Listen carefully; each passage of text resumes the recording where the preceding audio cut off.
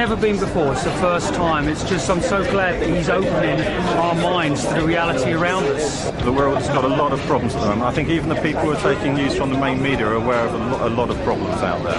And the real way that we can solve them is by opening up awareness. And things like this event are going to do that. A friend of mine died of having swine flu vaccine recently. So I want to help as many people realise that this world that we're living is not what we thought it is, and it's quite important that we get the word out. I do believe there is an evil cabal who are interested in power, money and control, and I have a lot of respect for David for not being scared and speaking out against it. I admire him. I think he's very brave. I just want to see him doing his thing. I want David to tell us all, man. I wanted to talk about the moon being a spaceship. I wanted to talk about the future, which he's so positive about, with what's coming and how humanity is going to remember who it is, and see that fork in the road where we actually stop believing all the mainstream education and media and start to wake up to the true magnitude of who we are and how we create reality, He's done a lot of quality research, and he's also applied a kind of philosophy to it as well. You can take it or leave it, but he's putting it out there for everyone, and he puts himself at risk doing it, and we all owe him big time for that.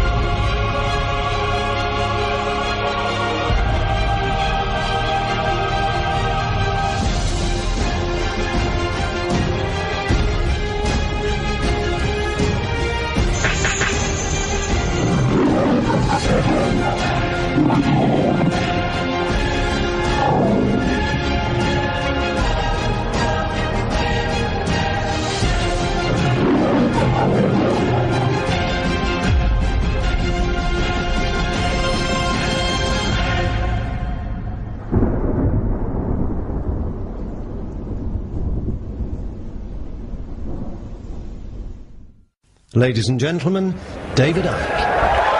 Thank you. Thank you.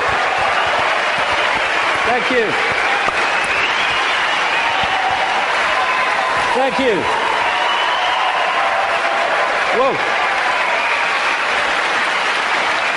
Thank you. Thank you.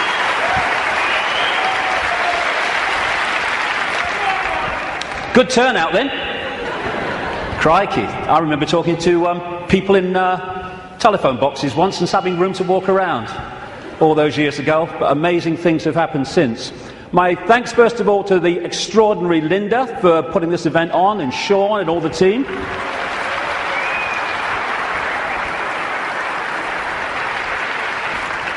And my God, it's 20 years since my head blew off.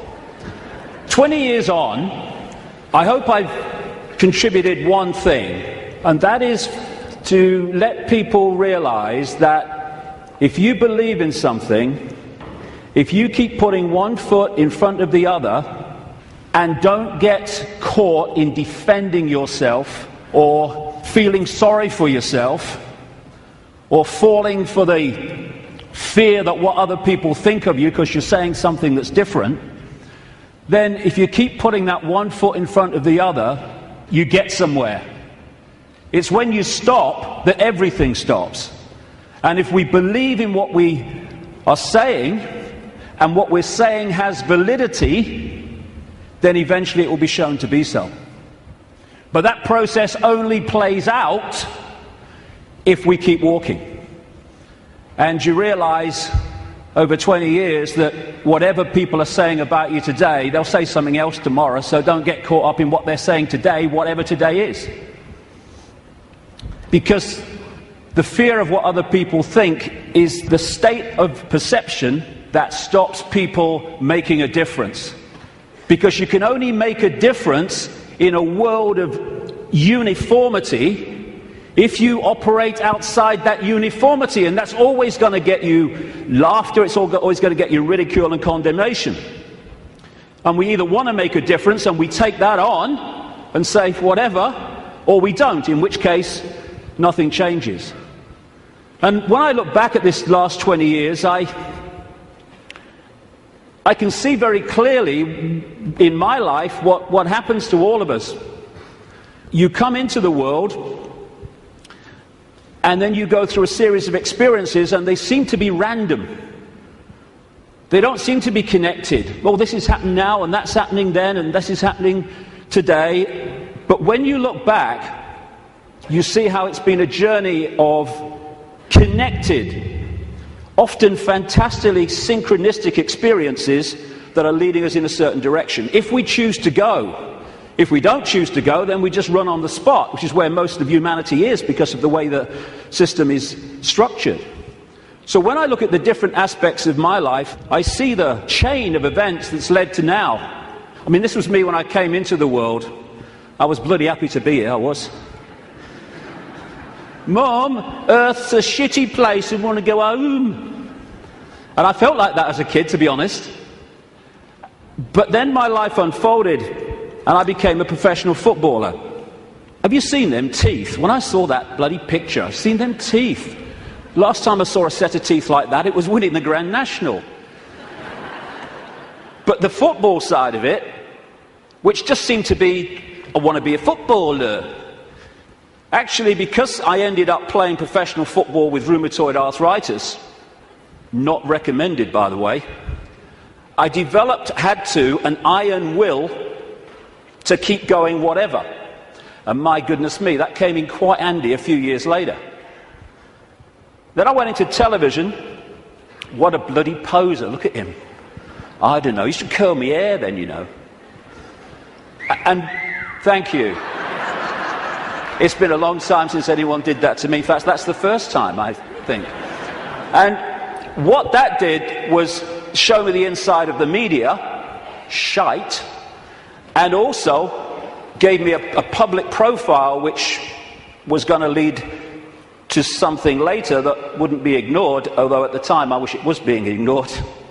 And then I went into politics, you can call Green Party politics, and I saw politics from the inside, how it's just a game, how it's irrelevant to human life, and how people who were fighting with each other in the public arena were doing anything but that behind the scenes. And then, bang, 1990. For a year before 1990, when I was still in the Green Party, I felt this presence around me. Even when I was in a room alone, or especially then, I felt this presence around me like I wasn't alone. And this went on for the best part, like I say, of a year. And it got more and more powerful, more and more tangible. Long story short, I tell the story in the books. I went by a series of synchronistic chances to see a psychic. Never seen one in my life before. And I just wanted to go along. I told her I wanted hands-on healing for my arthritis, which was true. But the real reason was, would she pick up what was around me? And I went for a couple of times, and it was hands-on healing, very nice. Betty Shine, nice lady. And then the third time, she starts giving me this stuff. Ooh, this is powerful, she says. I've got to close my eyes for this one. And in 1990, out came all this stuff. I'm presenting the snooker at the time. You know, I'm with the BBC still, and out came all this stuff. I was going to go out on a world stage. I was going to reveal great secrets. And basically, there was a shadow across the world that had to be lifted. There was a story that had to be told. And I was going to tell it. Which, when I'm sitting with my bum on that little bench next to her in her healing room, sounded complete bloody craziness. But it's unfolded. And it's unfolded very quickly after that, where my life started to change. And I started to come across information that was pushing me in a certain direction. And then, in the same year, or just after the same year, 1991, I went to Peru just on a whim, on intuition, and ended up having extraordinary experiences on a mound in Peru, just down from where that is. This is Siyustani, not far from a place called Puno in southern Peru. Over just out the shot there, on this mound, when this energy was coming in the top of my head, and I was shaking like I was plugged in the mains for about the best part of an hour. And after that, everything changed. It was like a dam bursting in my head, and suddenly concepts, information, perceptions were pouring into my mind. And for about 3 months, if you'd have asked what planet I was on, I would definitely have had to check. And that 3 months was when all this unfolded, what I call my turquoise period. When it was like a computer where you push too many keys and it freezes and says, can't process this, thank you, I'm shutting down. And that's what happened to me basically in that 3 months. And then, after that time, everything morphed back. And people were coming up to me in the street after all the ridicule, they're saying, you're just like the bloke I used to know. I thought they said you got mad. Well, I may have looked like the bloke that I used to know, but I wasn't. I was suddenly seeing the world in a completely different way, and I was asking the big questions. Who are we? Where are we? Why is the world as it is? And from that time, the puzzle pieces started to be handed to me in really synchronistic, amazingly synchronistic ways. One of the, if you like, psychic communications that came through Betty Shine said in 1990, sometimes he will say things and wonder where they came from. They will be our words. Another one said knowledge will be put into his mind, and at other times he will be led to knowledge. Well, all I can say after 20 years of experience since that time is that that famous advert in Britain, it does exactly what it says on the tin, is precisely what has unfolded since then. And that's how the information for all the books and everything has come. Another one was, arduous seeking is not necessary. The path is already mapped out. You only have to follow the clues. Again, it says, or it does what it says on the tin. Exactly that has happened. And it's this process of having insights and then 5 sense information, names, dates, places, documents, people coming to support that insight. That is what has been unfolding for 20 years. That's where the information has come from in the books. And it's been like some force has been handing me puzzle pieces in virtually the order easiest to understand them. And when you put the puzzle pieces together, the world looks very, very different when you connect the dots. Because what the system wants to do right across society is get people to focus on dots, individual dots, a religion, family, job, football team, whatever. There's nothing wrong with focus as long as you hold peripheral vision and you can see how your focus connects out into other things. That's not what the system wants. It wants that focus so you don't have peripheral vision. And as you're trying to go through the maze we call life, the control system has set up endless ways to divert us, confuse us, and to keep us from the understanding that would set us free. And that's what I want to talk about in the first section today. The idea is to keep humanity constantly bewildered, so we don't know where we are, who we are, what even reality is. But when you connect the dots, and so many of them, as we'll see today, have on the face of it no connection to some of the others, when you connect the dots, the light goes on, and suddenly the picture forms. And what I'm going to do today, I can't fill in endless detail to support what I'm saying. That's in the books. And that's what books are for. Because even in the long, long day that we've got today, and all the hours I'm going to be speaking, I need that time just to connect individual dots and show how they connect together. Because that will make the world we live in phenomenally different to the one that sold us from cradle to grave. The elephant in the living room appears when you connect the dots. When you connect enough, the elephant it's so blatant. But when the dots are unconnected, there's no elephant there, because you can't see it. And that elephant in the living room is that there is a multi-level conspiracy, and it is multi-level, to enslave humanity in like a global concentration camp. The trick is to make sure the slaves don't realize they're slaves, so they don't do anything about their slavery. Although as this moves and moves towards its goal, that is becoming more obvious.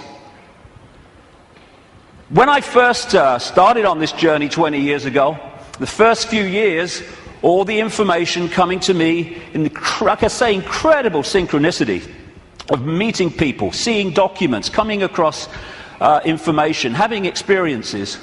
That first few years were about what I call the 5 sense level of this conspiracy. The banking scams, the police state, the Orwellian surveillance, the big pharmaceutical cartel attack on the human body and the human immune system, engineered wars. And then after a few years, I started to move through the synchronicity, just following the clues as it said at the start. I came across this reptilian connection to the families that are running our reality. And then the most important part, from about 2003, 2002, when the synchronicity started taking me in to the nature of reality itself. And until we understand at least the themes of what this illusion is, we can understand nothing else about the world as it is and the way that the control system works. And then, over the last year, that synchronicity and the puzzle pieces has taken me into, perhaps for many people, I understand it, the most extraordinary area, which is that the moon is not what we think it is. Now, can you imagine if you've come along today out of curiosity? We're a few minutes in, and your eyes are on Bill. He just said reptile. He couldn't have done. He did. I heard him. Well, we're going to get into some strange stuff, especially in the second section. Well, the first section's strange. We really are lunatics for reasons that I'll come to. So we're now at this fork in the road where we can go down one track and we can experience freedom in a way that we've never even understood what freedom is. We go down the other one, the one that the control system wants, then we're heading for a Orwellian fascist global state. It's unfolding as I speak. That choice, that fork in the road, is to become conscious, because most of humanity isn't, because it's manipulated not to be, or the control system's route, which is just to become a clone, a computer terminal of a control system, a merciless control system. The choice is between this, not too far down the road if we allow it, and this. Go hard, isn't it? Which one? Ugh. Freedom on a level, like I say, that we can't even begin to imagine from the perception of awareness that we've had so far.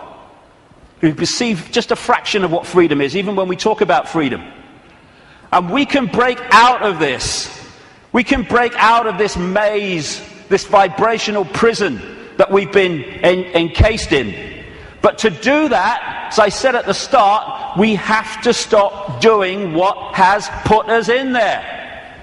And that is conforming to the world that we are told the world is. Stop being in the herd. Stop being in the box, because there is another way. And if we don't take another way, I'm not saying the other way, we live in all possibility, but if we don't take another way from the way we've taken this far, how can anything change? It can't. If you always do what you've always done, you'll always get what you've always got. Real simple. And we don't have to all be the same. You can look the other way. You don't have to be a faceless person in a faceless crowd. It's not compulsory. You can express your uniqueness. You don't have to do what everybody else does just because they do it and we're frightened of conforming. And sometimes the choice of not conforming can actually save us a lot of grief. And it will in the next few years. You don't have to swim with the tide. You can swim the other way. It's possible. You were born an original. Don't die a copy. But how many people do? Because they fear not being like everyone else is because of the comeback from those people. Truth does not change because it is or is not believed by the majority of the people. Everybody knows that, mate. Everyone knows that's rubbish.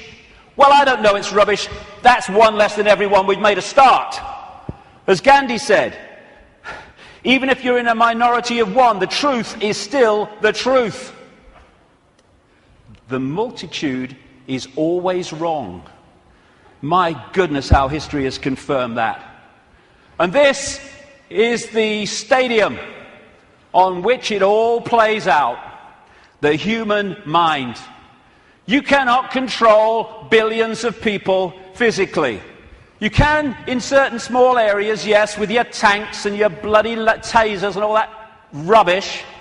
But you can't do it to 7 billion. You have to control the way they perceive themselves and the world, and therefore through that make them behave the way you want them to. So if we're going to go down this route of freedom, first of all, we need to free our minds from the programming of a lifetime. Free our minds from the belief that what we're programmed to believe in schools is the truth about anything. It's not there to enlighten us, it's there to program us with a certain perception of reality which we carry through our lives, so we will be good little slaves based on who we think we are and what we think the world is. Free our minds from the diversions and the nonsense and, hey honey, she's after the car, quick. And while we're doing that, over here, the world is being orchestrated. Not for our benefit either. Free our minds from the belief that the mainstream media is interested in telling the people the truth of what's going on in the world. It's there to do the opposite. It's to tell us the version of reality the control system wants us to believe, so we will respond and react in the right way. Free our minds from the fake change people. I mean, crikey, is there a politician that's actually campaigning anymore that's not saying they stand for change? Change? Yes, I tell you what the change is. It's one guy claiming to be change controlled by the same force that controlled the previous guy. Free our minds from the fake, fraudulent, false flag terrorist events created by the same control system that then tells you how the world must change to save us from the terrorism that they had covertly created. Free our minds from the front men for this control system who are put up to frighten us into accepting changes in society, surveillance and control to save us from people who are front men for the very system that says, let me save you from him. Free our minds from the bullshit nonsense about human-caused global warming, which is nothing more than a way of introducing and justifying more and more controls and massive, massive increases in taxation, making fortunes for people like him. Free our minds from the idea that Big Pharma, the pharmaceutical industry, is in any way interested in human health. It's not about human health, it's about Big Pharma wealth and more.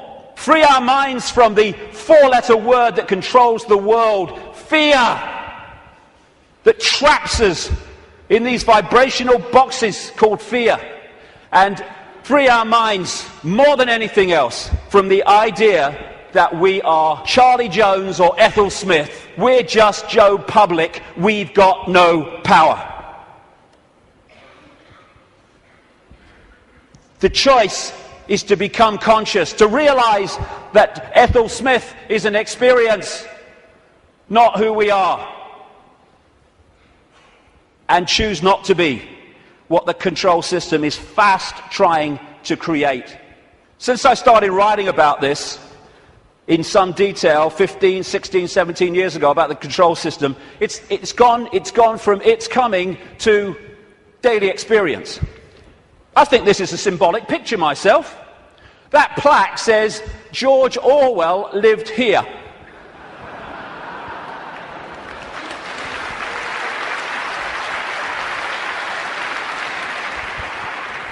We've got peaceful demonstrations in America being scattered by excruciatingly painful sound technology.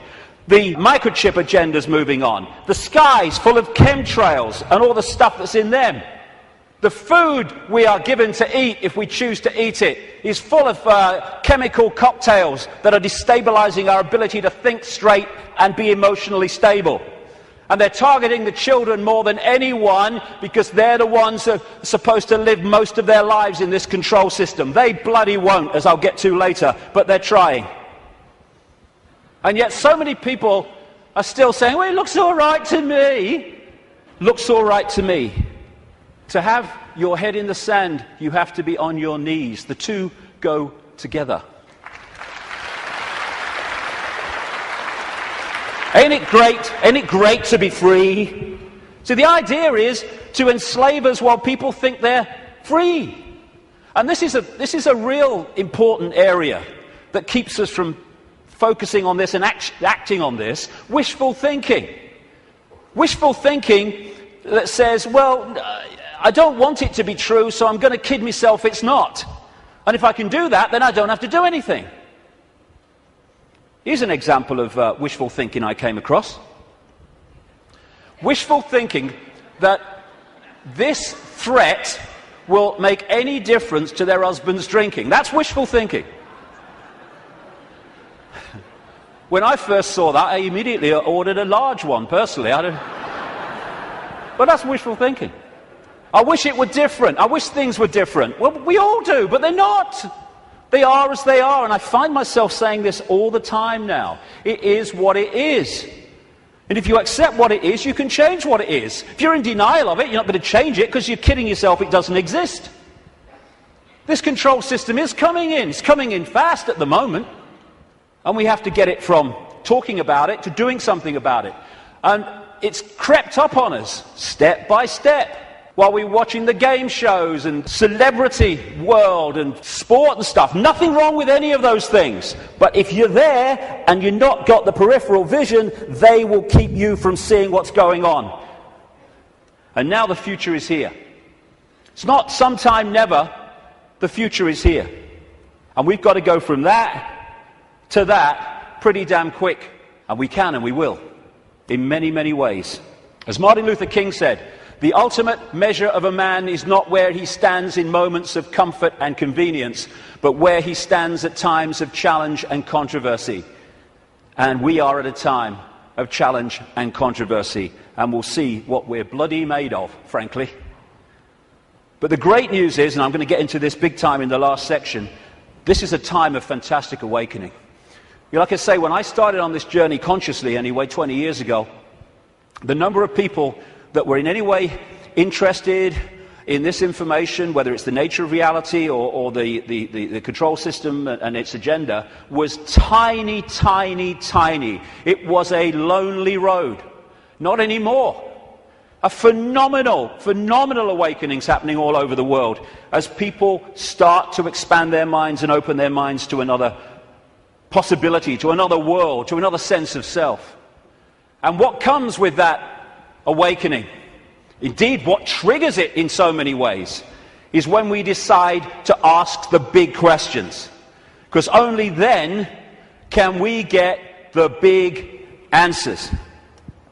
Like, who are we? Where are we? What is reality?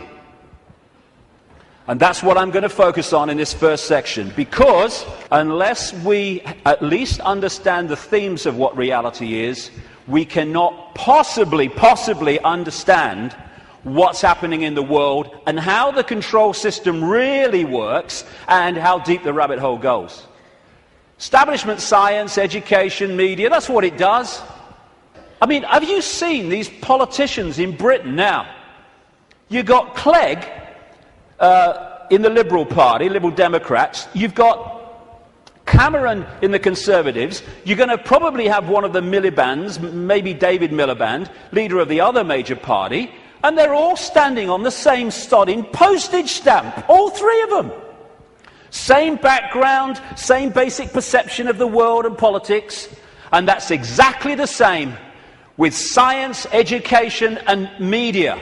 They all stand on this same postage stamp, and anyone wants to step off it and explore in other areas, stop him! Stop him! Ridicule, condemnation, stop his funding. And people say, well, if what you're saying is true, science would tell us. Yeah, okay. Like the media would tell us, right? Yeah, okay. What the control system doesn't want us to know is that this reality, in terms of its physicality, the one we think we're experiencing now, is an illusion. There is no physicality. There is no out there. Everything I'm looking at now out there is going on in here. I'll come to how that works. It is so simple. As the great American comedian Bill Hicks said, great man, all matter is merely energy condensed to a slow vibration. We're all one consciousness experiencing itself subjectively. There's no such thing as death. Life is only a dream, and we are the imagination of ourselves. And that's the control system's bottom line, manipulating our imagination of self. You can trick the brain into seeing things that aren't there. These are pictures of paintings, etc., on the flat surface, the flat road, the flat pavement. And yet you can trick the brain into reading them as three-dimensional. That's on a flat pavement. So's that. Is that a woman's face, or is it a flower and a butterfly? Very easy to trick the brain to decode reality in a certain way. For instance, is this a man and a hand, or is it a Mexican, a woman, a bush, and a dog? Depends how you decode it. And the control system, en masse, is manipulating 24/7 the way that we decode reality. So we decode it in line with what suits the control system. As Einstein said, reality is an illusion, albeit a persistent one. And the reason it's persistent is because we live in a virtual reality universe. A fantastically expanded, advanced version of a gigantic computer game. And the analogies go one after the other. Today, it's much easier to talk about reality because technology is starting to mirror the very reality that we're experiencing. It's getting closer and closer to real, and the projection is that not too long from now, they will have computer games which you could hardly tell the difference between that and this. We're having training simulations and flying simulations. They're in some hospitals using virtual reality images to show patients when their burns are being treated, and they show them pictures, very cold images, and the brain decodes that and cools the skin down. And when you look at these advanced virtual reality technologies, what are they doing? They're just hijacking the way the five senses work anyway. They're using the eyes, they're using through these gloves, the sense of touch and all the rest of it, and they are feeding information, digital information, to the brain and tricking it to believe that something's going on which is not. And that's how the control system works. And we have what I call the body computer, the biological body computer. Biological, by that I mean it has the ability not just to react to data, but to assess that data and make decisions on it, which is what the immune system is doing all now as we speak. I'm not standing here, you're not sitting there saying, okay, problem with the right leg, go down there a bit on the left. No, it's just doing it because it's thinking. It's a biological computer system. By the way, this image here was taken the split second that someone told this guy that Barack Obama had won the Nobel Peace Prize. That's how I reacted anyway. And the base foundation of this virtual reality is actually waveform, vibrating energy. And within waveforms, as scientists will tell you, fantastic amounts of information can be stored. And that's what the base information construct of this reality is. It's information in wave form. And what I'm going to call that through the day is the metaphysical universe. When I talk about the metaphysical universe, I mean the waveform level of this universe before it becomes this. What happens is the waveform information construct is decoded through the body computer into the world that we think we are experiencing. It's all going on in here. And it's like, as I'll come to in a second, it's almost a mirror, though much more advanced, of the wireless internet, where you can get a computer and you can pull the wireless internet, the World Wide Web, a whole collective reality out of the unseen to appear on a screen anywhere in the world. And so as we decode vibrational information through to electrical information, which is sent to the brain, and the brain decodes that into the world that we think we are experiencing. This is the metaphysical universe. Through the body computer, it becomes the world that we experience as outside of us. The five senses, which of course, as I say, virtual reality computer games lock into, that's how they work, they change vibrational information into electrical information, which goes to the brain to be decoded into what is holographic information. I'll come to that. So this is absolutely right, this scene from The Matrix, where the Neo character says, this isn't real, and Morpheus says, what is real? How do you define real? If you're talking about what you can feel, what you can smell, taste, and see, then real is simply electrical signals interpreted by your brain. That's all it is. And imagine if you can manipulate the way the brain interprets reality, because you know how reality works and the population doesn't, because you bloody well keep it from them systematically. The five senses are a decoding system. The most obvious one, of course, is sound. That's a vibration, comes to the ear, message to the brain, brain hears the sound. There is no sound until we've decoded it as so. Sound is just a vibration until we've decoded it. Sound exists in here. Same with taste. Electrical signals to the brain decodes it. This is how you can, through stage hypnotists, etc., get someone to eat a potato but taste an apple. Because you implant the belief here that it's an apple, and so the electrical signal with the potato code goes there, and it doesn't read it like that, it reads it as an apple. Even on that basic level, think of the potential for manipulating the way we see reality individually and collectively. And different parts of the brain, like with smell, are specifically there in the body computer to decode those senses. Same with touch. Exactly the same. Even movement. There is no movement until we've decoded that movement. There are conditions of the brain, which some people have, where they don't decode movement. So often they don't even see it. They'll see a car in the distance, the next thing, whoa, it's gone. Nothing in the middle. They see someone pouring a cup of tea, and all they see is a static arc of tea. It's all an illusion. It's a computer game. A very, very sophisticated one. I love that. Crikey, talk about having a laugh. Hey, Ethel, come and see who's in the telly. Don't you mean on the telly? No. Stage hypnotists are playing with this system all the time, like I say.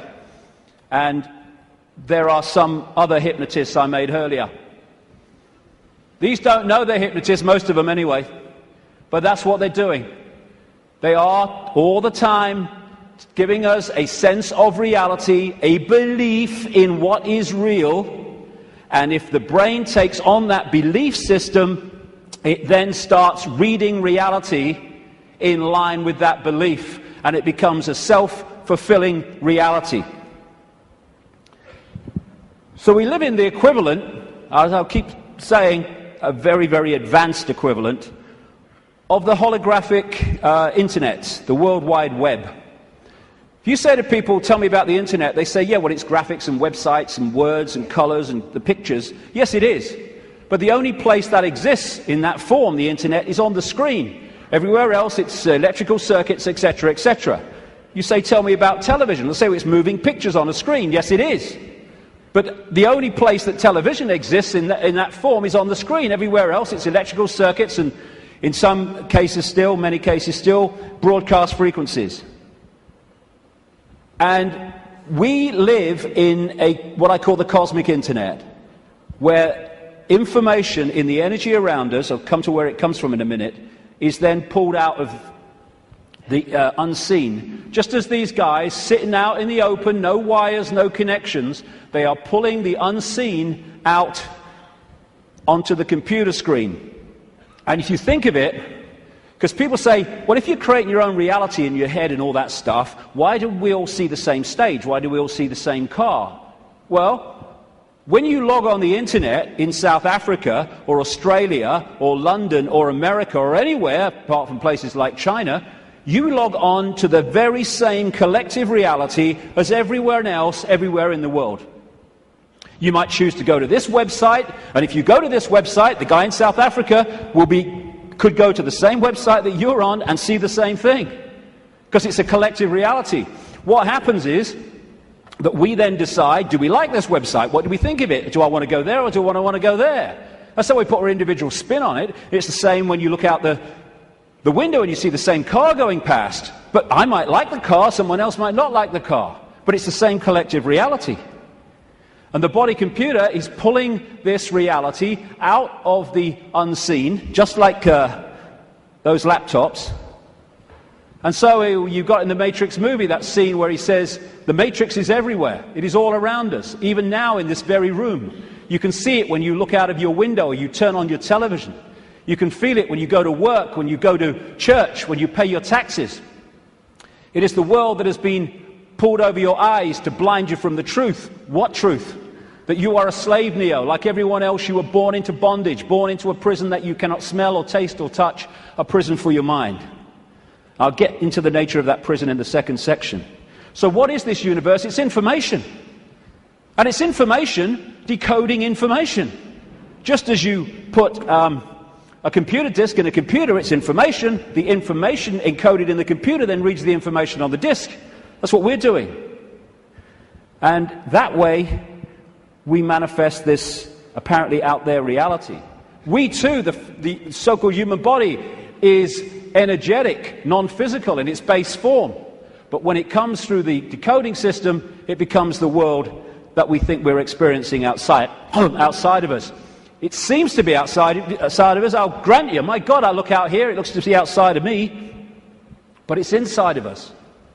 We are creating it through the decoding system in our heads.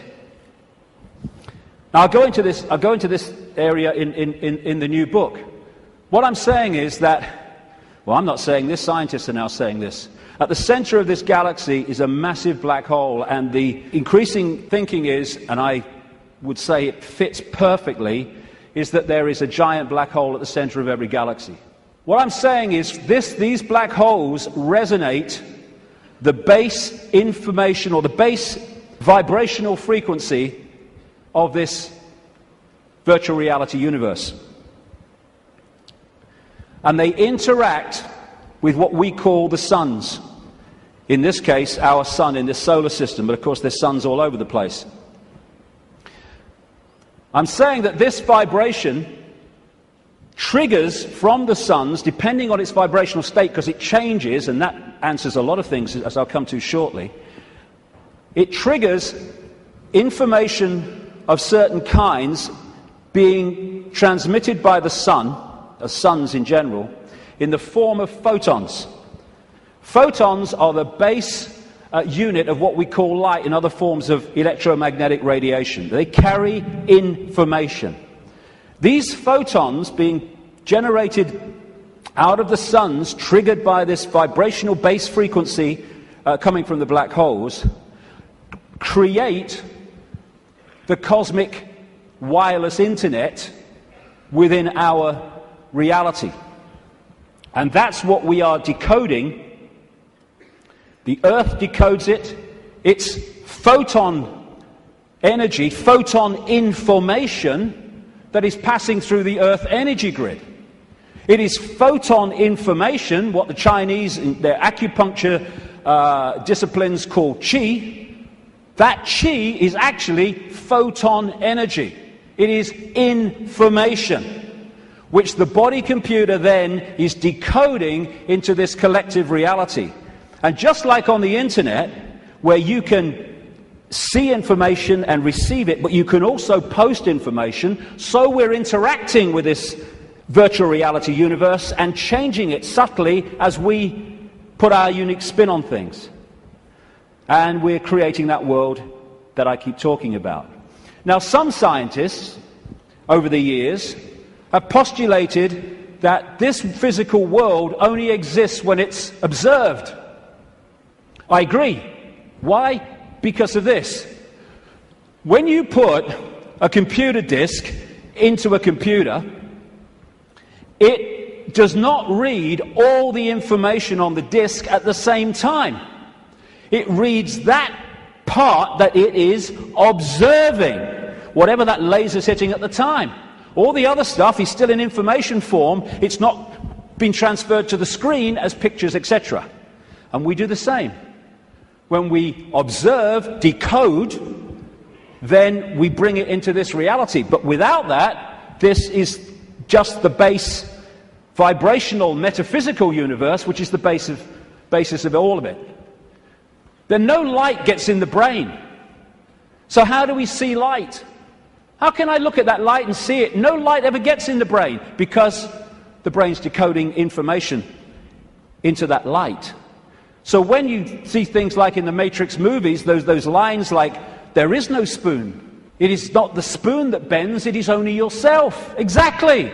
Because the only place the spoon exists in physical form is in here. And you bend it by bending the way you decode reality.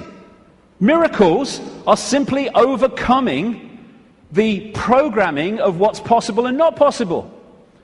You know, we of course programmed to believe that when you walk through fire, you get burned. And if you walk through fire or hot coals with that belief, that decoding state, you'll burn your bloody feet. But as so many people have shown, if you can go into another state of consciousness and override that, you can walk across hot coals and not feel a thing. Why? Because an illusion cannot burn an illusion unless you believe it can. There are no miracles. There's just understanding how to manifest all possibility. And that understanding comes from the fact that we acknowledge, we understand that we are consciousness. Disembodied, no form awareness, having an experience. Like a Central American shaman said, we are perceivers, we are awareness, we are not objects, we have no solidity. We, or rather our reason, forget this, and thus we entrap the totality of ourselves in a vicious circle from which we rarely emerge in our lifetime. And that vicious circle is what the control system wants to keep us in, because then we're controllable.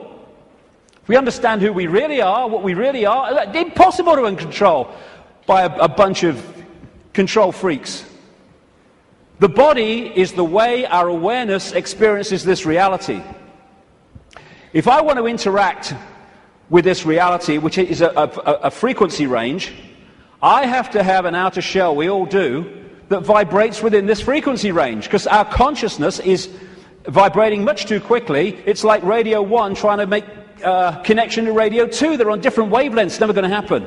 So we take on this outer projection we call a body, and therefore I can pick this up and interact with this reality. What the control system wants us to do is to believe that that projection, that vehicle to experience this reality, is who we are, because then we go from, I am all that is, has been, and ever will be, I'm Charlie Smith, I'm Ethel Jones, I've got no power. It's the whole bottom line of it. We say I'm going on the internet. We don't go on the internet. The computer goes on the internet, and we observe the internet through the computer. And our mind-body is the vehicle to experience this reality. That goes on the internet. Consciousness, the real us, observes, just like the World Wide Web, observes the internet through that vehicle. And like I say, the idea is to get us to think that we're that and not that. I had a vision when I was sitting in the bath a couple of years ago now, maybe. And I've asked my great friend, the brilliant Neil Haig, to knock this up from what I saw. I'm sitting in my bath, and I saw billowing energy, yellow, kind of white-yellow energy. And I took that immediately to be consciousness. Then an eye appeared in the energy, the consciousness, and then a telescope appeared. At the end of the telescope was this reality, the Earth, the solar system, whatever. The last movement was for the telescope to morph into a human body. And that was so profound in the sense of that's how it works. And because of the limitations of this focus, we see ourselves, if we don't stay in contact with that, in very limited terms.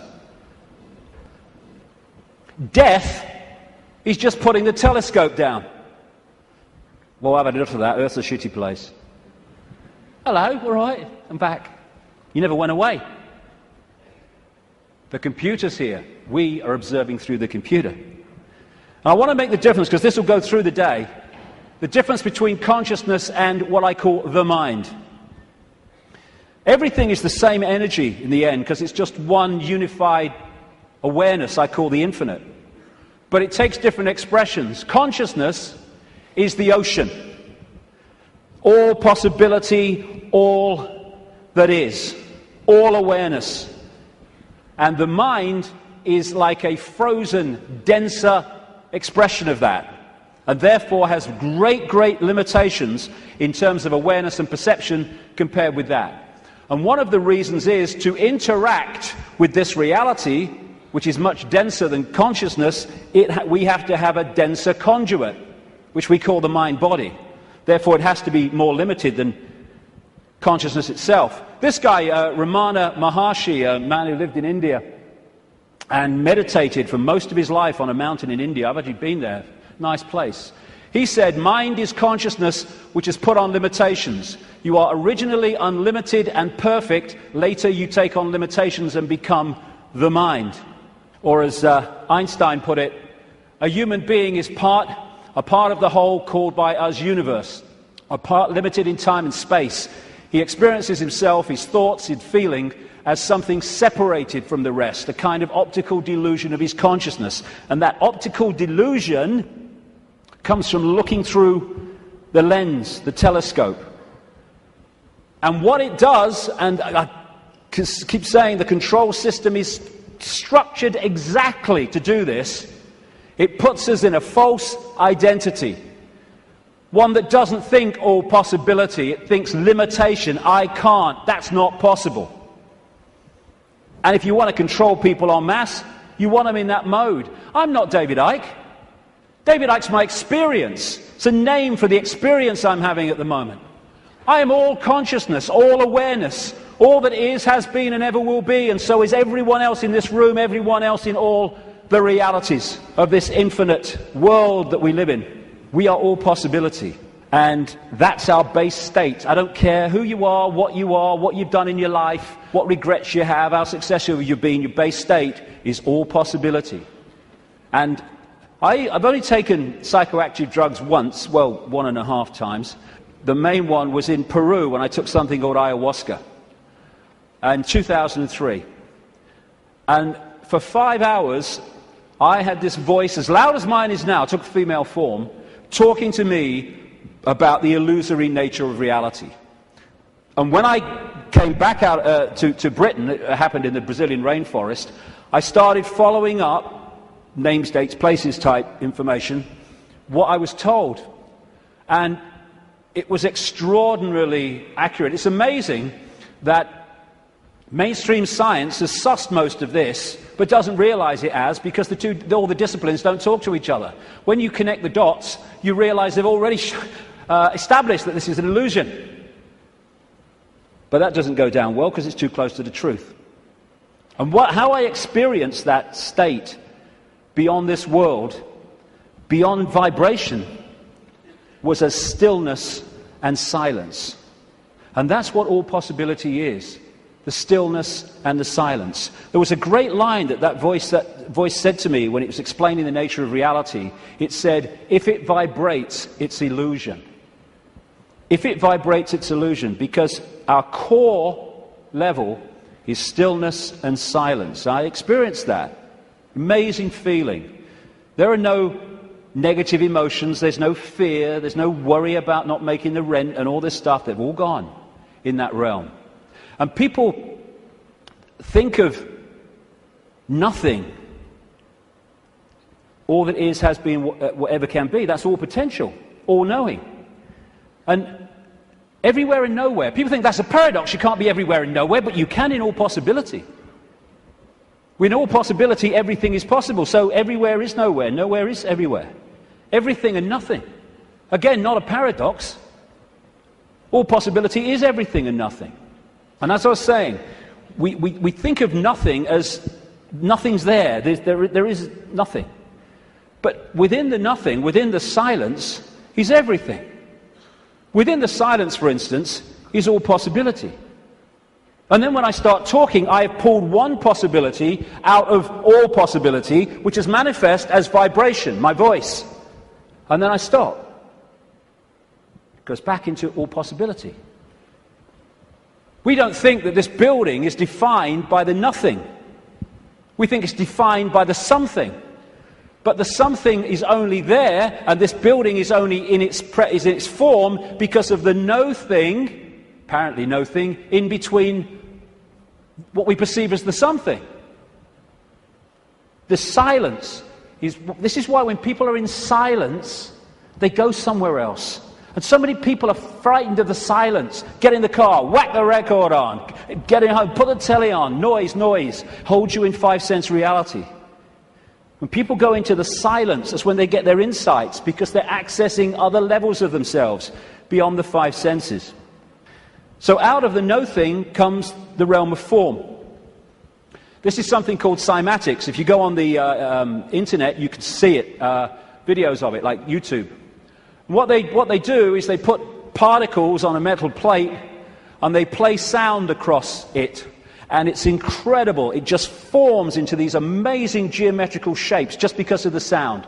And when the sound stops, boom, it all goes back to all over the place. And then the sound changes and another form comes in. And these worlds of form, frequencies, vibrating frequencies, are created in this way, out of all possibility. And there are endless, infinite realms with different so-called laws of physics, different challenges, different experiences, all vibrating at different speeds and therefore able to share the same space. All of these different realms are sharing the same space that I'm sharing now, just as all the radio and television stations broadcasting to this city are sharing the space that I'm sharing now and the space that they're sharing with each other. So we live in a frequency range, and that frequency range is dictated by the range of frequencies that our body computers can decode. And it is extraordinarily tiny. We're virtually blind in terms of what exists. The vast majority of this universe is what scientists call dark energy or dark matter. And they call it dark not because it's pitch black, but because we cannot decode it. Therefore, it is not in our realm of experience. We have to work it out by its impact on things that we can see.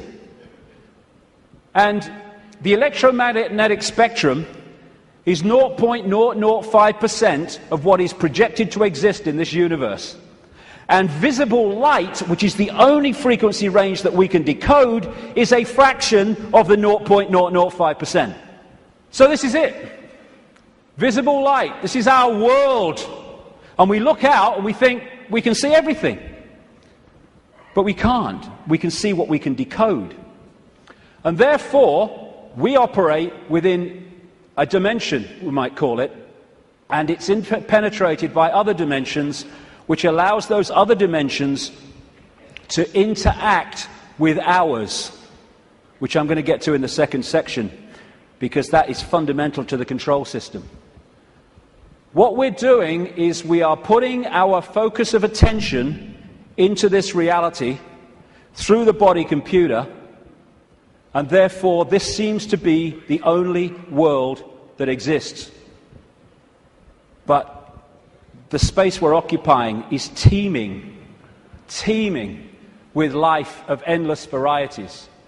So if we come into this world of mind and we hold a connection to consciousness, we are in this world physically and we can experience this. We're going to the pub, yeah, let's have a beer with you, yeah. But we're not of this world in terms of the point of observation. We are in this world, but we're observing it from here. We can see things here that this can't see. And that's why the control system has to keep us here. And a structured society to make that happen. To keep us in bewilderment by being only able to decode and experience reality through the five senses. And once you are in the five senses, and you're not getting inspiration, insight, intuitive knowing from higher levels of your consciousness, where do you look to get a fix on who you are, where you are, and the world you're living in? There. And who controls that? The control system that controls the media, politics, education, science. The idea is isolate us in the five senses, isolate us in body-mind, and then program the body-mind to see the world that suits the control system. Time and space are just information within the metaphysical universe fabric, the vibrational fabric, which we then decode into what appears to be time and space. There is no time and space. When you put a disk in a computer, it's got information on it. You put it in the computer reads it. On the screen, you see time and space, or what appears to be time and space. But all it is information on the disk being read by the computer and being put on the screen. That's what we are doing all the time. Time's an illusion. And my goodness me, if we fall for that, then we totally get encompassed by time, that time exists. You can say it's 1 o'clock, I've got to meet someone at 1 o'clock, so you're there at the same time, and synchronize that, but all along you know that it's just a construct. It's not part of you this time. Because no time is where consciousness operates. And if we operate completely connected to time, then by that very nature we're going to disconnect from consciousness, which is on another level of perception. Our time is just crazy. You cross an invisible line in the ocean, you go into tomorrow, you go the other way, you go into yesterday. There is only the now. That's all there is. People say, no, there's the past and there's the future. Well, okay. When you think of the future, where are you? You're in the now. When you think of the past, memories, where are you? You're in the now. These are constructs. These are perceptions. They're not real. Only thing that's real is now. Everything happens in the now. And the only moment we can change anything is in the now. And if we get pulled into the past, all regret, I wish I had, that woman in 1953, ooh.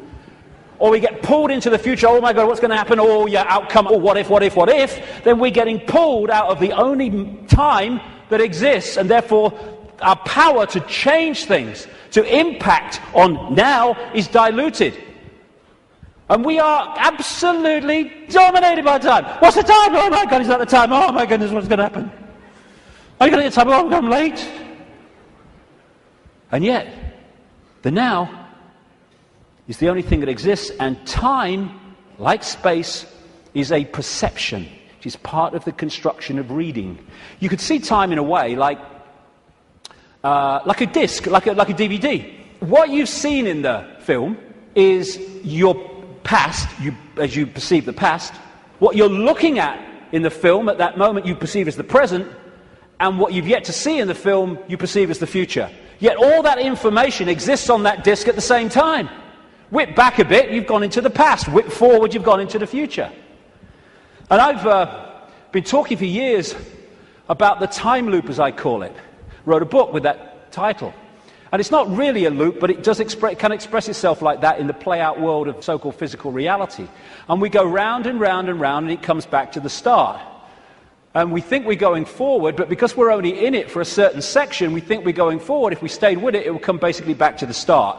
It's like a place of experience, and depending on what we wish to experience, depends on what part of the loop that we decide to experience. Because, as I said earlier, this vibration, and by the way, this vibration coming out of the black holes vibrates in the now. It doesn't move through time. It carries the encoded information that we decode as time, but it vibrates in the now. But it doesn't vibrate just the same forever. It goes through a cycle, a vibrational cycle, changes. And as it changes, it elicits different information from the suns, which we then decode.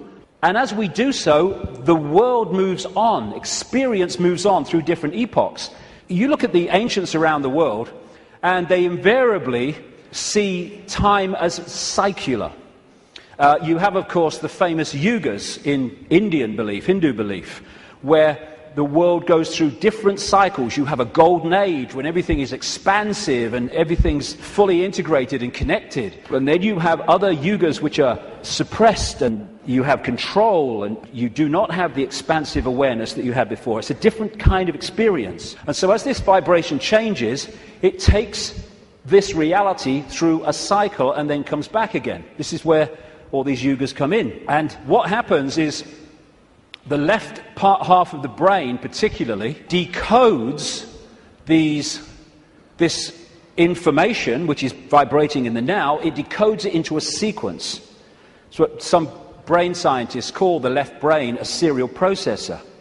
And it's this sequence that it puts the information in that appears to be the passage of time from past to future.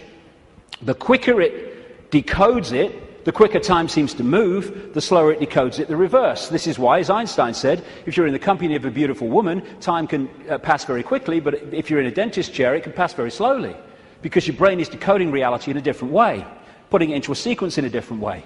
And so the time loop is actually just the decoding of this changing vibration, changing information. And again, if you can hold connection to out there, you can be in the world and not of it. If you're not, you're literally caught in the loop, and that's where most people have been for a very long time. Now, as I say, the body is a biological computer, and I'll get through this part pretty quickly because I've been through this before in talks and stuff, but it's very important to keep connecting the dots. So, the body computer is our vehicle to experience this virtual reality, consciousness to experience it. It's like, you want to go to experience another planet, you need an outer shell. As I said earlier, we need an outer shell vibrating within the frequency of this reality. And this is what makes racism so ludicrous, so insane, such a confirmation of ignorance. Because it's just a vehicle to experience this reality. And racism is the final confirmation that you are caught in five-sense reality and have not a clue of the nature of what we all are, racist and non-racist, and that is consciousness.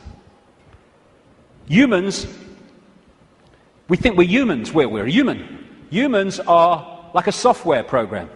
We're not human. We're experiencing being a human. We are consciousness having that experience. As this article in the San Francisco Chronicle said, DNA is a universal software code. From bacteria to humans, the basic instructions for life are written with the same language.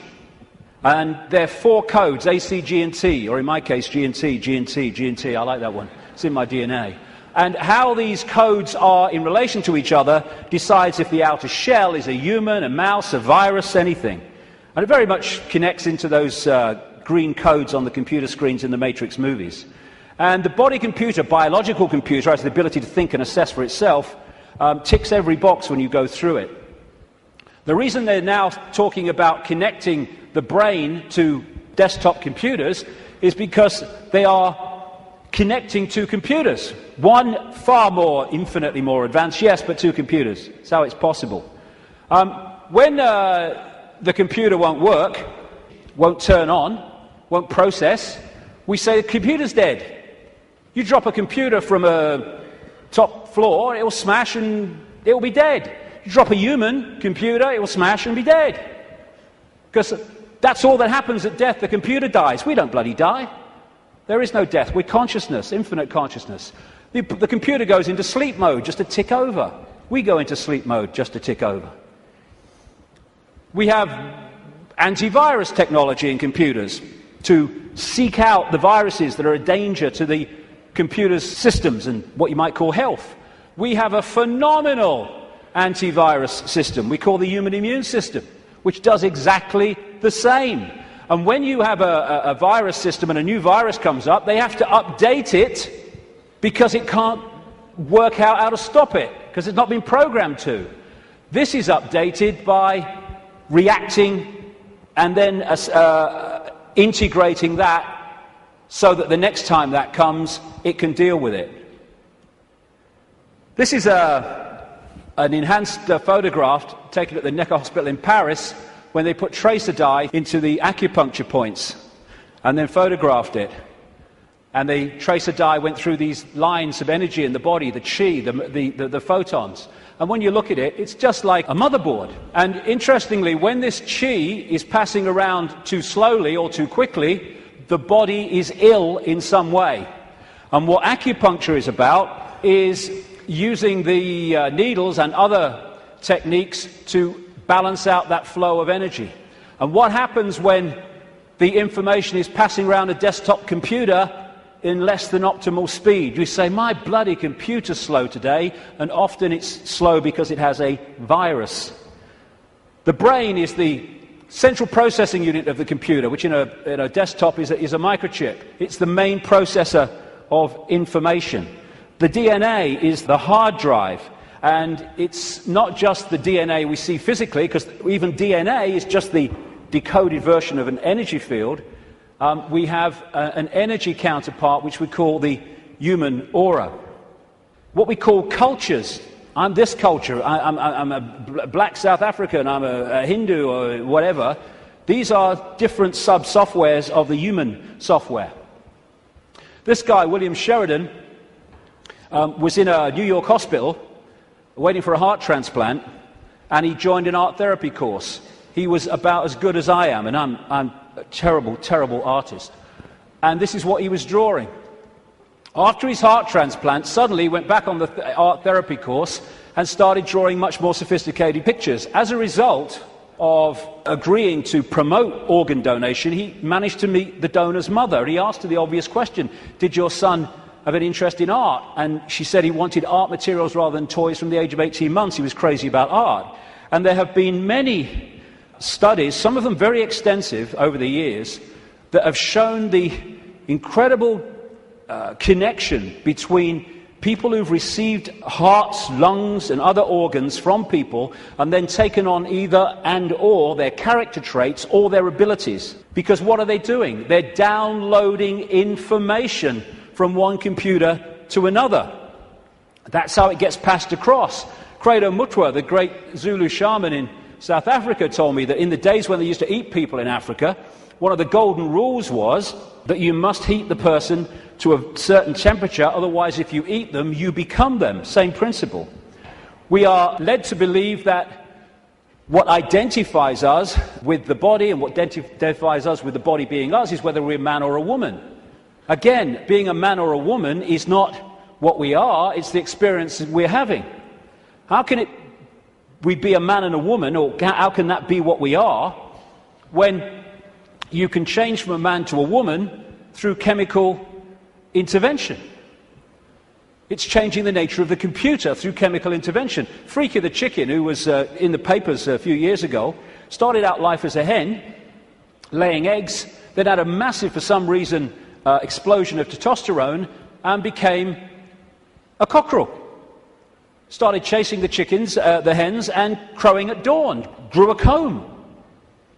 How can male or female be what we are when that can happen? It's an experience for consciousness which is neither male or female because it's all possibility. This is from the BBC website. Scientists have been able to take control of flies' brains to make females behave just like males. Researchers genetically modified the insects so that a group of brain cells that control sexual behavior could be switched on by a pulse of light. The team was able to get female fruit flies to produce a courtship song behavior usually only seen in males. Just so you manipulate the computer. Why do birds suddenly start singing together when the sun comes up? I mean, is there someone with a bat on? Go! Why did Freaky the chicken start crowing at dawn when the testosterone came in? It's a program. It's the same with emotions, where we think the emotions of who we are. But you can fundamentally change your emotional state through drugs, through chemicals, through things like mercury. Mercury in fillings can change your personality. Can change your personality by drinking the shite in food and drink, these chemical cocktails. That's what's happening to so many kids. How can even emotions, as we know them, be what we are, when chemicals can change the emotions that we have? It's to do with the way we decode reality. And we are receiver-transmitters of information. Like we're taking from the worldwide cosmic web and we're adding to it. And how interesting and appropriate that one of the great ways or great means of receiving and transmitting is through crystals, quartz crystals.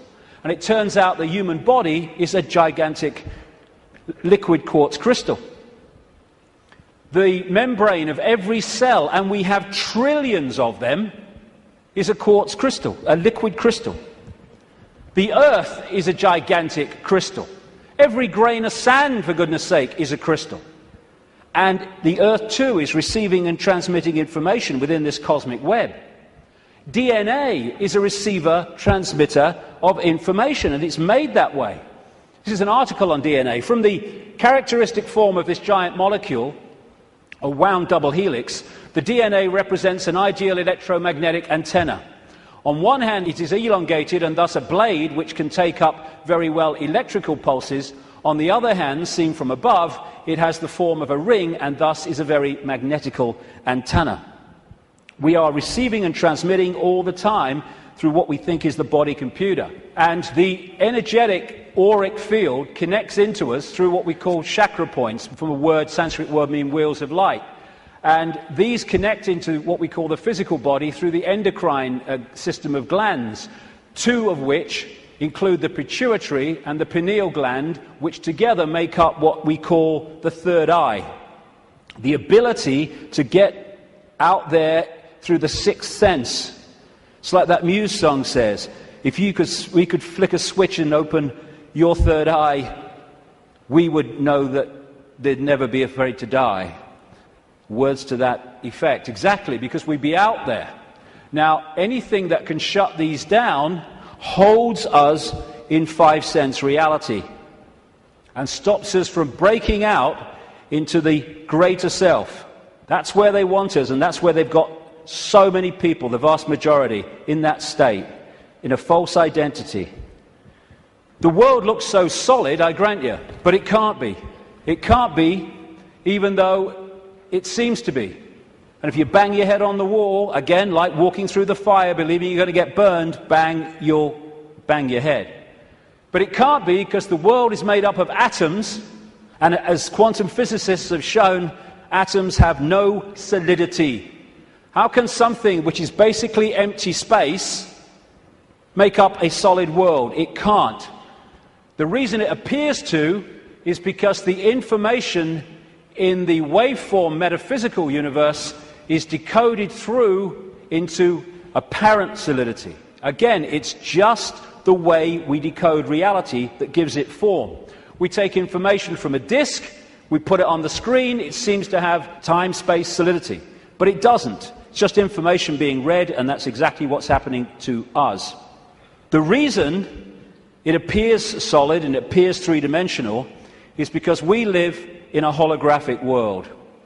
We see holograms, you can buy them in the shops, where they appear to be three-dimensional, but actually they're not. It's just the illusion of the way they're made.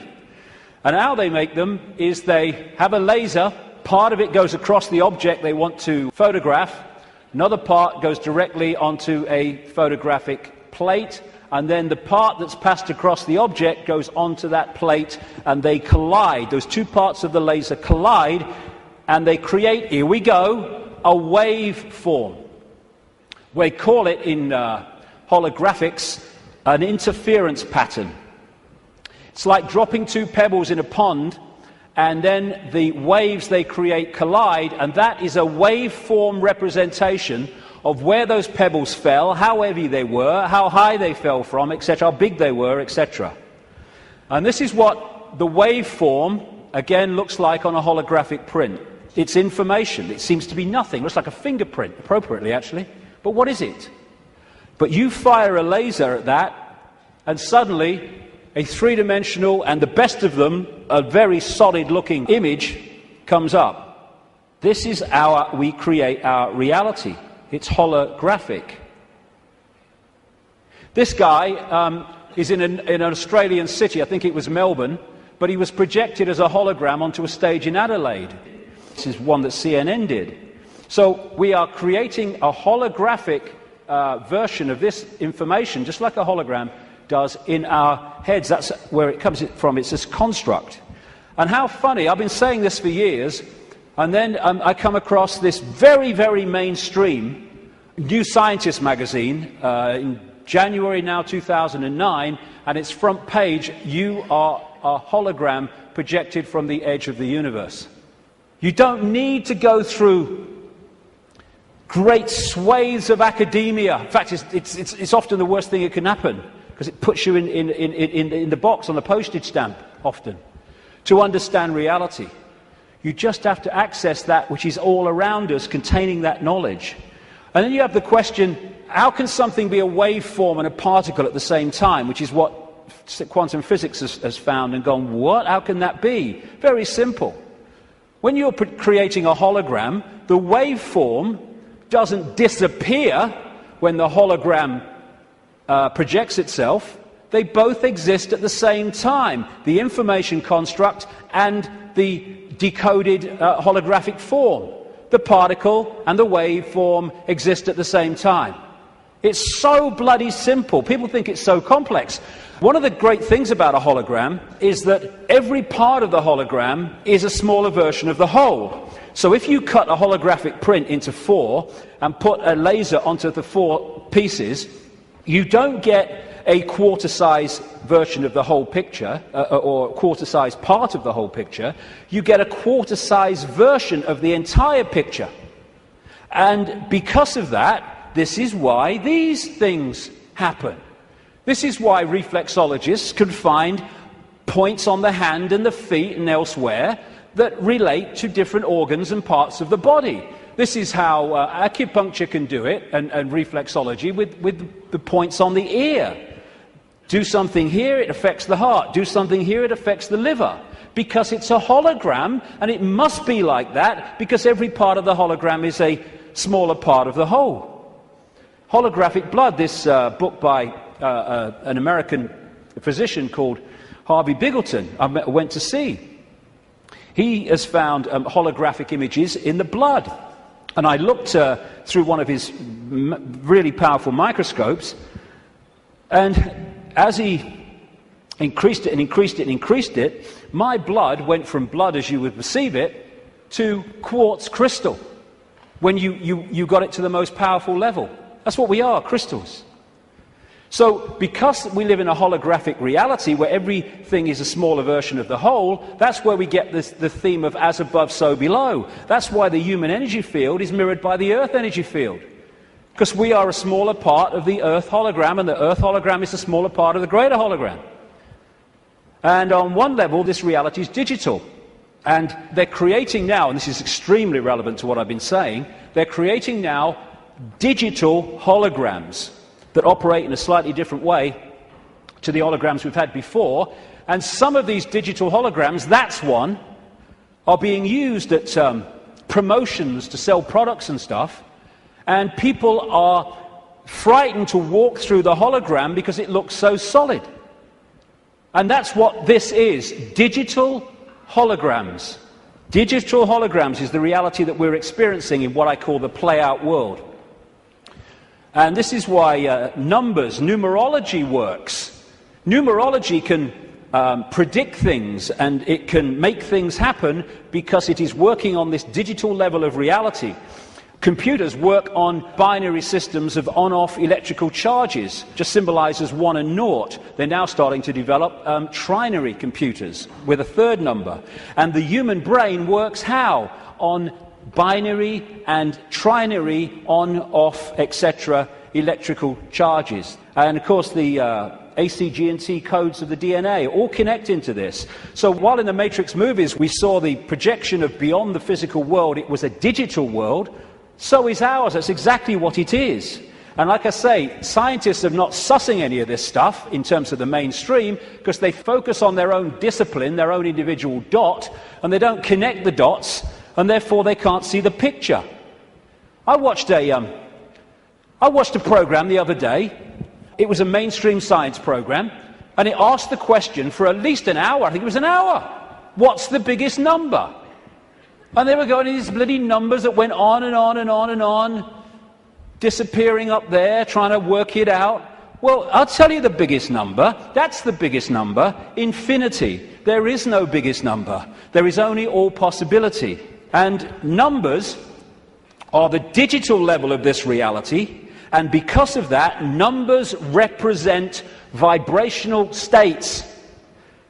As a result of that, you can manipulate reality through numbers and numerology, because you're manipulating that level of the decoded construct. So what does all this mean? We live a false identity. We think we're humans when we're consciousness. We're multi-leveled awareness, not just the body, consciousness. And some near-death experiences have experienced and then come back to tell the story of what they've experienced when they've been through. Sometimes they experience it as a tunnel and then come back when their body releases the consciousness for a short time. And this is one that encapsulates all of it. He said, everything from the beginning, my birth, my ancestors, my children, my wife, everything comes together simultaneously. I saw everything about me and about everyone who was around me. I saw everything they were thinking now, what they thought then, what was happening before, what was happening now. There is no time, there is no sequence of events, no such thing as limitation of distance, of period, of time, of place. I could be anywhere I wanted to be simultaneously. This body computer is what gives us the delusion of all those things. And I'll just finish on this bit. Key to holding us in servitude is to keep us in the left hemisphere of the brain. We have two, the right brain, the left brain, and we have a bridge called the corpus callosum, which bridges the two and should pass information between the two. And the right brain, they are very, very different states of being. The right brain is the out there, the creative, the connection with all that is. The left brain is what deals in numbers, in language, in sequence, and puts everything in hierarchical structures and all the rest of it. And what the system wants, it wants us in there. Because when we're in there and not in there, we are there. And the whole system is structured to put us there. The education system, everything. I found this.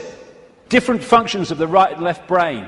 What the right brain wants to do is say the colour. What the left brain wants to do, language, it wants to say the word. And it's interesting when you try to go through these and say the colour, how difficult it is for many people to say the colour instead of the word, to say green instead of what the left brain wants, which is yellow. And the functions of the two are massively different. This lady, a brain scientist, neuroanatomist called Jill Bolte Taylor, became well known when she had a stroke in the 1990s, I think it was. And she had a stroke in the left brain and stayed awake for most of it, and therefore experienced what was happening. First of all, she got onto an exercise bike trying to overcome how she was feeling, and she looked down at her hands because this left brain decoding system's now not working and was not decoding reality as it normally did. She looked down and she saw not hands, she saw claws. As this went on, she could no longer see a division between her and anything else. Everything just joined as one infinite field of energy consciousness. And she said it was just bliss. Nirvana, she called it. When she tries eventually, the left brain eventually kicks in and says, you've got to get help, she tries to call work, a colleague, to help her out. Took her 45 minutes, I think she said, a long time, trying to go through these business cards to find the number, because when she looked at them, she couldn't see numbers and words anymore, because this wasn't decoding reality as it should. She could see pixels. She was seeing this reality one step back in its digital pixel state. Eventually, through following the squiggles, she says, she managed to ring the number. And when the guy, he must have said something on the other end, like, hello, all she heard, she said, when he picked the phone up, was woof, woof, woof, woof. And then she said, I tried to say to him, hey, this is Jill, I'm in trouble. And all she heard herself say was woof, woof, woof, woof. Because the vibration was not being decoded by the left brain, the language part, into words that we can understand. And what the system wants to do is to put these firewalls up, called education, science, politics, media, peer pressure, to keep the right brain out of it. And this is fundamental, because these things are all part of the defense mechanism, keeping us in left brain reality and out of right brain infinity. Now, some people, they call them autistic savants, like this man, Stephen Wiltshire. They access the right brain potential in ways that other people don't. And this is why they're capable of fantastic achievements. This guy, Stephen Wiltshire, was taken up in a helicopter over London by the BBC for half an hour with nothing except his eyes, and then came down and drew London from the air with incredible accuracy. Why? Because he was accessing that infinite potential that left brain people, most of people in the world, don't. This guy, Daniel Tammet, another autistic savant, has again achieved incredible things, because he was challenged once to learn Icelandic in a week, and it's an incredibly difficult language to learn. I mean, none of the media were using on their news reading, were using the real name of that volcano in Iceland, were they? Because they could bloody pronounce it. This guy went back on television a week later speaking Icelandic. And his Icelandic teacher said, he's not human. Yes, he is. It's the human that we once were and will be again, when this suppression of our potential and our infinite possibility is brought to an end, and this shite stops.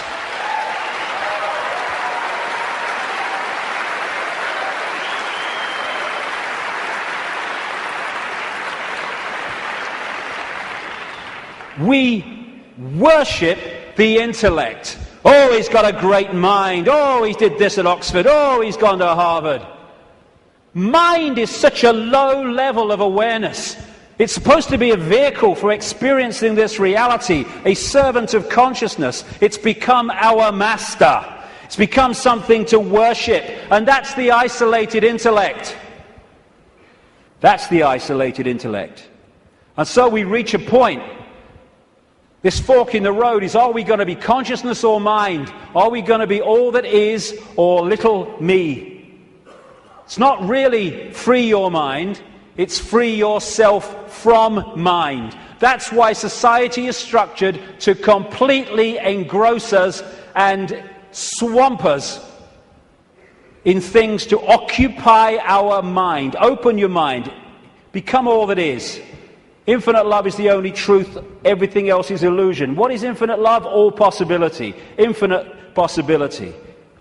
Choice between the head, thinking, intellect, and the heart, knowing, wider consciousness. Then we start to access this wider information and see the world from a completely different level. We then start to access, once we get out of mind, all these other realities that are there to be accessed and perceived and to glean insight and information from, that have been denied by being encloseted and enclosed in mind. As William Blake said, if the doors of perception were cleansed, everything would appear to man as it is, infinite. The control system's game is not to have that cleanse happen. René Descartes, the French mathematician and philosopher, defining who we are, said, "I think, therefore I am." I would update that on the body-computer level and say, "I compute, therefore I am." But beyond that, in the realms of consciousness, it is simply, "I am, therefore I am."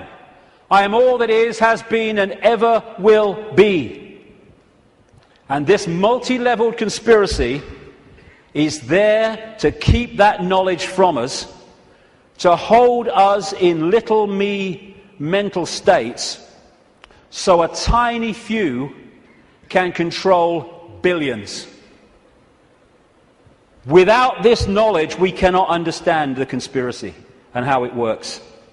And the question is, who's behind it? See, they're hiding already. Who's behind it? And that's what we'll get to in the next section, which will start in 10 minutes. Thank you very much. Thank you.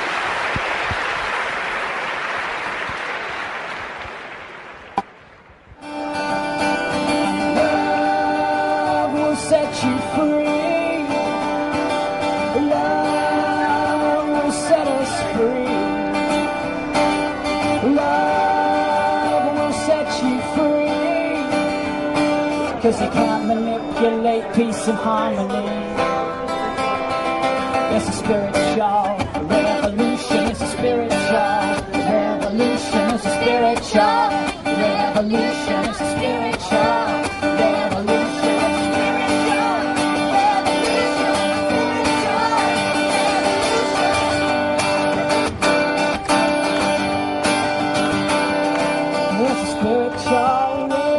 It's all part of your evolution. Your fate is still unknown. So wake up, my friends. The future now depends on you. So please lead us home.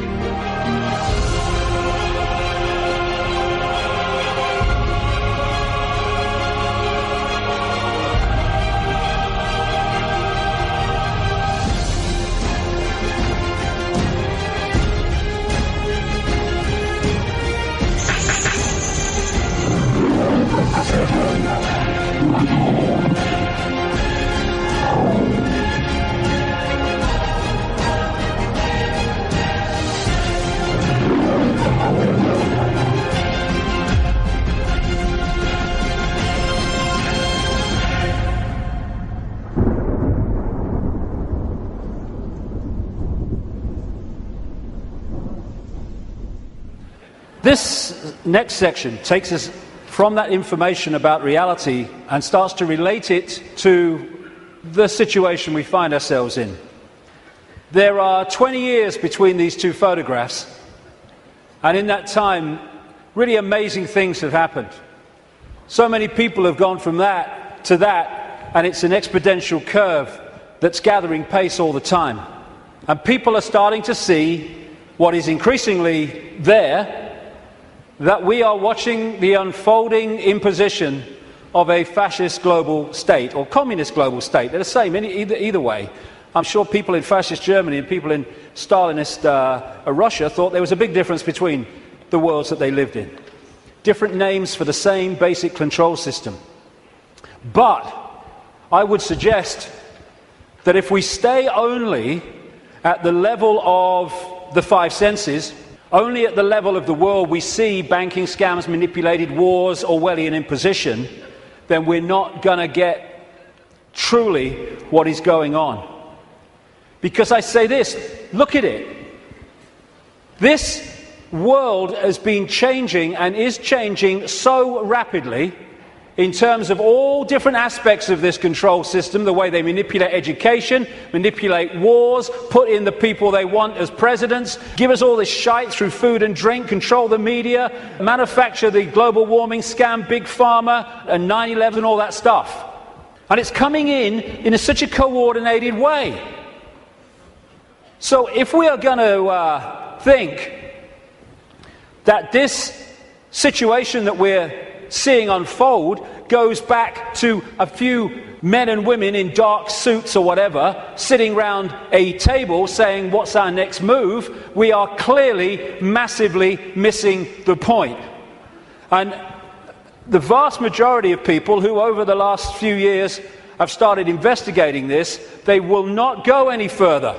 They will not go any further because A, their belief systems won't let them, often their religious belief system, but also they are fearing what other people will think about them if they go into some of these areas I'm going to go into now.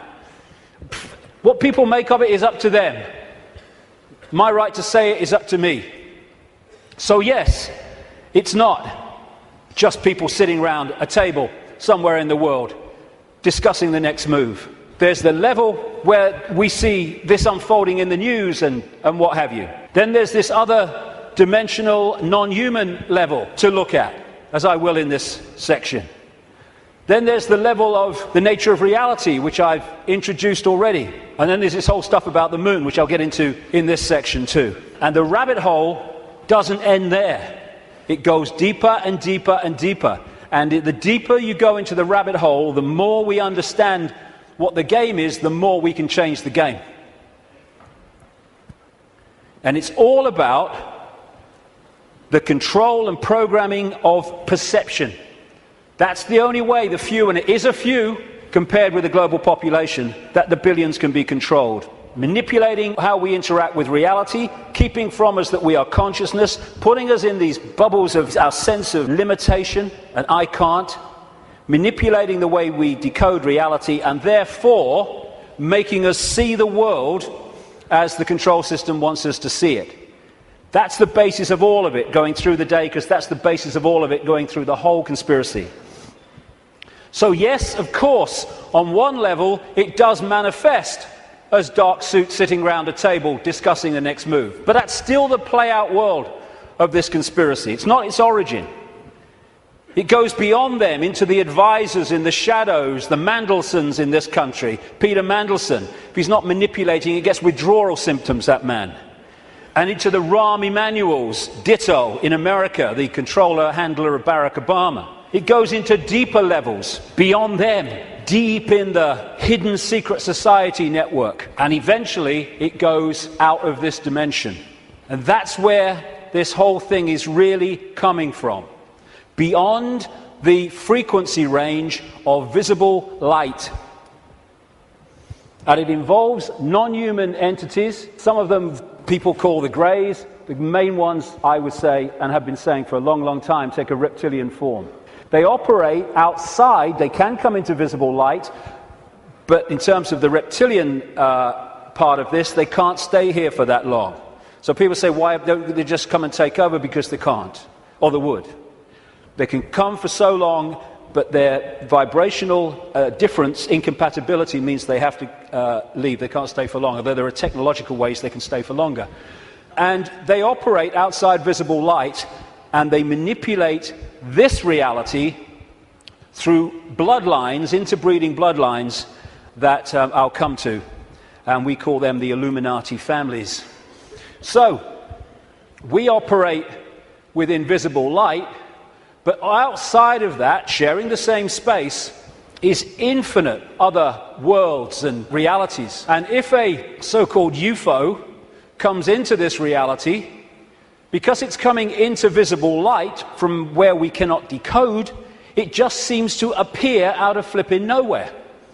Because what it's done, it hasn't actually come in, it's just changed its vibrational state to resonate with invisible light, and it's like, It came out of nowhere. And then how often do you see it? Honestly, mate, there was this bloody UFO and it disappeared just in front of my eyes. What are you on, mate? You on the pop or what? What it's done is increased its vibrational resonance to go beyond on visible light. Therefore, to the observer, it disappears. It hasn't disappeared at all. It's left visible light. And this range of frequency we call our world is being manipulated from vibrational frequencies beyond it. And Satanism is a network within visible light that interacts with these reptilian entities in various ways I'll get to before the end of the day. Places or areas of the heavens that come up, Orion comes up again and again in relation to these reptilians. And in terms of non-human visitations, so does the Pleiades, so does, in terms of the reptilians, area of the heavens they call the Draco constellation, which appropriately, coming through the word derivations, brings us draconian. And of course, draconian laws are the Orwellian laws coming in. Very, very appropriate. Sirius is involved as well. So, won't be able to get into this today. There's a lot more to know anyway, but so is what happened to Mars, is all involved in this story, how it became the devastated place it was, but it is, but wasn't before. And when I talk about these areas of the heavens, I'm not necessarily talking about those places with invisible light, because just as we are multidimensional, so planets and stars, etc., are multidimensional. And just as a planet might be devastated within visible light, it's not necessarily devastated on other vibrational frequency levels of itself, because the Earth too operates in visible light, but also multi-levels, like everything else. Another major part of this story is that when these reptilian entities started intervening, they manipulated human genetics through interbreeding, not necessarily physical interbreeding through technological methods, and also changing human form by changing the messages, the information, I'll come to this before we finish this section, that the DNA is picking up. And through that, you can change a form by changing the information the DNA is picking up. And it's no accident that humans have massive, fundamental reptilian genetics. This part of the brain, which scientists call the R complex or the reptilian brain, will be very, very important as we go through this second part of the day, because it's fundamental to how human behavior and human perception is manipulated to see the world as we currently see it. This interbreeding is talked about and recorded all across the world in the ancient accounts. Of course, I guess because it's the Bible, the best known is this section from Genesis. There were giants in the earth in those days, and also after that, when the sons of God came unto the daughters of men, and they bare children to them. The same became mighty men, which were the old men of renown. But that's just the biblical version. Got a frog in my throat, the reptilian kind. All across the ancient world, you see similar stories and accounts of this interbreeding. Something else goes parallel with the reptilian story. Again, not just in the Bible with the Garden of Eden and all that stuff, which of course the serpent was dominant, but across the ancient accounts. And that is the connection between the reptilian intervention and what we call the fall of man. And again, this is universal. And these themes will come together again and again as we go through this next part. The ancient accounts, again, and we're talking that part of the Yuga cycle, which they call the Golden Age, talk about the fact that there was a time when humans were so unbelievably different to how we are today. They were connected to higher levels of consciousness. They were in this world, but they were certainly not of it. They were capable of incredible feats, and they lived what we would call impossible lengths of time in terms of age. And then there was a sudden change, the fall of man, as it was called. What I call this is the schism. there was an energetic schism at the level of the metaphysical universe, the waveform-based information construct, and that, as it was decoded through into this holographic reality, obviously mirrored in the holographic play-out world the schism in the information construct. And this is a portrayal of that, a symbolic portrayal of that. Anything that happens here gets decoded through to there, and this is where the schism happened. It was like a distortion in the information. Thanks, mate. Cheers. You put the gin in, right? It was a distortion in the base information construct, and I'll be coming to how that happened. There were many consequences for this, and one of them was there wasn't just a schism in the energetic level of the world itself. There was a schism was passed through into human personalities. We became distorted also from the magnificence and harmony that we were before. And we went from that to this. And we're now at the point where we're coming out of that. And there was also genetic manipulation to stop us accessing ranges of frequency that we did before. This is a major reason, not the only reason, but it is a major reason why scientists call 95% of human DNA junk DNA, because they don't know what it does. This is the reason, not the only reason, but a major reason why we only use a fraction of our brain's capacity. This is why billions of cells in that bridge, the corpus callosum, don't seem to be doing anything. They've been switched off. We've been put into a state that disconnects us and therefore makes us controllable, makes us farmable.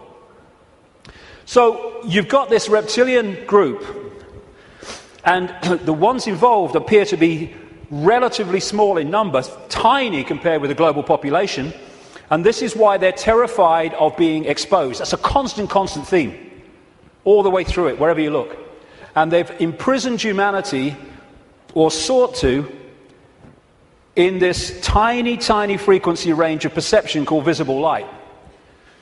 Another key aspect to this is that they created hybrid bloodlines specifically to be the middle men and women. They became known in the ancient world as the demigods, the people, the children of the gods, part human, part god, as these serpent gods were perceived. And they were to be, like I say, the middlemen and women operating in visible light for the outside visible light control system. And it's appropriate that the caduceus and the symbol of the medical profession is the DNA, in effect, portrayed as two snakes.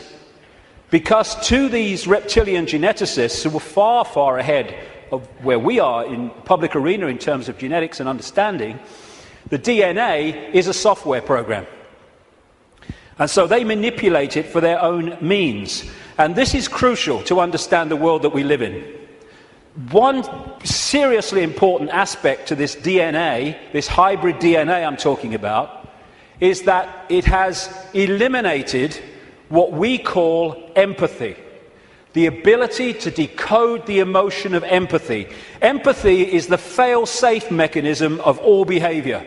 If I can empathize with the consequences for others of my actions, that limits and balances my actions. If I have no empathy because I cannot empathize, then there are no limits.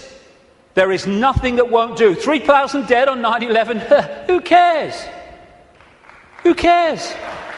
That's what we're dealing with. And this is vital to get across. If we look at this information on the basis of thinking I wouldn't do that, so they wouldn't do it, then we're going to miss the plot completely. Because it's not like that. No, you wouldn't do it. They would, and have no emotional comeback whatsoever. The reason for the interbreeding, the hybrid, is vibrational compatibility. These hybrids have a greater infusion of reptilian DNA than the general population, although we have a lot. And therefore, the resonance is sympathetic to the resonance of these entities operating just outside visible light. And through this resonant connection, like two radio stations talking to each other, the possessing entity outside of visible light can control the thoughts, actions, perceptions of the intermediary, the demigod. And of course, the theme of possession is as old as history, right up to the present day. We look at these people. All these pictures are by Neil Haig, by the way. Anything that looks like this. Great, great, great friend of mine, great artist. And this image symbolizes the fact that he looks at him with invisible light and he sees George Bush. Nothing else. What people don't see, because it's outside the frequency range of their decoding system, is there are entities around these people who are actually controlling these people's thoughts, actions, etc. A number of psychics have said to me around the world how they've seen people walking along the street or wherever, and then they've seen like an ethereal reptilian entity locking into these bottom two chakra points, the emotional level, one of them is, and floating around with them. And this is a kind of a good analogy.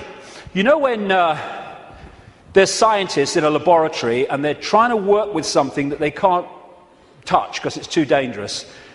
What they're working with will be in a tank, and they'll put gloves on, which allows them to be outside the tank, but to manipulate inside the tank. Well, that is a very good symbol of what I'm talking about. These Illuminati bloodlines, these hybrid bloodlines, operate like those gloves, operating inside this reality. And Neil symbolizes these Illuminati families with invisible light as this bearded man. Whenever you see him as we go along, that is symbolic of the Illuminati families, controlled beyond human sight by these reptilian entities. When the world started to recover from great geological catastrophes, which I'll come to in a second, there were areas of the world that stood out in terms of their abilities and potentials and advancement. These were some of them, and this area is particularly important to the bloodlines I'm talking about. The area that was once called Sumer, thousands of years BC, and became Babylon. This is why Babylon comes up in the writings of these people so often. And it's Mesopotamia, the land between two rivers. They didn't invade Iraq just for oil or just for anything. They didn't invade it for one thing, but multiple things. But one reason they're so obsessed with Iraq is because to these bloodlines in control of the world today, this is a very significant, almost religious piece of land of historical importance to them. As Sumer and Babylon broke up, these bloodlines started going walkabout. They became the royal families of the world. And what do royal families claim? The right to rule because of the divine right to rule. The Chinese emperors used to claim the right to be emperor because of their genetic connection to the serpent gods. And this is a theme all across the world between the serpent gods and royalty. They became the aristocracy and the royal families, claiming the right to rule because of their DNA. Just down the bloody road from here, we have a head of state in Britain to this day who is only head of state because of her DNA. Head of state because of her DNA. I actually made a complaint, nothing happened to it, but I made a complaint to the Race Relations Commission, or whatever they call it. They said, if you see racism, report it. So I reported the royal family. I thought, well, I mean, well, you would.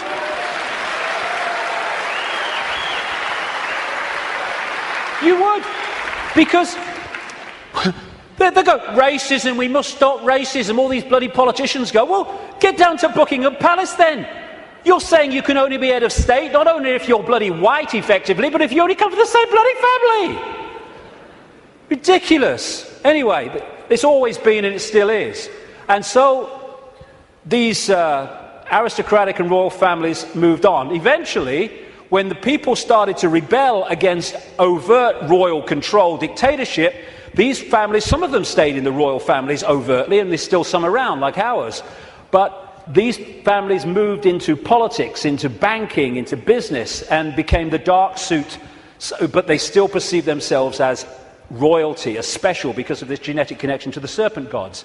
And through the British Empire, the so-called Great British Empire, and the other European empires, as these bloodlines moved up into Europe from the Middle East, etc., they exported these bloodlines all over the world. And we saw them in power in what we call colonization.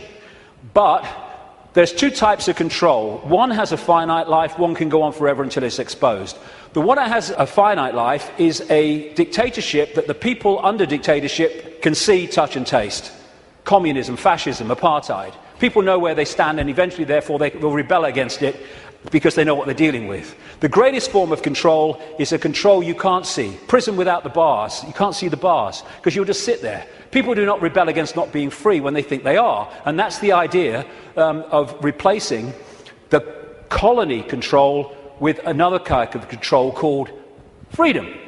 So what happened is, as these colonies, like the United States as it became, etc., and all the others around the world, as they were given independence, what was left out in those countries were the bloodline, under different names, the secret society network that manipulates the bloodline agenda, and those countries have gone on being controlled ever since.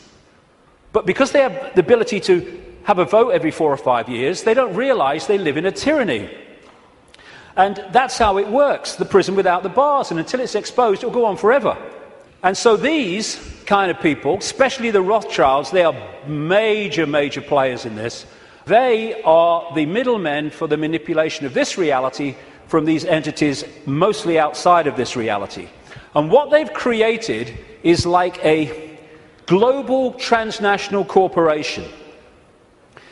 What you have with a corporation is you have a headquarters somewhere in the world, and then in each country you have subsidiary companies of that headquarters, that central point. And all the subsidiaries in the world carry out the policy of the central point.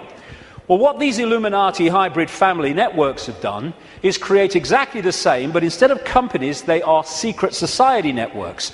So you've got the center of the web in Europe, for historical reasons, at operational level anyway, people at places like London, not the British government, the secret society centre in London.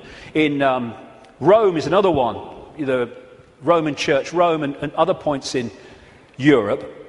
And then in each country, you have families from the network in those countries whose job it is to run the networks that control that country's business, banking, politics, media, all of it.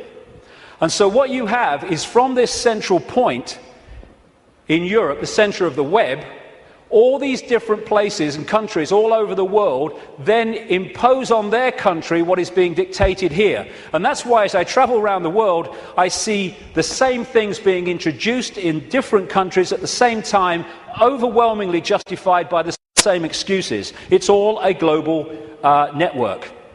It can be symbolised too as a web, like I say, with the Rothschilds real close to the spider, and all these different strands on the web are different secret societies, different semi-secret societies, transnational corporations, and all the rest of it. So when you see all these different names of these corporations that dominate the world in so many ways, and the pharmaceutical cartel, and the oil cartel, and all the rest of it, the biotech cartel, they're all different names or different masks on the same one face.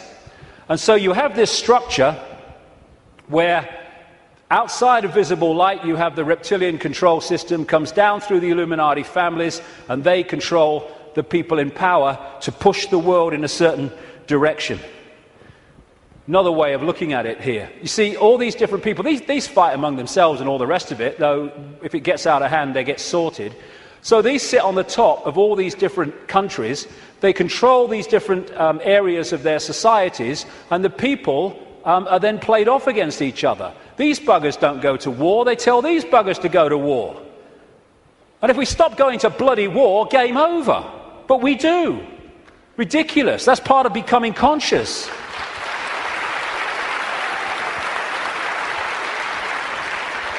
So these people are just pawns in a game, in a way, genetic pawns in a game. They're just kind of shells to play out this agenda with invisible light. I mean, some batches are better than others, of course. So if you look at the principle of the Trojan horse, the symbol of the Trojan horse, coming into a society and not seeming to be what it is, though taking it over, and you put that on the face, well, you've pretty much got symbolically what we're talking about here. People send me pictures from around the world and stuff that they find on the internet and elsewhere, which have a kind of reptilian feel about them. I'm not saying these are reptilian eyes, it could be a trick of the light, but I've used it because it gives an indication of the number of people that have told me this all around the world, from all walks of life, how they've seen people shift from a human to a reptilian state, and especially the eyes are the first to go. They describe how the pupils become reptilian. And interestingly, a great friend of mine has an associate who, I don't agree with it, but he's been doing a research project to develop iris scan technology, and it led to him looking very deeply into 2,300 eyes. And he said he knew nothing about what I'm saying, probably never heard of me. And he said to my friend, the amazing thing was that about 4% appeared to be of reptilian type and appearance. And that is a recurring number, in my research anyway.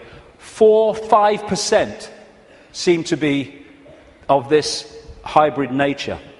So these people are reptilian hybrid human reptilians. And you look at the eyes, but behind the eyes are something else. I had an experience with this guy, Ted Heath. He was Prime Minister of Britain from 1970 to 74, took us into the European Union as it became. And it's a long story, I've told it before, but he looked at me in a dressing room in a television station, and as he looked at me, this is what his eyes did. His eyes went completely black, everything. And as I looked into his eyes, it must have been like that for, I don't know, maybe a minute, 2 minutes. And as I looked into his eyes, I said at the time, it was like looking into two black holes, because you couldn't make eye contact because there was no contact.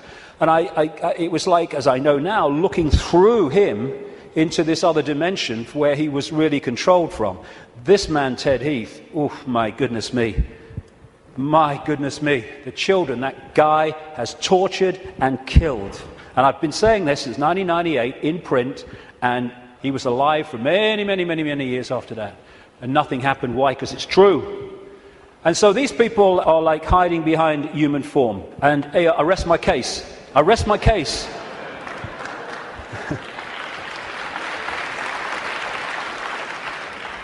Ooh, you look tasty. And this lack of empathy in this hybrid DNA explains why these guys do what they do. Now, when you open your mind, instead of saying, it's not possible, it's ridiculous, when you open your mind and say, okay, I'm not going to just accept this stuff, but I'm going to flow with it and see where it goes, you find that this stuff I'm talking about is absolutely in your face when you bring it from the subliminal to the conscious. The oldest form of religious worship in the world has been taken back 70,000 years to an area of the Kalahari Desert in South Africa, and it is worship of the serpent or worship of the snake. This man, Reverend John Bathurst Dean, wrote a book, a very, very good book, 1933, called Worship of the Serpent, in which he studied serpent worship around the world. This was his conclusion. It appears then that no nations were so geographically remote or so religiously discordant, but that one and only one superstitious characteristic was common to all, that the most civilized and the most barbarous bowed down with the same devotion to the same engrossing deity, and that this deity either was or was represented by the same sacred serpent. It appears also that in most, if not all, the civilized countries where this serpent was worshipped, some fable or tradition which involved its history, directly or indirectly, alluded to the fall of man in paradise, in which the serpent was concerned. What follows then, but that the most ancient account respecting the cause and nature of this seduction must be the one from which all the rest are derived, which represent the victorious serpent, victorious over man in a state of innocence, and subduing his soul in a state of sin, as he would call it as a reverend, into the most abject veneration and adoration of himself. Like I say, wherever you go, it comes up. You find obvious representations of the serpent gods. These were found in graves of the Ubaid people that preceded Sumer in what we now call Iraq. These were the Nagas, the shape-shifting reptilian people of Asia. The Druids used to worship a serpent god called Hu. If you play that word through, Hu-man becomes serpent man, appropriately. The Egyptians used to worship serpent gods and represent their pharaohs as a result of that in this way.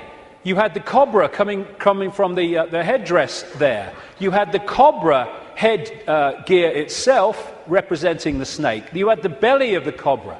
The cobra is a constant common symbol of this serpent race. In Central America, you had Quetzalcoatl, the feathered serpent god, and the Mayan version of it was Kukulkan in places like Chichen Itza. Of course, right across Asia, Japan, China, etc., the very most dominant symbol of that part of the world is the dragon, which comes from this worship of the serpent gods. Folklore is full of serpent stories and what have you. When I first met Credo Mutwa, a long time ago now, he contacted me when I was going around South Africa, this Zulu shaman, the official historian of the Zulu nation, because he'd read in a book called The Biggest Secret that I'd introduced this reptilian stuff for the first time, and he said, Mr. David, how do you know? How do you know about the Chitahuri? And I didn't know about the Chitahuri. Tell me. And he told me the story of African history where the Chitahuri, which translates as children of the serpent or children of the python, had taken over the world in the very same way that other parts of the ancient world described it. This is a painting that he did of one type of this Chitahuri from ancient and modern accounts. And he showed me this called the Necklace of the Mysteries. It says a necklace, it's very, very heavy, copper, and it goes on your shoulders. How he keeps it on his shoulders, I'll never know, it's so heavy. And he uses it as the historian of the Zulu nation, the symbols hanging from it, to tell the story of Africa and the world in general. And pride of place on the front is a non-human entity with a willy in come and get me mode and a human woman. And I said to him, what's all that about? And he said, this is symbolic of the interbreeding of the Chitahuri and humans to create these hybrid bloodlines, these children of the serpent. And then I asked him, oh, by the way, that's copper now, but in the original, and this Necklace of the Mysteries, by the way, is mentioned in accounts 500 years old, and Credo reckons it's about 1,000 years old, and it has a flying saucer on it, very clearly, a flying saucer hanging from it, which the storytelling says that's how the Chitahuri came here. Anyway, this is copper now, but it used to be gold. Someone stole it, and they couldn't afford to put gold back, and that takes us to North Africa and Egypt, and the base story of the Egyptian myths, and that's the golden penis of Osiris, which all relates into this golden bloodline, this special bloodline. And when I said to Credo, why is it not reptilian, he said, because the Chitahuri, and this is a theme I've found all over the place, the Chitahuri said you must not portray us as we really are. Some people did, most people didn't. They had to do it symbolically, so they made it absolutely, obviously not human, but not reptilian for fear of the consequences. And when I was writing the new book, Human Race, Get Off Your Knees, I came across a work in progress, I think it's finished now, by a man called Pierre Sabac, and he was producing a book called The Murder of Reality. And Pierre Sabac spent 7 years nearly pouring through dictionaries. He's crazy about words and derivatives, pouring through dictionaries and what have you, of all these different peoples and different languages and different eras. And he put together the fact that the language, the very language, if you follow the derivatives back from the language we use now and their origins, where the words came from, tell the story of this reptilian serpent god race taking over humanity, and also how they used to symbolize this race for reasons I've just said, not as they really were, but as eagles, as hawks, as owls, as angels. If you take the word angel back to its origin, in Sabac's research, you get a word meaning snake or serpent.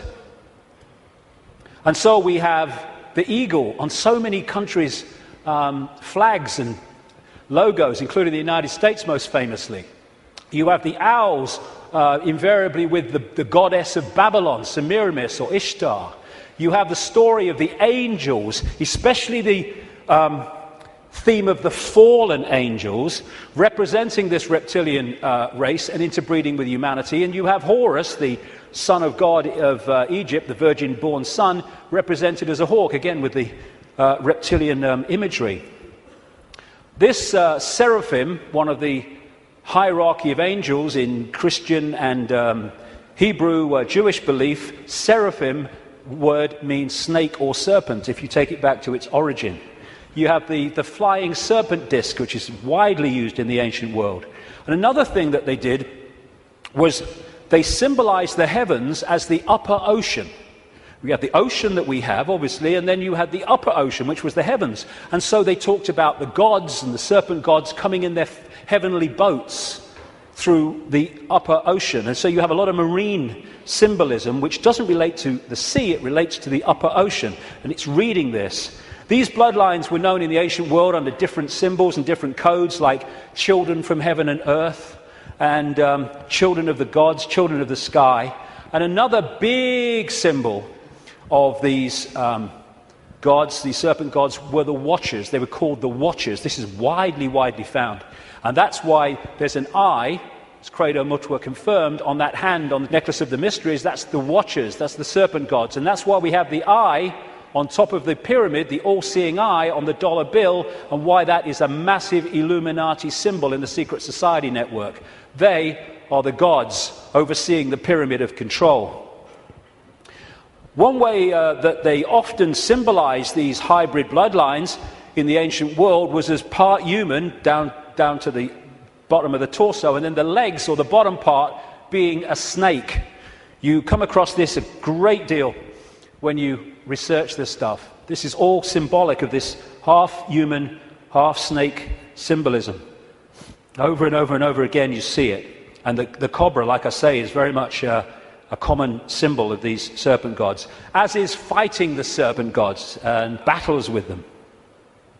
Even the word Messiah comes from Mesa, the Nile crocodile, which they use the oil from the Nile crocodile to anoint the pharaohs. And even today in the British coronation ceremony, they symbolize that as part of our own ceremony appropriately. In the Bible, the devil is symbolized or described in reptilian terms. The old serpent called the devil and Satan, who deceiveth the whole world. He was cast out into the earth, and his angels were cast out with him.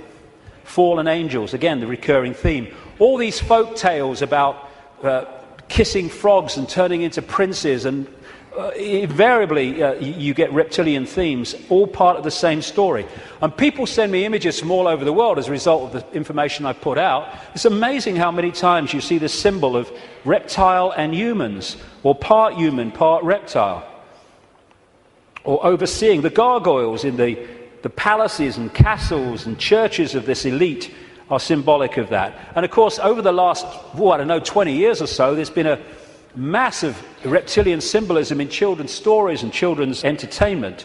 And then recently, you saw this, it's a quick one, this 16th century painting in the National Portrait Gallery of Queen Elizabeth I, they thought she was holding flowers because that's what someone had painted over. But with what's underneath is coming to light, and this is a representation of it. It was in one of the papers, again holding the snake, very, very appropriate. And these aristocratic families, which became the hybrids, again used reptilian, dragon, and all these other serpent images on their various coats of arms and what have you.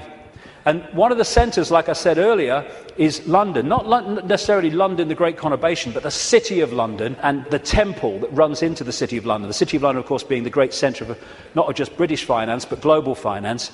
And how appropriate that they, too, have the symbol of the flying dragon and the symbol of the Knights Templar Secret Society, a major strand in this web of secret societies, as the very symbol of the City of London. You pass these as you go into the city, of course. Another theme you find with images around the world is of serpents eating humans. And not nice, it isn't, of course, but they do eat humans. When these reptilians come into visible light, they use humans as their food, like humans use animals, cattle, sheep. And then you'll see the recurring theme all over the world. This is in Central America, the Mayan area. This is painting by Credo Mutwa from South African myths of the serpent gods, the Chitauri, eating humans. And this is Alfa Romeo. What's he doing there? What's he bloody doing there? Same thing. And in the garden of one of the palaces, or whatever you call them, mansions of Silvio Berlusconi in Italy, the leader and one of the world's most corrupt men, is, again, the same image. And outside of visible light, they feed off human energy, human emotion, especially, only low vibrational emotion, because that's all they can really access. And so they have to keep humans in a state of mental and emotional suppression so that we keep feeding out this energy, which they then absorb. And that will become relevant in the next section when I get into why paedophilia is so widespread among this elite. Because energy changes with the emotions we give out. When we give out love, that's a certain wavelength. When we give out hate, it's a very different wavelength. And the friend of mine in Japan became very well known for taking water, name's Mr. Emoto, taking water, putting it in a container, and then he'll put words of love or hate or whatever on the side of it, because when you write a word, that word may seem in the decoded realm as a word you can see and read, but in the vibrational realm, it represents a vibration. If you could see the vibration of writing the word hate to writing the word love, it would be dramatic. In fact, you're looking at it. Because what happens is, after he's put the word on the side of the water, he then freezes the water really, really fast. I've seen his laboratory where he does it. And then he photographs the crystals. This is the crystal from a water that had love and appreciation written on it. This is the crystal that had hate written on the side of the water. And he's done whole books about this stuff with all these pictures in it. And this is the energy that these entities absorb when they're outside of visible light, which is most of the time. And therefore, they have to keep us in a state that keeps producing that.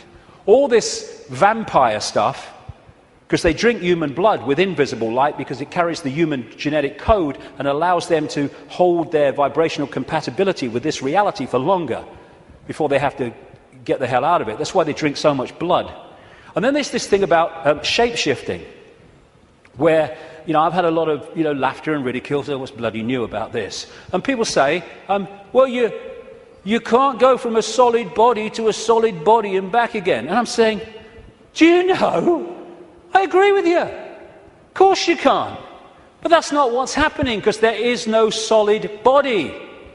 It's all happening as a decoding system. There is no solidity.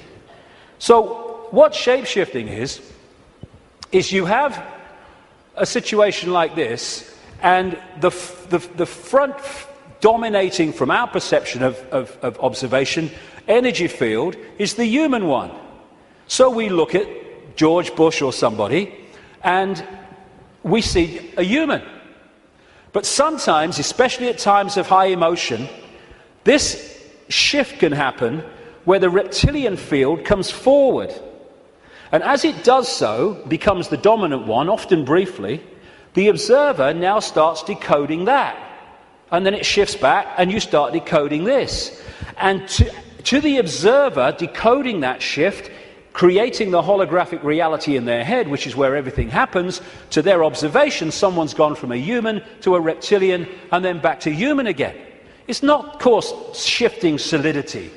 She's a hologram like we're all holograms, and they can shift. This is where shape-shifting happens, what we call physical shape-shifting, illusory, in our heads. So the road to tyranny began when these reptilians arrived. Before that, like I say, the world was very different. The golden age, the time when humans were just extraordinary before the suppression. And then came this energetic schism, this distortion in the information construct, which got played out into the holographic world as, on one level, as massive geological events, with volcanoes and storms and what have you, and of course symbolized by Noah and the Great Flood, though there have been many of these, not just one. And Noah is simply a biblical version of much, much older stories that tell exactly the same story of how the earth turned over, how there was a massive flood, tidal waves, what we would call today tsunamis, how there were great geological catastrophes and upheavals, and basically the world was, certainly the society that went before, was destroyed. It was a blank sheet of paper. And in this distortion, humans lost the power of the connection they had to higher levels of awareness. And this happened. We went from being part of the field, knowingly so, and to being taken over and suppressed by this reptilian race. Because once the blank sheet of paper was created by the geological catastrophe, and why that happened I'll come to not very long from now, the earth started to settle down, and when it settled down, then everything started to be rebuilt, but in a very, very different, much lower level than it was before. And there was the genetic manipulation too. And in China, unlike most other countries, you can't access vast tracts of the internet because the computer system has been firewalled off to stop Chinese people accessing that area of the internet that the authorities don't want them to see. What happened as a part of this intervention, I kind of mentioned it a little earlier, is that human genetics were manipulated to do exactly the same to us, to firewall off us from the level of reality that we could access before. So we went into this prison called visible light that we've been in ever since, and particularly isolated in the left side of the brain so that we only perceive through the five senses, and we can only see structure and language and hierarchy and all that stuff, and our potential dramatically reduced. And this world came as a result of it. And it's dominated by controlling human perception, by suppressing our true self and dictating what we bring into holographic reality. Okay, now let's go really crazy.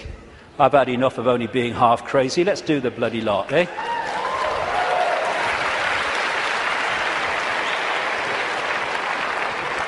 What I want to say before I go into this is this. One of the most profound ways that people are controlled is to limit their sense of possibility.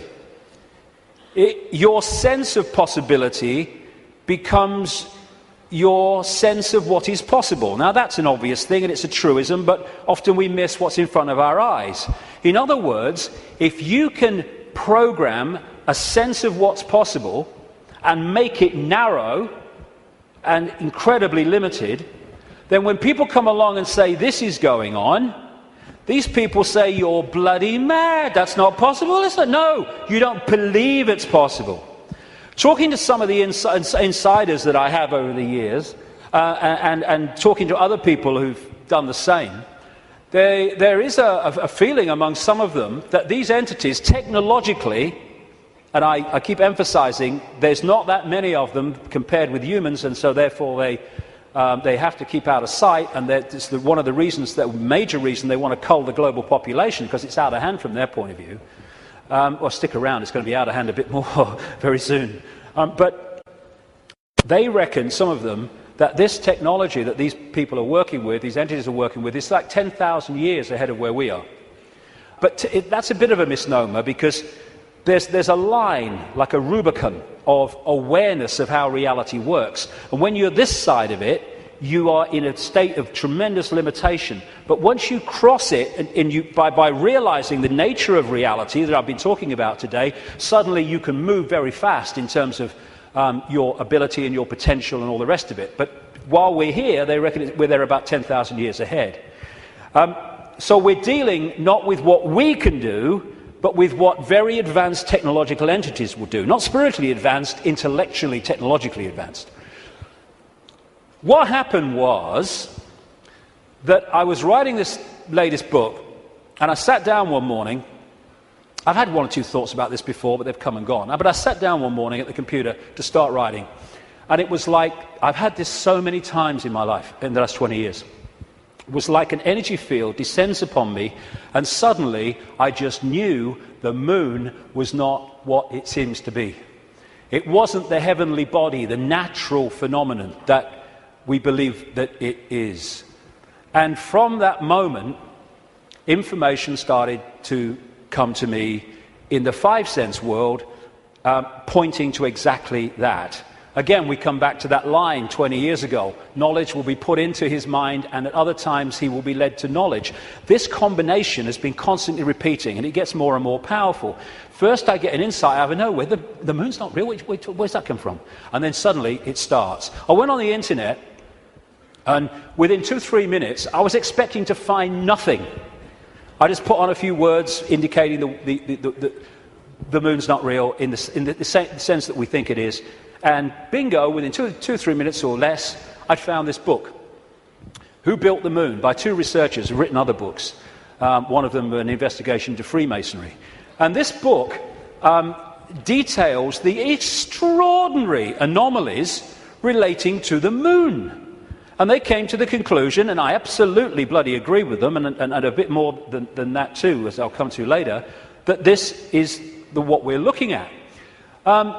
The geometrical connections and everything, and the mathematics and the relationship between them in terms of size and position is just mind-blowing.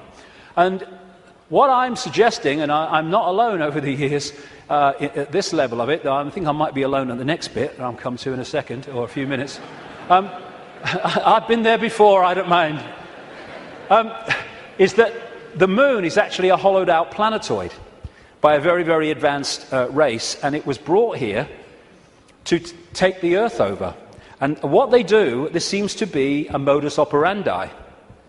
They bring these moons in, and as they bring them in, they fundamentally affect the Earth. I mean, the Earth is at the spin it is, and is at the angle it is, because of the moon. Massively so, anyway, because of the moon. So when they come in, bingo, things change, and the society that was there before ain't there anymore. And then gradually they take them over in ways that I'll come to. So when the moon came in, and again, it's so important to come back from the holographic world to the base construct. We see a solid moon, yes, in the play-out world. But back here, it is an energetic construct in the metaphysical universe. And as it came in, and other things that happened, which I talk about in the book, it created this distortion in the information construct of the waveform information base of this universe. And as it did so, it was played out here in all this catastrophe and stuff that I talked about and the ancients talk about. It was played out as this great geological catastrophe and the great flood and all the rest of it. And what is a common theme that they talk about, the ancients, in relation to this? The earth turned over. And you think, how the freaking hell can the earth turn over? Well, what happened? What happened when the moon came in, the earth turned over? It's at an angle that it is today because of the moon. And so the distortion brought an end to the world that was there before, and we basically went back to rubbing sticks together because of what happened. And that distortion was played out in the human mind, the human perception, the human psyche, and we completely changed our perception of the world and who we are, where we are.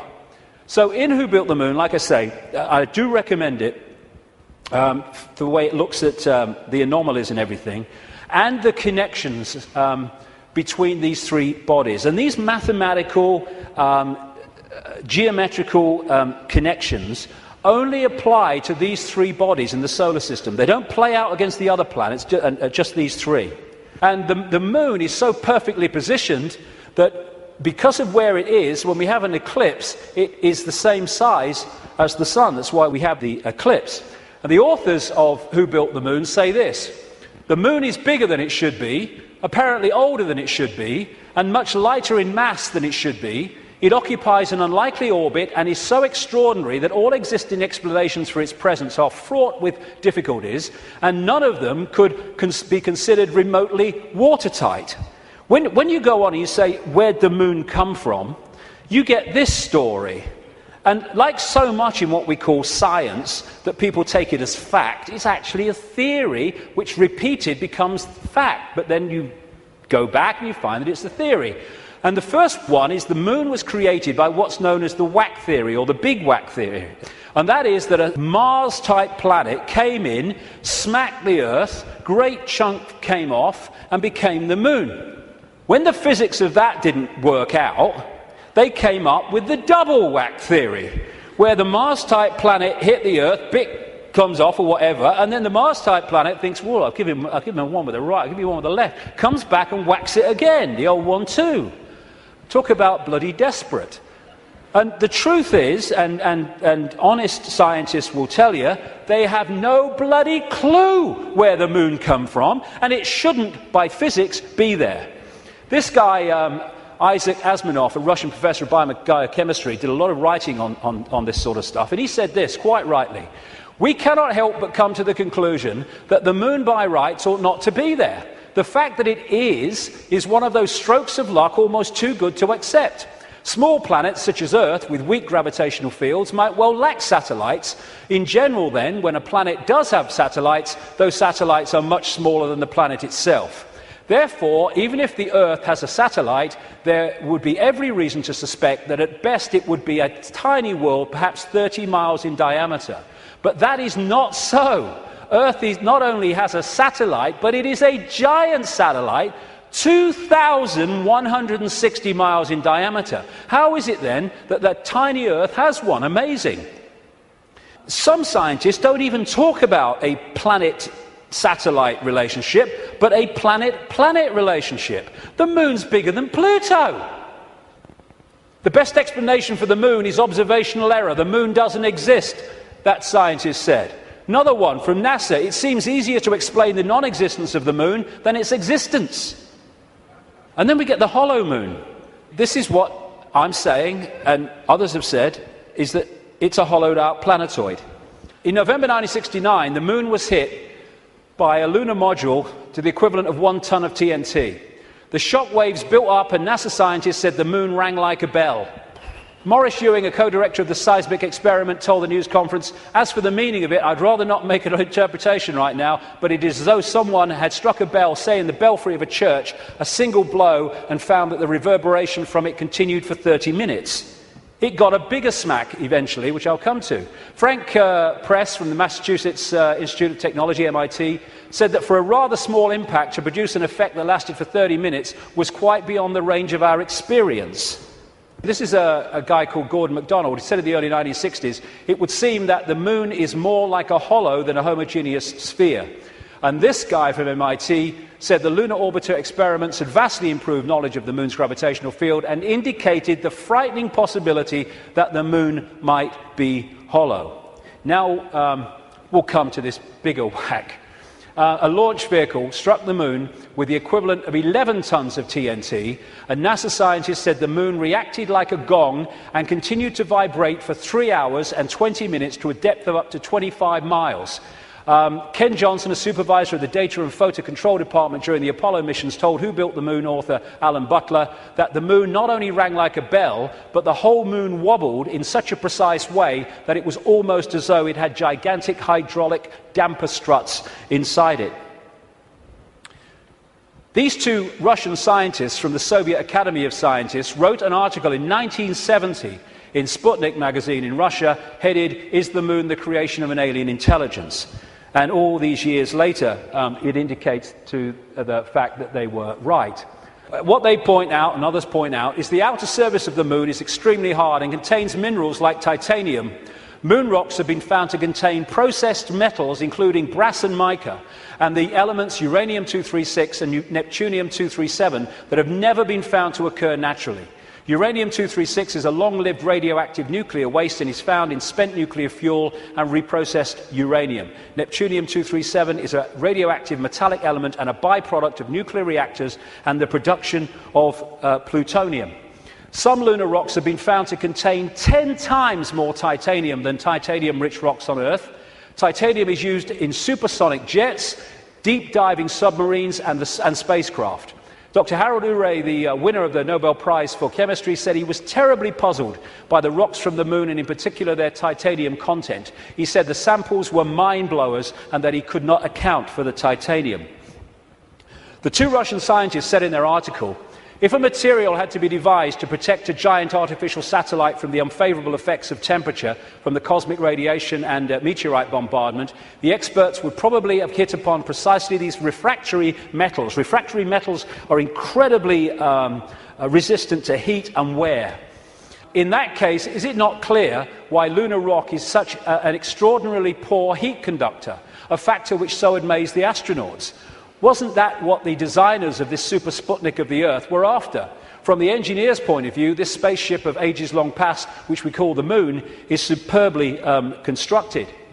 They say it's a hollowed-out planetoid, and they say if you're going to launch an artificial Sputnik, then it is advisable to make it hollow. At the same time, it would be naive to imagine that anyone capable of such a tremendous space project would be satisfied simply with some kind of giant empty chunk hurled into a near-Earth trajectory.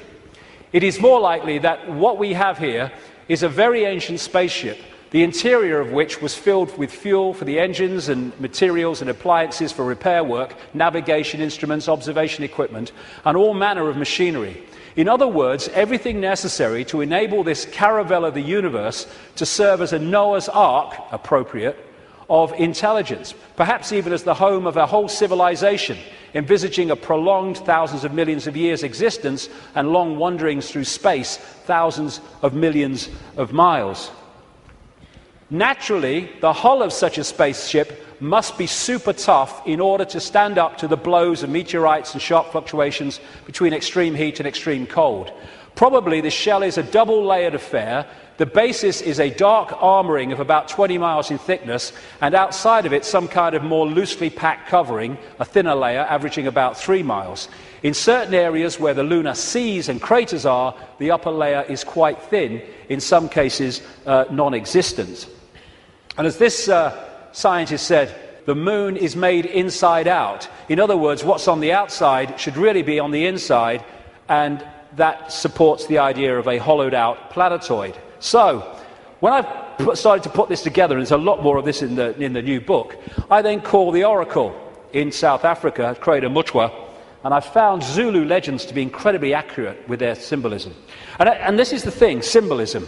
You get these anthropologists and people, they go around and they look at these shamans and these ancient stories, and they take the blooming things literally. Now, like I said earlier, we now have the tools which make it easier for us because technology is mirroring reality, therefore we have the analogies. When these ancient stories were put together, they didn't have that. They had to try to get their point across in simple ways that people of that time could relate to. So they used symbolism. So when I read around Crater Mutwa, I didn't tell him anything that I'd put together or come across or thought. I just said to him, can you tell me any Zulu legends about the moon? And he said, yes, we consider the moon to be an egg. Now, when you take that literally, you say, the moon's an egg, the anthropologists, the primitive people you know. But no, they symbolize it as an egg for a reason. And this is what he said. The legends, the Zulu legends, say that the moon was brought here hundreds of generations ago by two brothers, Wawani and Umpanku, who were the leaders of the Chitahuri. They were known as the Water Brothers and had, quote, scaly skin like a fish. Now, this story relates almost exactly to the stories found on ancient clay tablets in what is now Iraq, Sumerian accounts of the Anunnaki, a non-human race, I would say reptilian race, that came to the earth in the same way that other parts of the world, in the ancient world, talk about. And the Anunnaki, according to these accounts, were led by two brothers called Enki and Enlil. And at least one of them, Enki, was symbolized under another name too as in relation to water, exactly the same as this. Zulu legends tell of how Wawani and Umpanku stole the moon in the form of an egg, and this is why they symbolize an egg, not because they're primitive, from the great fire dragon and emptied out the yolk until it was hollow. They then rolled the moon across the sky to the Earth and caused cataclysmic events on this planet. Zulu legends also say that the Chitauri threatened to move the moon if humans didn't do what they said because of the devastation that would cause. What the two scientists said about this 2-3 mile outer kind of protection followed by a 20-mile impregnable layer explains one of the anomalies of the moon, which the craters are pretty much of universal depth.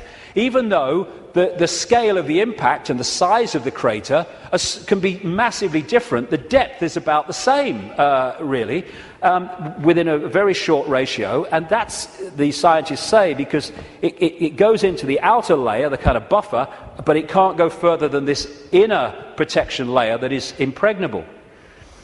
This guy, Don Wilson, wrote a book in the 70s called Our Mysterious Spaceship Moon. And these are some of the anomalies that he lists, and there are others that can be explained by what we're talking about. Why the moon is a freak world, too big and too far out to be a natural satellite of Earth. Why the moon has such shallow craters. Why some moon rocks are older than Earth and as old, at least, as the solar system. Why the moon seems inside out. Why the moon vibrates like a huge gong, transmitting tremors great distances around and through itself.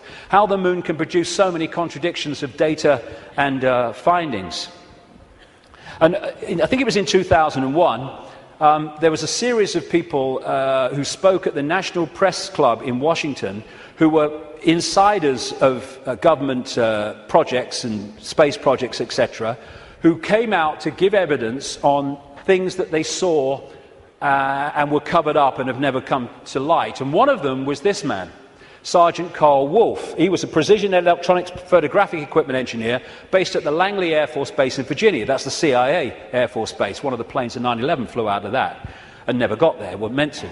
But what he told at the press club was that he was called across to part of this base where they were putting together what they called mosaics. As the craft were flying over the moon and photographing it, they were taking different photographs and piecing them together to complete the landscape.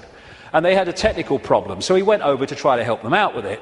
And then a guy there who was working with his mosaics showed him something of interest. And this is what he said at that presentation in Washington. Then he pulled out one of these mosaics and showed this base, which had geometrical shapes that were towers. They were spherical buildings, they were tall towers and things that looked somewhat like radar dishes, but they were large structures. If I compare it to what I have seen now, because I do have photographs that have artifacts in them that are similar to what I saw, they're massive. And this is a thing, you think about the moon, massive. This is a thing that comes up. The structures and technology and, if you like, spaceships that these people work with, some of them are absolutely enormous, beyond our comprehension, because they've crossed that Rubicon of understanding how reality works and therefore what possibility is. Some of these structures are half a mile in size. They're huge structures. Some of the buildings seem to have very reflective surfaces on them. A couple of structures that I saw reminded me of cooling towers at power generating plants. They had that sort of shape. Some of them were just very, very straight and tall with a flat top. Some of them were round. Some of them looked like Quonset huts and with a dome, a kind of like a greenhouse. The particular shot that I saw, there were several clustered together over the landscape, a fairly large landscape. And other people at that press club presentation talked about how NASA systematically smudged out or removed any non-natural artifacts that they showed on the surface of the moon. And this documentary called Moon Rising, you can watch it on YouTube, I think, looked at photographs taken by something called the Clementine mission in 1994, I think it was, which took 1.8 million photographs, digital photographs of the moon. And you see the way that some things on the landscape were just blocked out. I mean, what's behind this?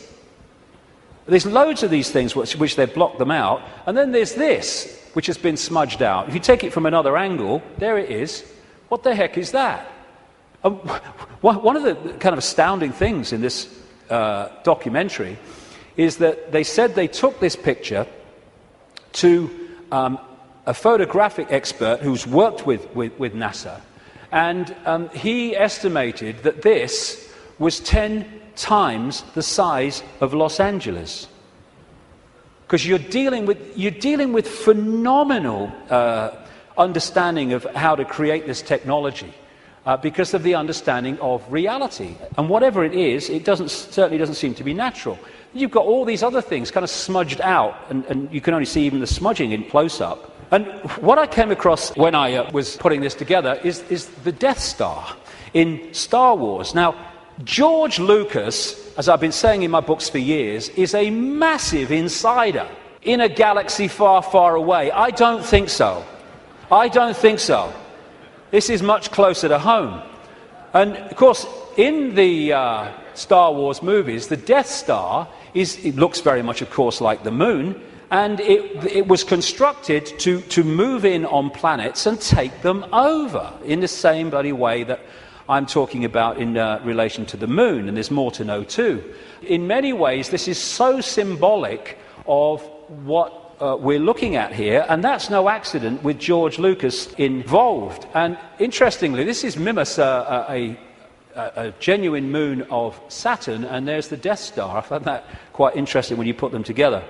Anyway, there was also talk, and more recently there's been further talk in the last few weeks, that one of the moons of Mars, Phobos, is a hollowed-out asteroid. This guy said a long time ago, in '63, Chief of Applied Mathematics at NASA, that Phobos might be a colossal base orbiting Mars, and like I say, that's come back into the debate that it could be. And again, one of the Star Trek episodes was about a hollowed-out planetoid that became, in effect, a spacecraft, a world inside it. And so much of this science fiction that puts this stuff in our face as fiction ain't fiction at all. They're getting it from fact. So, like I say, there's not just incredible synchronicity in mathematics and size and position between these three bodies, but as the authors of Who Built the Moon point out, there's great synchronicity between things like Stonehenge and other megalithic structures and these three bodies, particularly the moon. And one of the things they point out is that the measurement, which a guy called Alexander Thom came up with, an engineer who studied all these sites in Britain and Europe, like Stonehenge, called the megalithic yard, which is a kind of a certain length. And he said that all these major, especially Stonehenge and things like that, broke down into these megalithic yard mathematics. And what the authors of this book are saying is that the moon breaks down to the same mathematics, which is what they say. This all seemed very odd. The megalithic structures that were built across Western Europe were frequently used to observe the movements of the sun and the moon.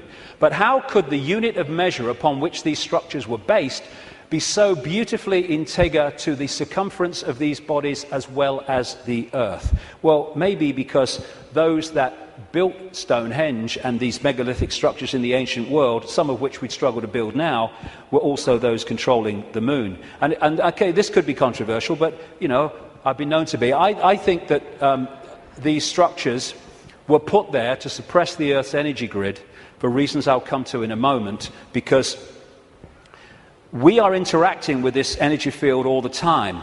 And how do you control all the fish at once? You control the sea they're swimming in. And the way to control humanity and suppress humanity is to suppress the energy field and the energy and information available in that field that we can access. And these fantastic structures were not done by humans alone, let's say that. Now this is where I am probably alone for the moment. I don't think I will be forever, but there you go. When I was, I do this more in detail in the book, but I'm trying to connect dots here. What I came across when I was putting all this together, again, was something I've termed the moon matrix. The first section today is absolutely crucial to understanding how this can work. The moon matrix is a broadcast frequency coming from the moon, which has, in effect, hacked in to the human body computer and to the virtual reality universe in general, and has created a sub-reality within the wider virtual reality. Because, I keep saying it, but it's important. We see the moon as physical, but actually its base construct, like everything else in this reality, is waveform information. And I would say, and of course I think this is going to become more obvious as the years pass, I would say the moon is actually not just what we've talked about so far, but it's an interdimensional portal through which entities and energies can come out of one reality through into this one. It's their means of entry. Its position, so perfect, as you'll see if you read not just my new book, but Who Built the Moon, its position in relation to the moon and the sun is so perfect because that has an effect on creating this sub-reality. I'm saying that this frequency is broadcast from the moon and has created a sub-reality which we are constantly decoding, and that the genetic manipulation of humanity, so widely described by the ancients, was to take this body computer and tune it in, connect it to this frequency range I'm calling the moon matrix. This is Neil Haig's concept of moonopoly. This is the world, the structure that we are experiencing. This box, recurring, round and round, limited world. And I am suggesting that we are being massively influenced. In fact, we have been turned into a hive mind by these broadcasts, which are holding us in a sense of limitation, to the point where it operates as a default mechanism. Soon as you start to awaken, if you don't keep it going and stick with it, then you'll default back, because the pressure of this moon matrix is pushing us into this tiny sense of limitation. So what virtual realities do is they basically hijack the five senses and get them to decode the information in the computer game and take it into reality. I'm saying that this moon matrix has done exactly the same, and it is part of the modus operandi of how planets are taken over in this way. Our five senses have been locked into something else, and we're decoding a fake reality. Basically, we are connected to this symbolically, which is a hive mind, which is why we are so herd-like when we weren't before. And if people are going, "Whoa, okay, what?" Just stick with me, because the layers will go on. What I've been talking about today is the fact that this base vibration from the black holes goes through this cycle, and it elicits different information in the form of photons from the suns, which we decode, and the reality changes. We go through different epochs. What I'm saying is that this moon matrix has hacked in to that photon energy stream and has done what the Chinese authorities have done to the computer system in China. They have stopped us accessing vast amounts of the virtual reality universe that we used to before. Now, if anyone thinks this is fantastic, that we could see things that aren't really there and not see things that aren't there, this is a New Scientist. America has just switched from analog to digital television. In the short time of about a year that the analog frequencies are not being accessed because they're going to be filled up by other things like mobile phones, suddenly, for the first time, scientists can see and connect with radio waves from galaxies they couldn't before. Why couldn't they do it before? Because we were watching the flipping telly. Prior to the switchover in America, naturally occurring radio waves at frequencies between 700 and 800 megahertz were obscured by analog TV signals, preventing astronomers from investigating the universe using this band. The freeing up of this bandwidth is a once-in-a-lifetime opportunity to see galaxies in this range.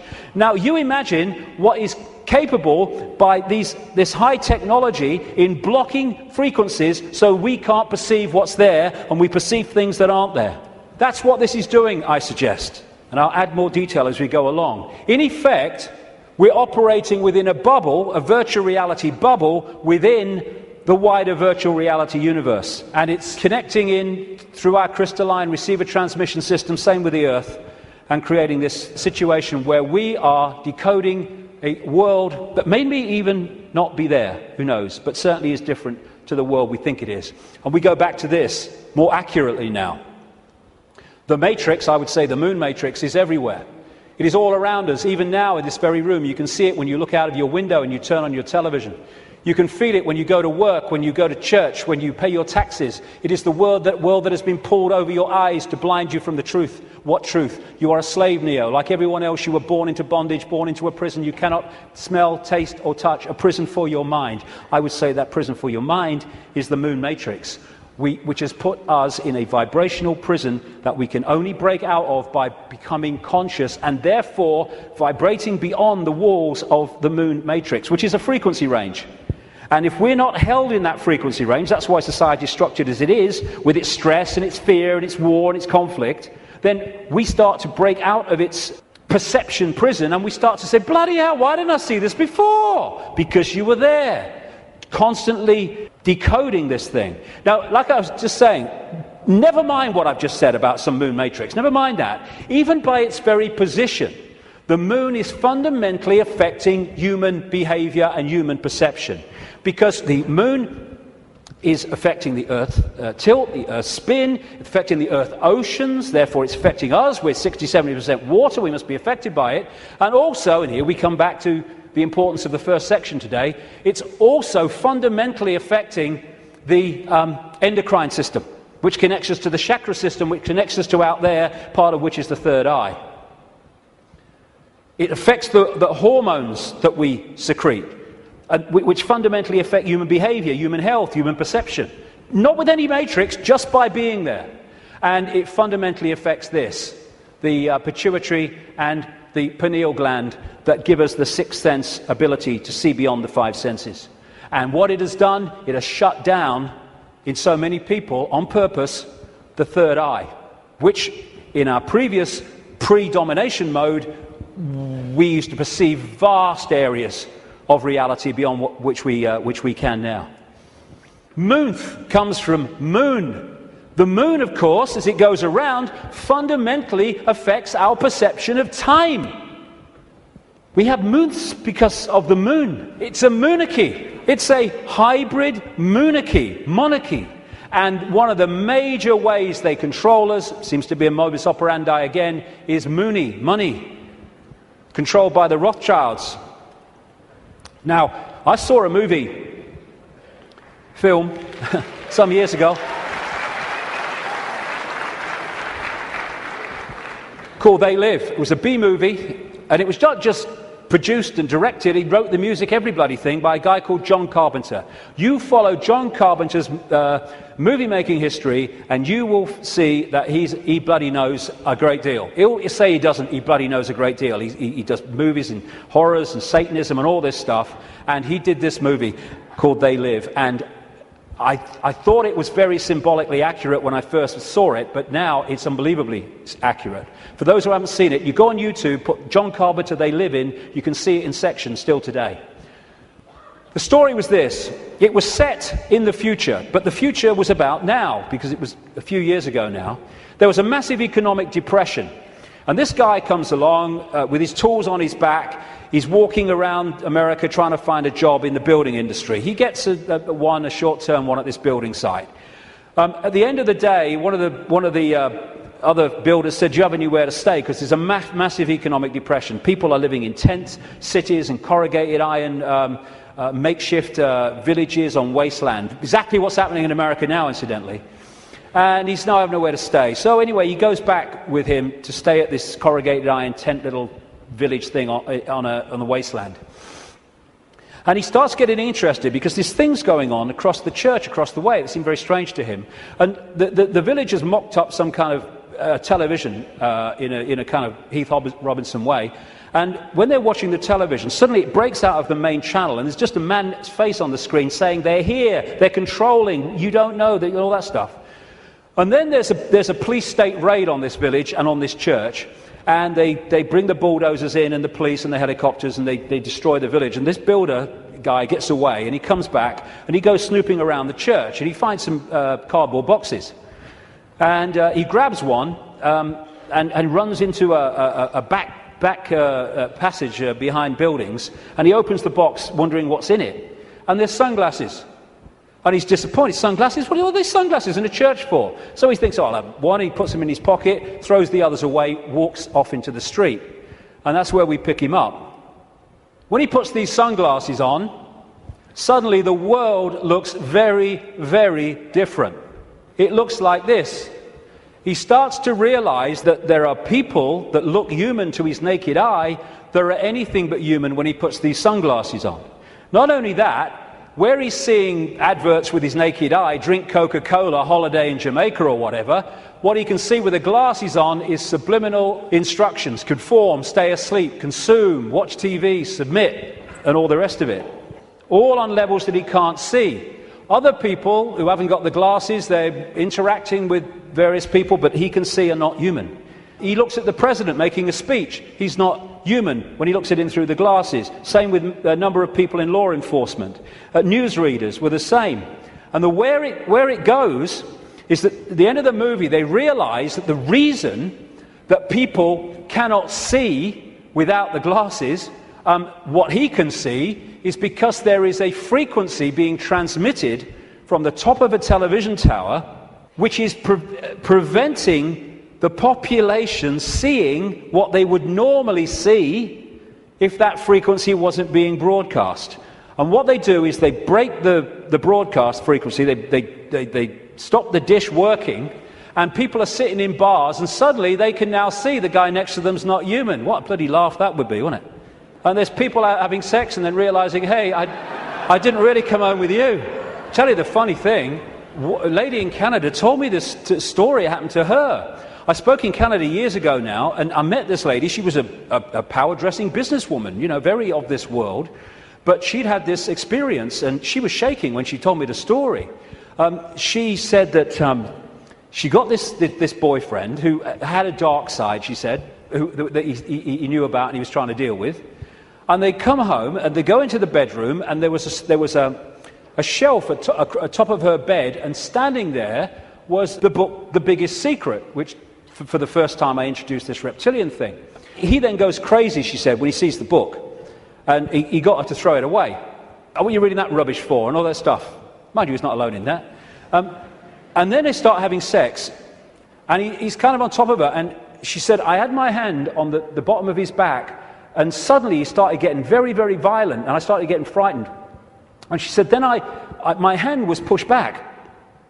And she said, I looked over his shoulder, and my hand had been pushed back by a tail. He sprouted a tail.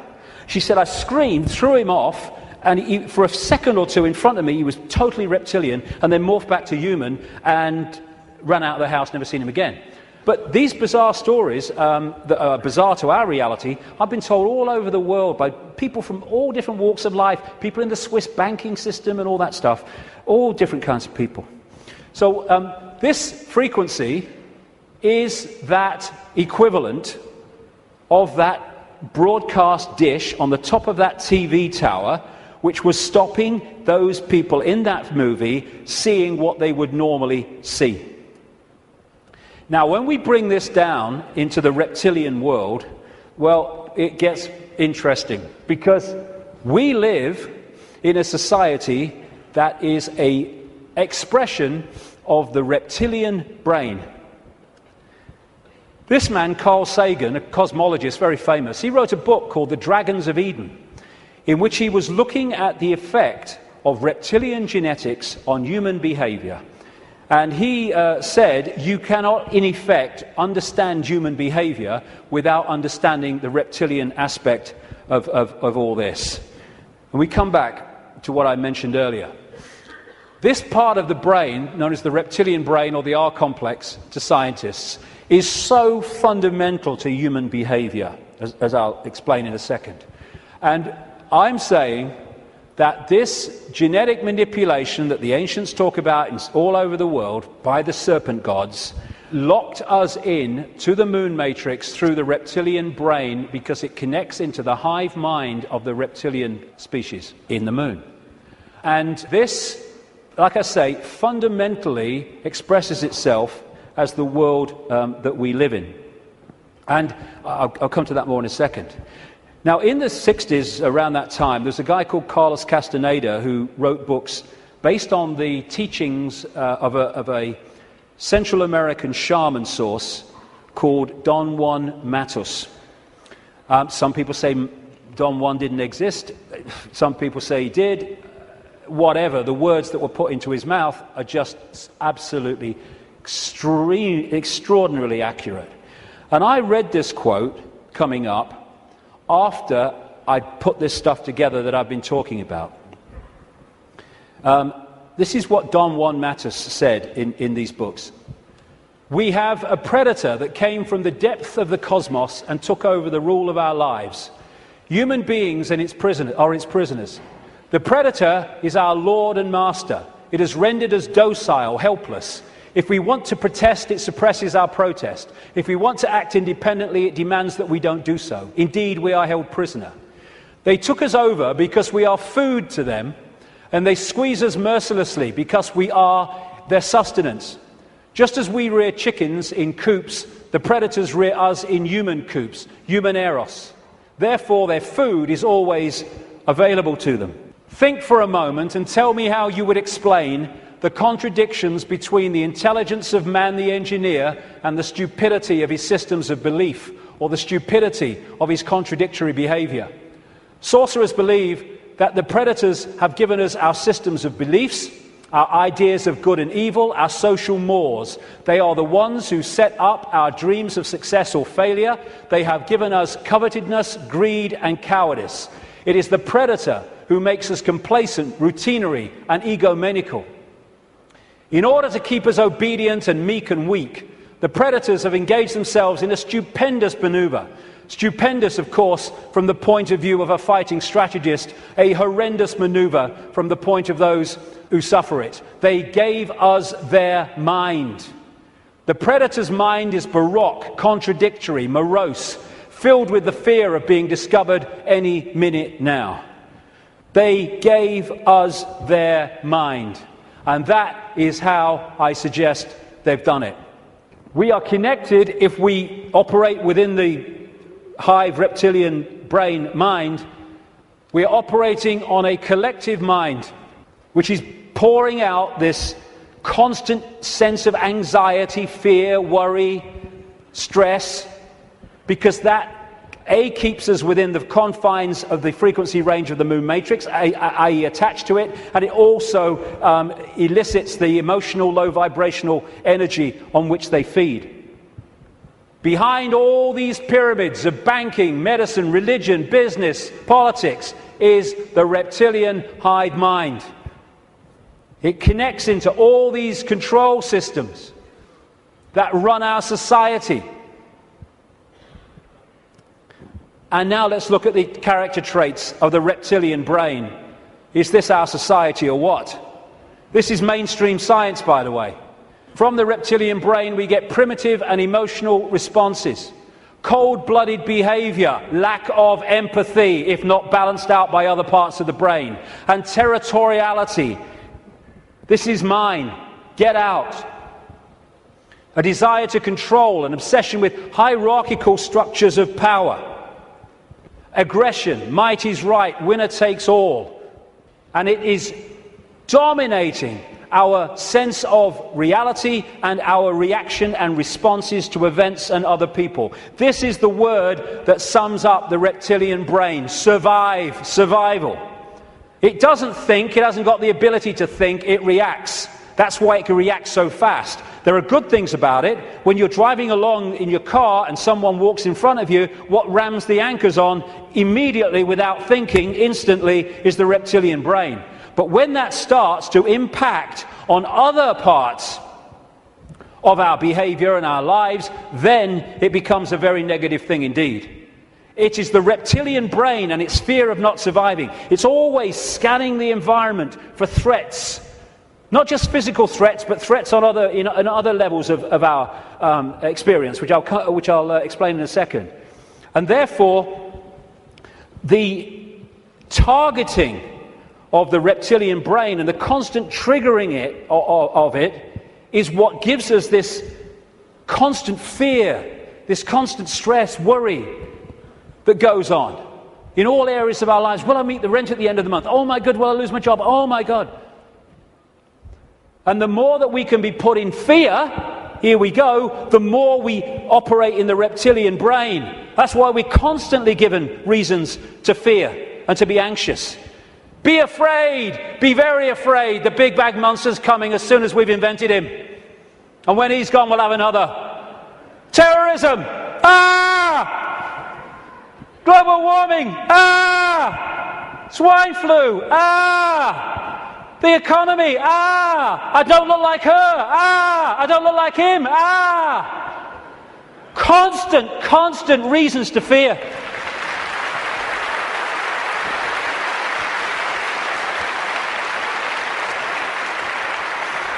Locking us into the control system. And it's not just physical survival. It's survival of status, of power, of reputation, superiority, intellectual preeminence. Acquiescence to a hierarchy and authority is another aspect of the reptilian brain. I know my place.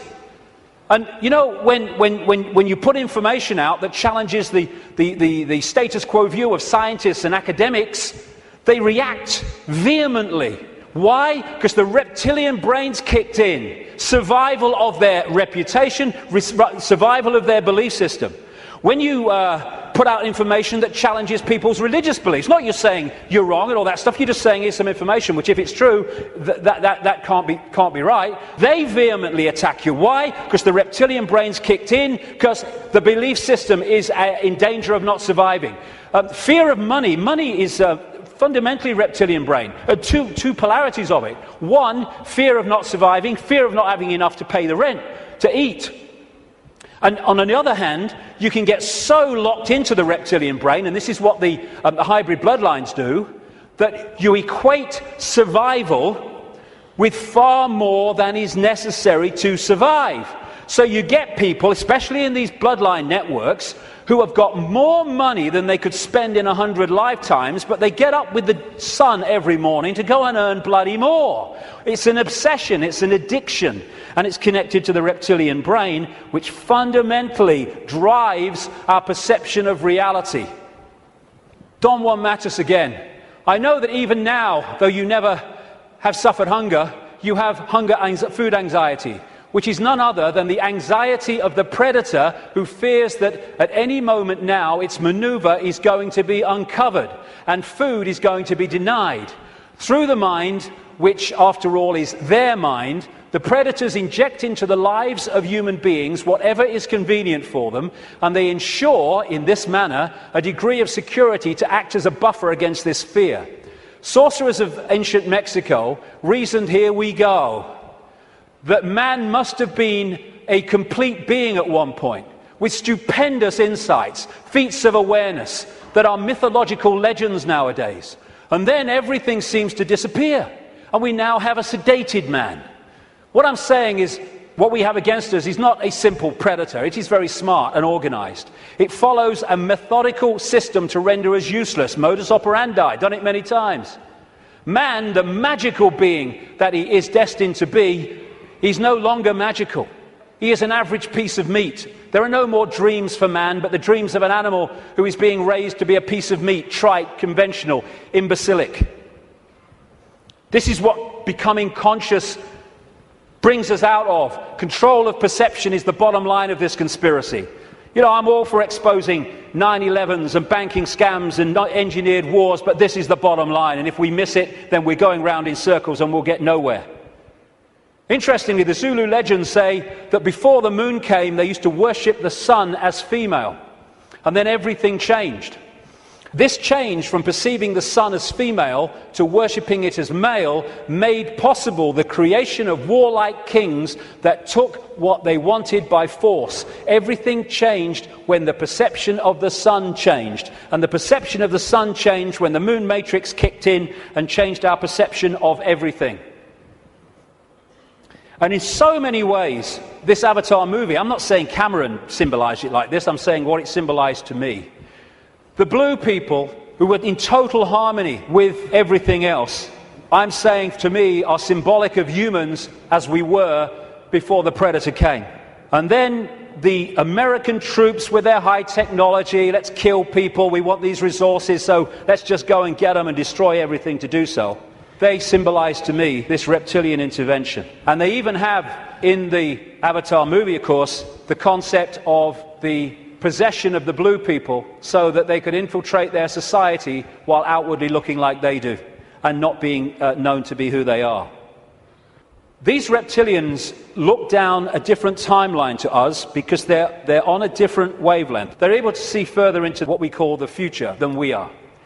And therefore, if you access this network of secret societies, especially the inner circle, you can access the projected future of human society which this is planning.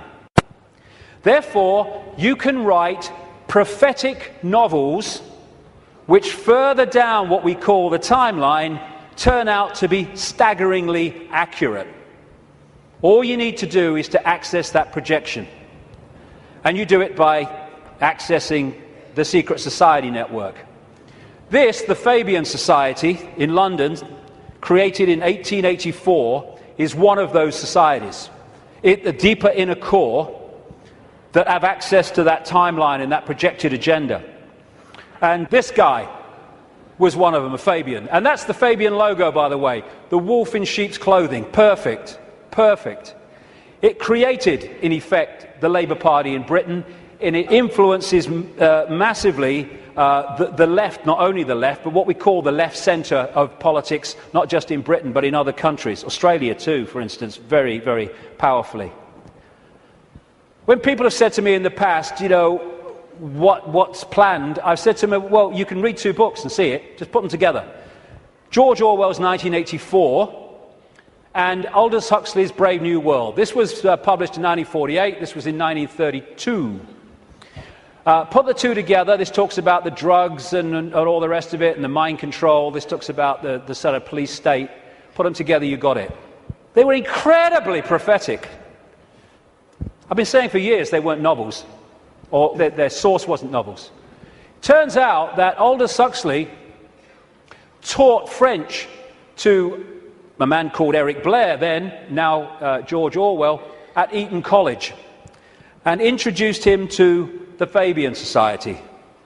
And this was the knowledge base, plus no doubt others connected, where they got these concepts. And what they said all those decades ago, Huxley's case 1932, is now happening in incredible detail.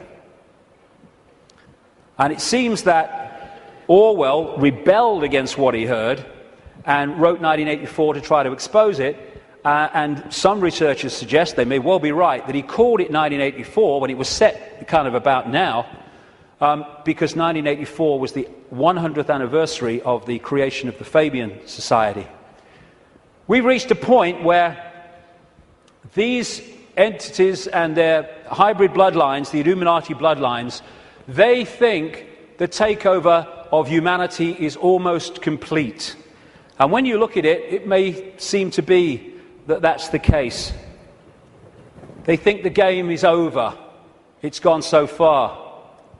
They must be bloody joking. These people...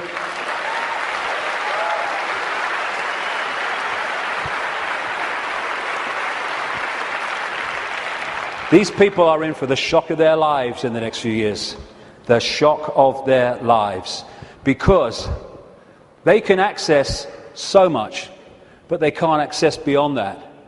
And they think the game's over because it seems to be here, but they can't perceive there. And when that comes in here, and it's very close to doing so, game over. Well, we've come a long way, haven't we? And what we're going to do now then is have a break for, say, 45 minutes, and I'll come back and look at the world as it is now and what's happening. Thank you very much. Thank you.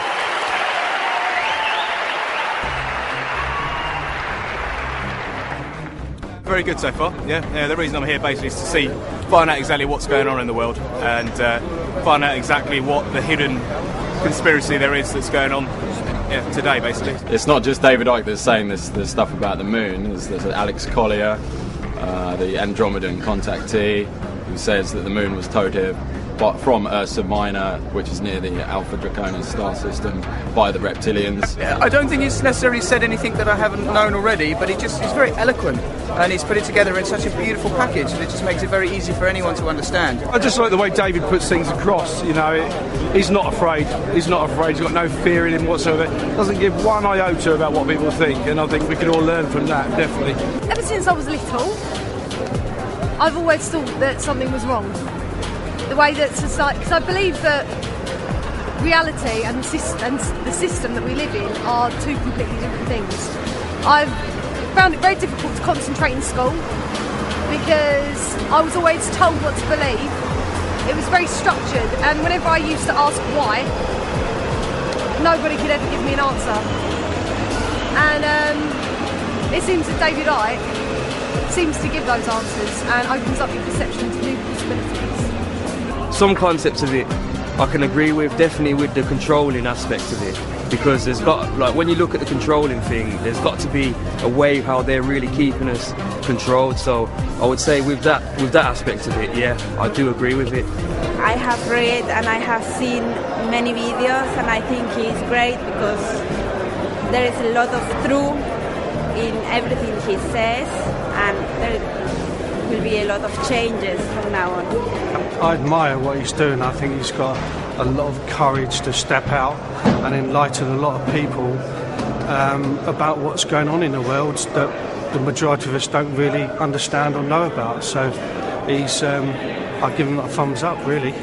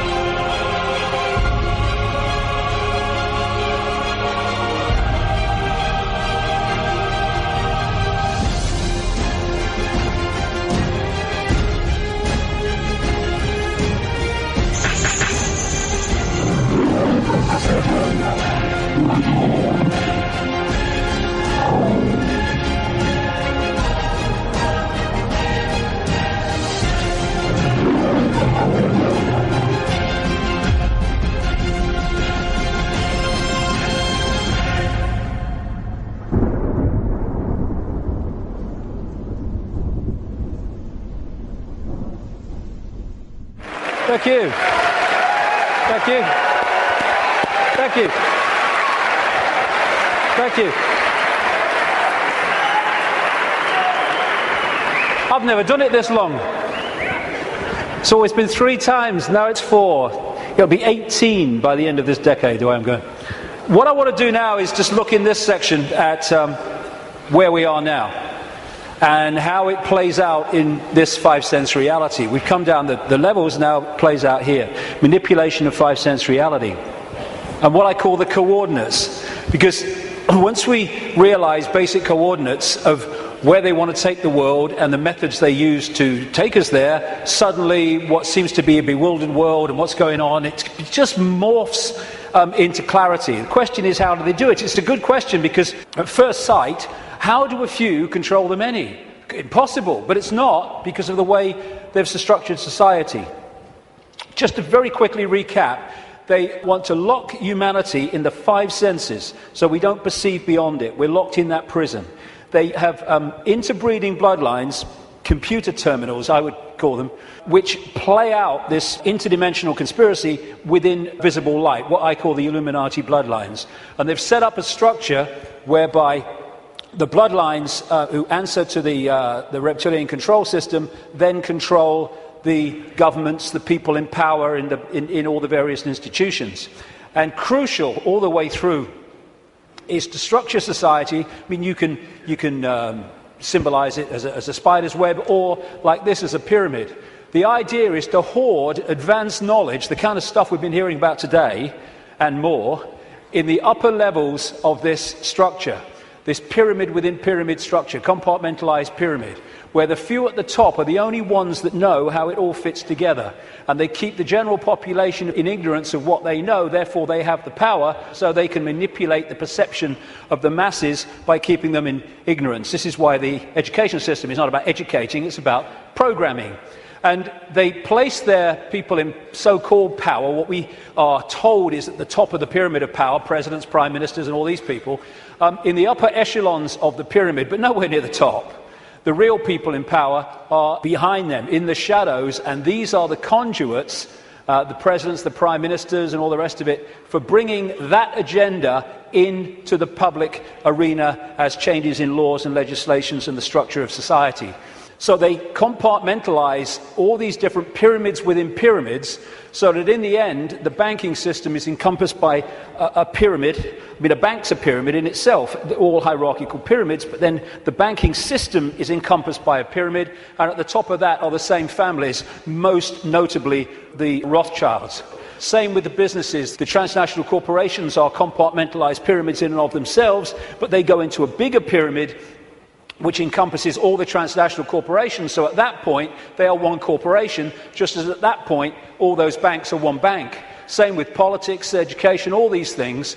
And people in this part of the pyramid here, they go to work, they're not trying to manipulate anybody, they're not trying to create a fascist Orwellian agenda and global state. They just want to go about their careers, earn money, go on holiday, provide for their families. But they don't know how their apparently innocent contribution individually connects with other apparently innocent contributions around the system. When you connect them together, you see it's anything but an innocent direction that it's taking the world. And that's how they keep what's going on in the hands of the few. This is Neil Haig's representation of that. This is the general population, and these are the kind of dark-suit administrators of the system until you get up here to where the control system is. And most even here won't know that exists. Oh, I've just got this order from on high, I don't know where it's come from. Well, maybe we ought to bloody ask, instead of just doing it. And again, it can also be symbolized as the web, where these various strands, they're secret societies, semi-secret organizations, which go out and connect all these apparently unconnected countries, institutions, media organizations, banks, etc. And this Illuminati network, symbolized as the bearded man, spews out all these people who apparently appear to be random. To run for president needs cuckoo land amounts of money. Where do they come from? It comes from here. Where does that money come from? And therefore, you have two people put up for president who are there because of the money provided by this network. Therefore, they've chosen not only who it's going to be, but they've sorted out what the policies are going to be in return for that money. And this is what they do. We think we're choosing our leaders. We're not. It's a myth.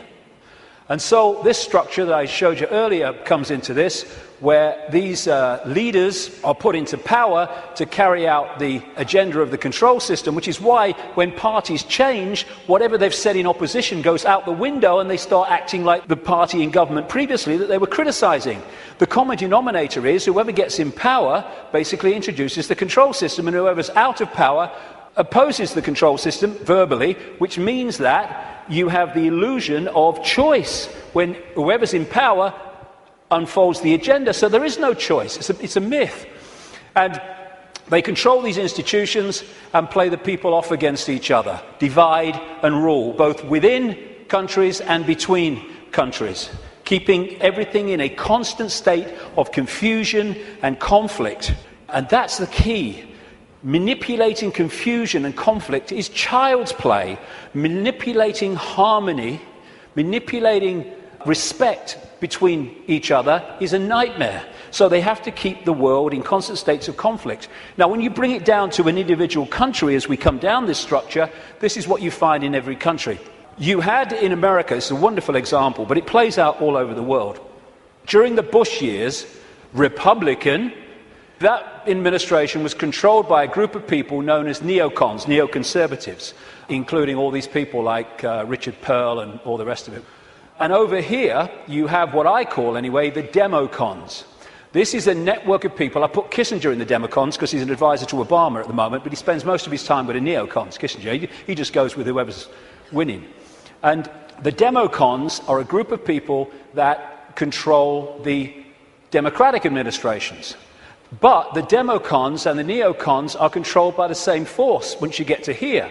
So people think, oh, I voted Republican this time. Oh, I'm going to put the Democrats in because I like that Obama. Got a nice smile. And what you're doing is voting for this, whatever. And that's what's happening in this country. Same thing. And so when people say Big Brother Bush or Big Brother Obama, no, it's not. These are just puppets. Dance. I said dance. When I say jump, I mean Olympic high jump record. This is the thing. You take one mask off, you put another mask on. And because it's a different mask, we think it's a different administration, we think controlled by different forces. No, no. And what you have is the movie playing out in the public arena, people who appear to be in opposition to each other when they're controlled by the same puppeteer. And once you look beyond the movie, that's when you start to see what's really happening in the world. So the cards are moved around in line with an agenda for the constant, incessant centralization of power. And it's done with people who, I keep coming back to, have a DNA with empathy deleted, which means anything goes in pursuit of this agenda. And the people are misdirected, diverted by the way society is manipulated and controlled, increasingly so, with more and more laws affecting the fine detail of our lives, so that we spend so much time surviving and rushing around, we don't lift our head up and see what's going on. So puppet people are essential to the few controlling the world. And when we cease to be so, and it's happening more and more, then this will be over. Humans have been put into this round and round and round circular lifestyle where 1 week leads into another week and another week, just a repeating cycle of action and work and sleep and eat and work and sleep and eat for so many people. And this is the structure that they're moving towards. Why? Because when you're the few and you want to control the many, you have to centralize decision-making. The more diversity of decision-making there is, the less control any central point is going to have over it. So what you need to do is constantly centralize power, so control over more and more and more people goes into fewer and fewer hands. We started with a tribal situation a long time ago. The people in the tribe decided what was going to happen. We then brought, as part of this centralization, it's gone over at this whole period I'm talking about, the tribes came together into what we call nations. And now, a few people at the center of the nation are dictating to all the former tribes that make up that nation. We're now well into the next stage of that, which is bringing nations together under unions like the European Union, so a few people at the center are now dictating to all those nations which are made up of all those tribes before. And the next stage of that, which they're already preparing for, is to take us into a world government that would dictate to these unions that are building up, like the European Union, the American Union that they want via the North American Union, the Pacific Union, evolved out of organizations like APEC, Asia-Pacific Economic Cooperation, and the African Union, already in place, evolved out of the Organization of African Unity and other bodies. And what they done in many of these unions is start them off as free trade zones, just for jobs, that's all it is, no worries. And then they've turned them into fully fledged dictatorships, which is what happened in the European Union. And the reason is that you've got to centralize power if you want to get more and more control in the hands of the few over more and more people. So coordinates. Some of these things I'm going to talk about in this section are quite controversial, but they need bloody saying, so sod it. Methods of manipulation. Coordinates 2. How do they manipulate this? One of the coordinates, one of the methods of manipulation, a massively important one to understand, is one I've dubbed problem, reaction, solution, where you want to change society in a way that if you do it openly, you'll get resistance, massive resistance from the population. So what you do is you create a problem covertly, you blame someone or something else for it, you pass that fake version of the event through the unquestioning, pathetic mainstream media to the people, unquestioned overwhelmingly and certainly uninvestigated, and you want the people to react to the manufactured problem with outrage, with fear, and you want them to say, do something. What are they going to do about it? At which point you then offer solutions openly with changes in legislation and society and its structure to advance your agenda. And because of the problem reaction solution, you do not get the resistance here that you would have got without the manufactured problem. 9/11 is a bloody classic. Another way of describing this is ordo ab chaos, the Latin motto of the 33rd degree of Scottish Rite of Freemasonry, order out of chaos, problem, reaction, solution. Create the chaos, then offer the order, your change out of that chaos. So like I say, 9/11 was a wonderful, classic, most blatant example of it. You want to change society, so you create a massive problem. As a result of that problem, you offer the solution, all there, written and ready, the Patriot Act in America and around the world, their versions of it, to change society and to launch a war on terror and an invasion of countries like Afghanistan and, by implication, Iraq. This is Zbigniew Brzezinski, President Jimmy Carter's national security advisor and a major mentor going back to the 1980s of Barack Obama. This is what he said in 1997 in his book. Moreover, as America becomes an increasingly multicultural society, it may find it more difficult to fashion a consensus on foreign policy issues, except in the circumstances of a truly massive and widely perceived direct external threat. Therefore, we create one, 9/11, and bingo, we then introduce what we say must happen to stop the terrorists. In other words, we change society and advance our agenda, the Orwellian state and all the rest of it. These buildings were brought down because they were made to come down. And similar buildings around the world that burnt for longer and were much more fierce never came down. And these are the only buildings of their kind who've ever come down because allegedly of fire. The official story of 9/11 has just left the room. And I've gone into that in great detail before. I'm just using it as an example of problem, reaction, solution.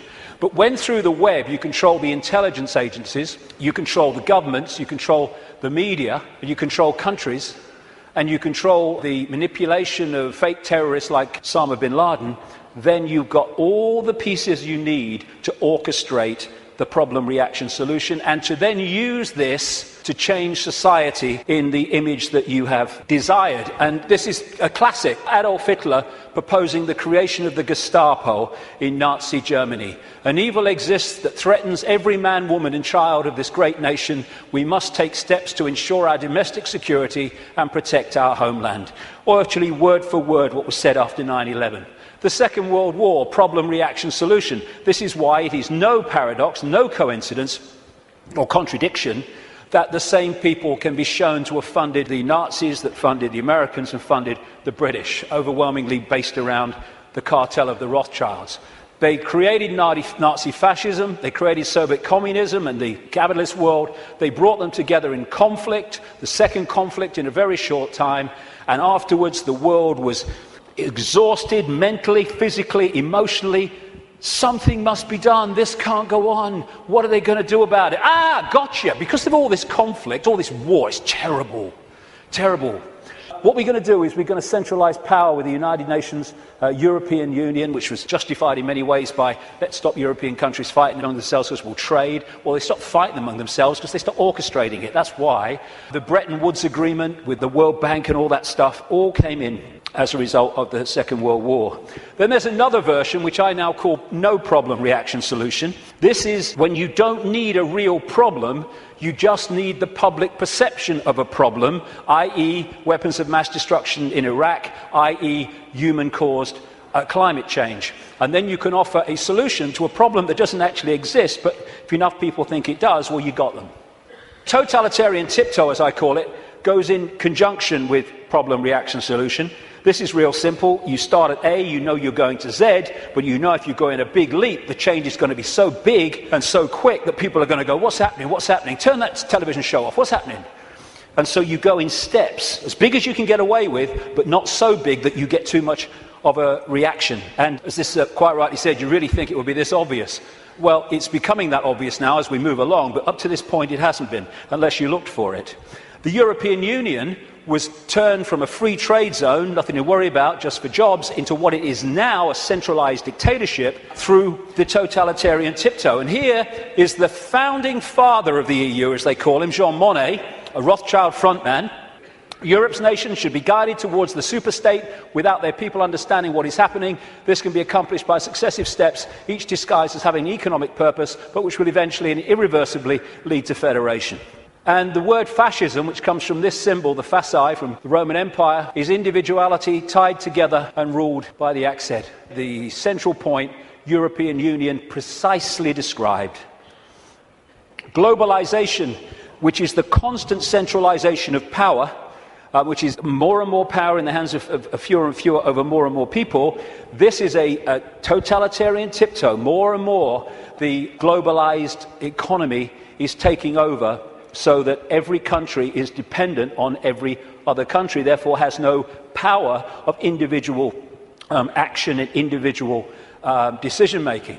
Free trade, which means freedom to exploit, which means you can get sweatshop workers here to make your stuff for a few cents, and then you ship it over here and you sell it for as much as you can get. It's called free trade. Everyone's in favour of free trade. You can't be against free trade. This is also part of this globalized centralization of power, which is designed to do this, and it increasingly is doing this. It means that if you're dependent within your country or your community on things outside of your influence, then everyone is dependent on everyone else, therefore has no self-sufficient ability to make decisions in their own lives and their own communities and their own countries. And the reason that they want to do this is they want to make everyone dependent on something outside their control, because dependency equals control. It's like abundance and scarcity. We live in a world which could be incredibly abundant. Nobody should be hungry on this planet, for goodness sake. Africa could feed the bloody world. It can't even feed itself. Why? Because of the manipulation of that continent by this crowd. And so we have all over the world, because there's no empathy, no consequences for them emotionally of their actions, we have manufactured scarcity, because abundance equals choice equals freedom. Scarcity equals dependency equals control. And that's why we have manufactured dependency. We have people hungry in a world of plenty. Coordinate 3, the cement. There are certain organizations, networks, rings, that act as the cement that holds the web together and holds people within the web together. Close to the spider people are the Rothschilds. And when I talk about the Rothschilds, one thing, I'm not talking about all people called Rothschild. The vast majority of people called Rothschild won't have a clue what other Rothschilds in that dynasty are doing. And secondly, I don't even mean only people called Rothschild. I mean the Rothschild bloodline, which has infiltrated many other enormous numbers of other families and groups, which then come to power under other names other than Rothschild. Because if the president's Rothschild, the bloody guy here is Rothschild, the bloody newsreader's Rothschild, what's going on? Instead of that, you have people under different names. So I'm talking about the Rothschild bloodline and the scions of that family, the people that run that family. Not everyone called Rothschild. There's a lot of people in that family called Rothschild who don't have a clue what's going on. But they, through these various cements, control all these different and various apparently unconnected organizations. Now, one of the cements, of course, is the secret society network. That's pretty obvious when you look at it. And these are some of the major ones, but there are even more exclusive ones as well that operate in tiny, tiny cabals. But it's not just the secret society networks. They connect into the satanic networks, where they literally carry out human sacrifice and such horrors, which these bloodlines have been doing all the way through. Now, no one has a problem with the fact that then primitive ancients used to sacrifice people and torture people and all that stuff, But that was, at one time, kind of acceptable because it was the way they did things. As it's become unacceptable, it's still gone on, same bloodlines involved, but it goes on secretly, obviously. And this is the paedophile rings, the sexual child abuse rings, which connect into that and connect into that. That's not saying everyone in a secret society is a paedophile. It's not saying every Satanist is a paedophile. It's not saying every paedophile is a Satanist from every secret society. But there are rings, connections between these organizations and groups that hold them together. It's a bit like the Olympic rings. They connect into each other. And you find, this is why, as I researched this over these last 20 years, when I have researched through people in power like politicians and bankers and even some media people and stuff like that, you know, after this time of researching this and the recurring themes, that when you get far enough into it, you're going to come across a secret society, but you're almost certainly going to come across either or both Satanism and child abuse, sexual abuse, paedophilia. And there's a reason why the ratio of such people is massive in the upper echelons of this control structure than it is in the general population. There's a blueprint which you find in every community and every country. It's a blueprint of how this works and how the Satanists and the paedophiles and the secret society people end up in positions of power and influence to direct this conspiracy. So the paedophilia and the secret societies and the Satanists operating in these interconnecting rings then infiltrate their people right across the web, which holds the whole thing together. Now, Satanism is staggeringly common compared with the public perception of it. And there's a number of reasons for it. First of all, they're sacrificing people literally to the gods, the serpent gods. When you see these ancient accounts all over the world of how they used to sacrifice people, young virgins often, and what does young virgins code for? Children, to the gods, because they put them through the sacrifice ritual and they build up the terror. What happens is the terror reaches a point where a certain adrenaline pours into the blood, and the people doing the ritual then drink that blood and they get a real high from that adrenaline. But as the sacrifice is going on, the victim is also releasing energy, very powerful, low vibrational energy, and the entities, or entity, whatever it is, just outside of visible light is feeding off that energy. They're feeding off us like vampires in so many ways, and that's one of them, and one of the reasons for these sacrifices of people to the gods. The other thing is that they, and I've talked to Satanists who've seen this happen, or former Satanists around the world, they create an energetic environment which is almost a stepping stone, like halfway house, which allows these entities to come in to the ritual. I've talked to people who've seen these entities manifest in the rituals because of the way they have created the energetic environment. Anyone who's looked even mildly at this whole conspiracy in this area will know about Bohemian Grove in Northern California, where the elite, the presidents, the Bushes, the Kissingers, the Rockefellers, all these people go and take part in rituals under a 40-foot stone owl. And from what I am told by people who've been there in a victim state, they, in smaller groups, because it's 2,700 acres of redwood forest, actually do sacrifices there too. And all these people are involved with their satanic gods and all the rest of it. But it happens all over the world, and it happens in a sequence on certain days. You know, we've got a situation with Halloween where it's now like bloody Christmas. If people only knew what happens on Halloween, what happens across Beltane, May Day and all that stuff, to kids all over the world, in extraordinary numbers, there would be no celebration of Halloween.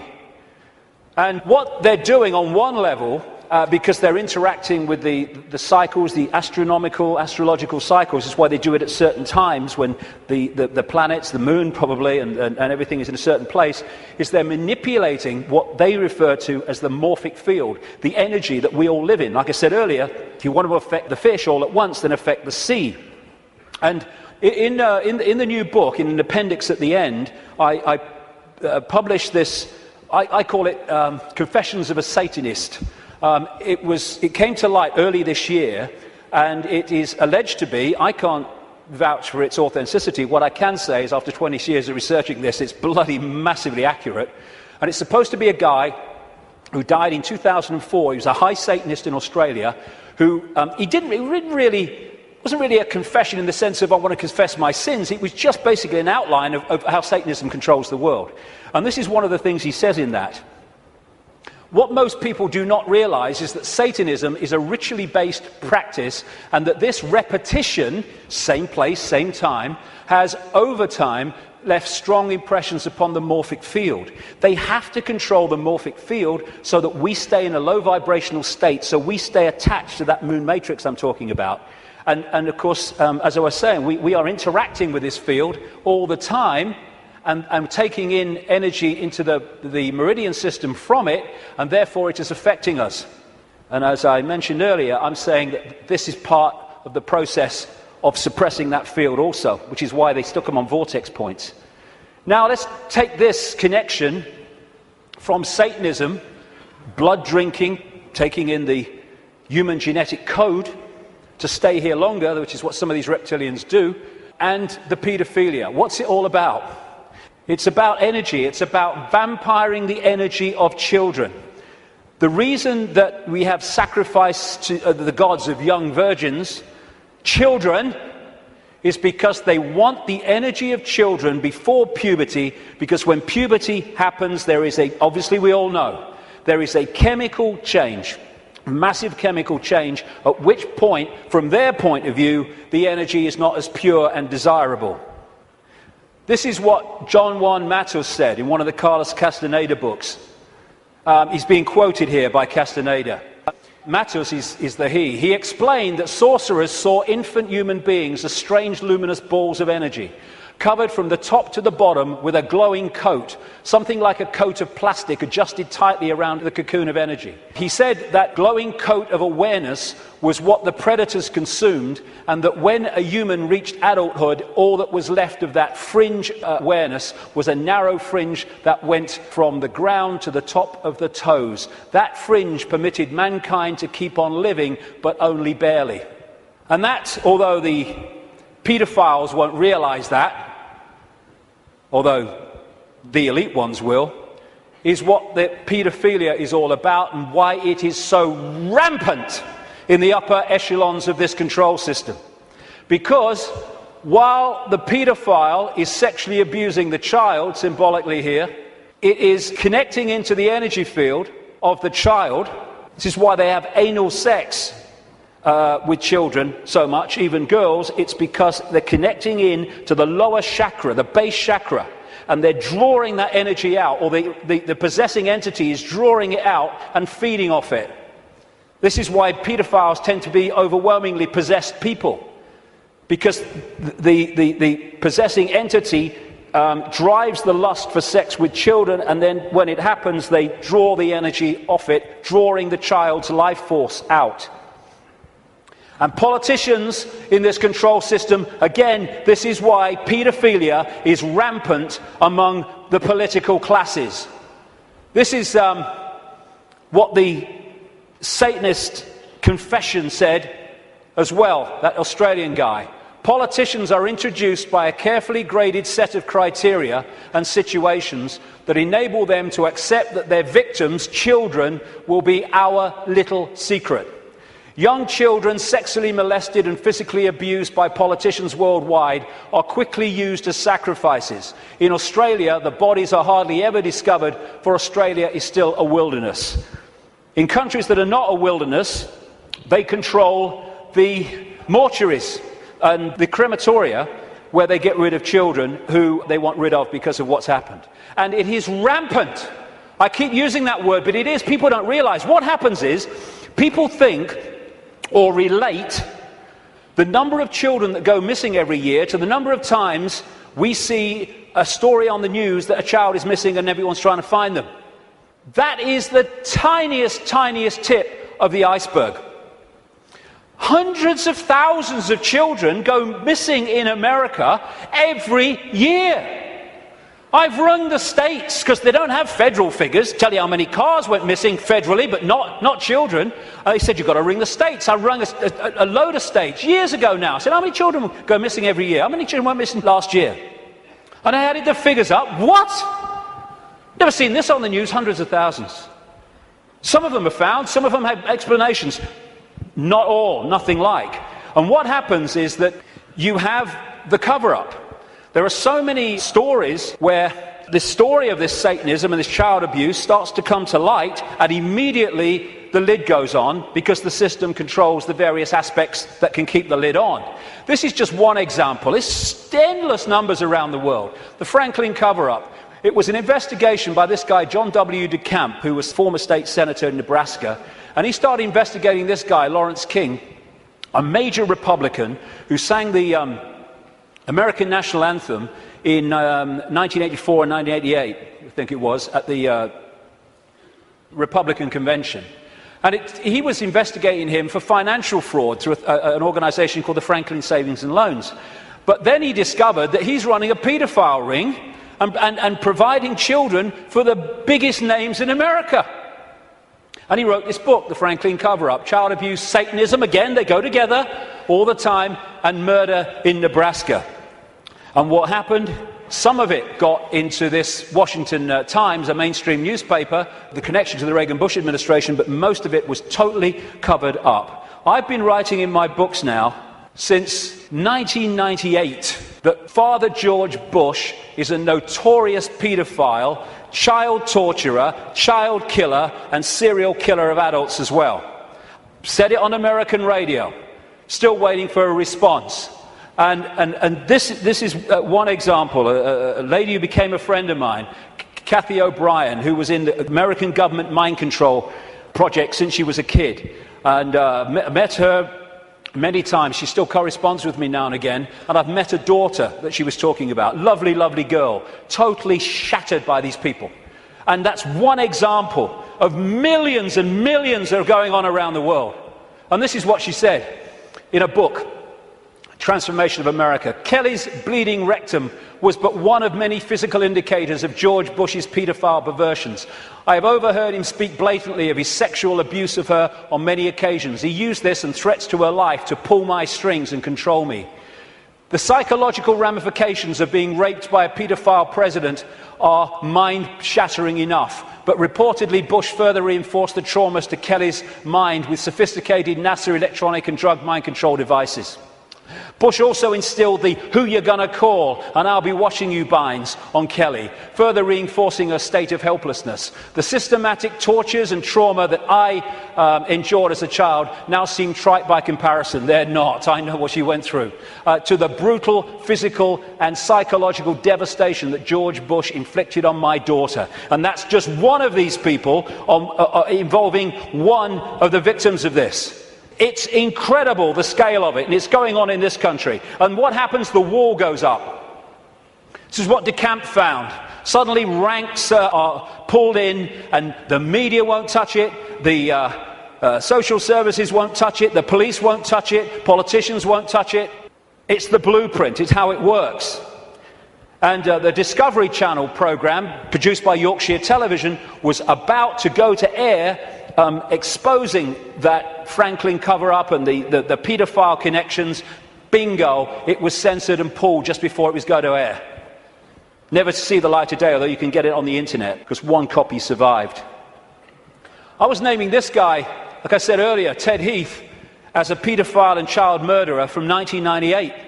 This guy's record of killing children is extraordinary. Prime Minister of this country. This fella, Thomas Hamilton, the man who went into Dunblane Primary School and killed 16 children and a teacher, he was a procurer of children for the Scottish political elite, which locks into the Westminster political elite, and the satanic rings that lock into both. That's why they took the records of this case and ordered them to be locked away for 100 years. And then, if you've been following my website recently, and many other websites too,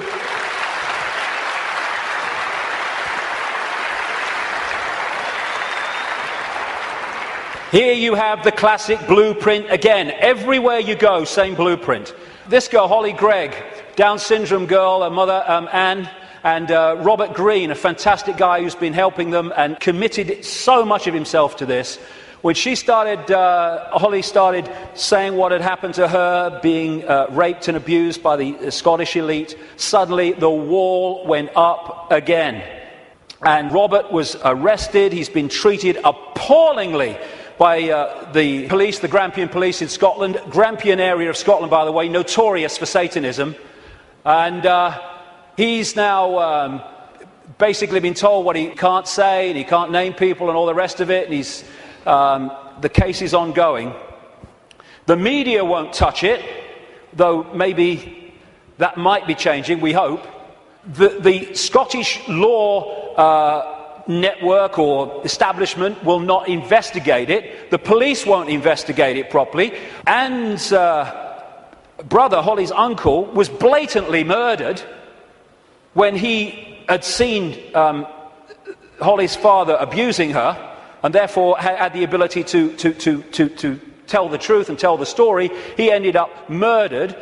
And a cover story of suicide. When you see the story, suicide, are you kidding, was put together by the Grampian police. And Robert Greene is a man who, if there were more of his like in this world, then this world would be a very much better place.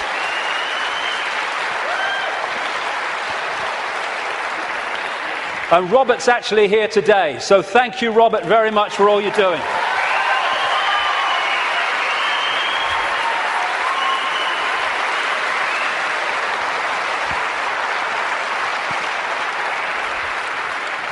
This is how they create the wall. You have again the pyramid system.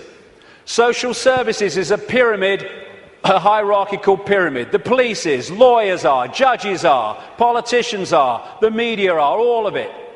The medical side, the doctors, the coroner's offices, they're all part of these structures. And up here, they all eventually fuse into the same group, the same ring of people, controlling force. And what they do is they put in these pyramids people in the positions of power who are in the ring, or in the club. You do not have to control everybody in social services to stop investigations or to enforce investigations to take children away for no good reason. You just have to control the level of social services that makes those decisions.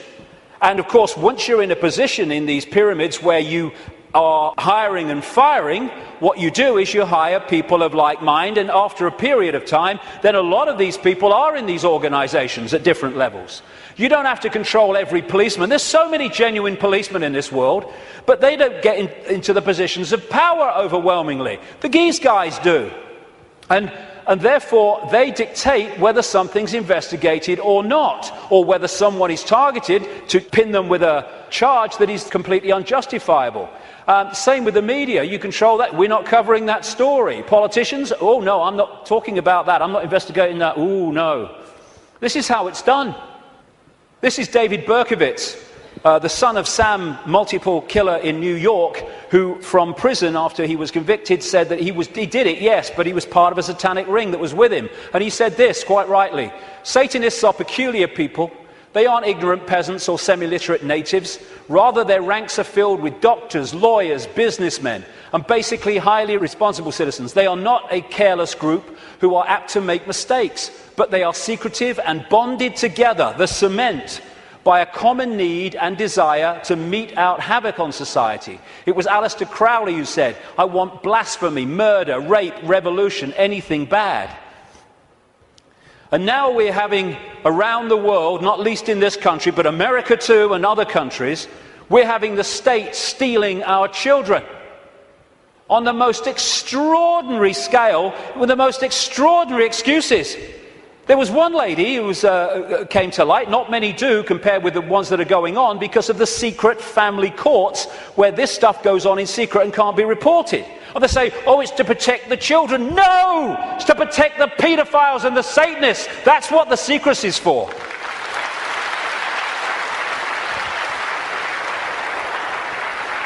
And this lady, her and her husband had spent £38,000 on fertility treatment so they could have children. She had twins, I think it was twins, and she made a joke when social services came round, when the baby came out of hospital, and she said, oh, birth has ruined my figure. It took her children away. And then when she furiously resisted, they said, the mother has anger problems, which are a danger to the child. It's unbelievable the number of children that have been taken away from their parents for no reason. This guy, Tim Yeo, a Conservative MP, just before the last election, said in Parliament, using parliamentary privilege, he accused his local council of kidnapping a 9-week-old baby from parents. But it's the tip of an iceberg, and a gathering iceberg. All over the world, like I say in the book, I've looked at America as well, it's happening there. And what did Aldous Huxley, the Fabian prophet in Brave New World, talk about? The fact that children were going to be taken away from parents, parents were going to become no longer, not even relevant, they're no longer even part of society, and the state was going to take control and bring up all children. And that is where they're moving towards. And this guy, Ed Balls, my God, whoever named him was psychic. He was children's minister up to the last recent election, overseeing, taking more and more power away from parents, giving it to schools and authorities. And this guy is a former chairman of the executive of the Fabian Society and still a leading light in it. Coordinates to the cement. Now, this might be controversial. I don't give a damn, really, because, you know, we've reached the point here where we've got to start saying what is and not running away from it. What I'm about to say now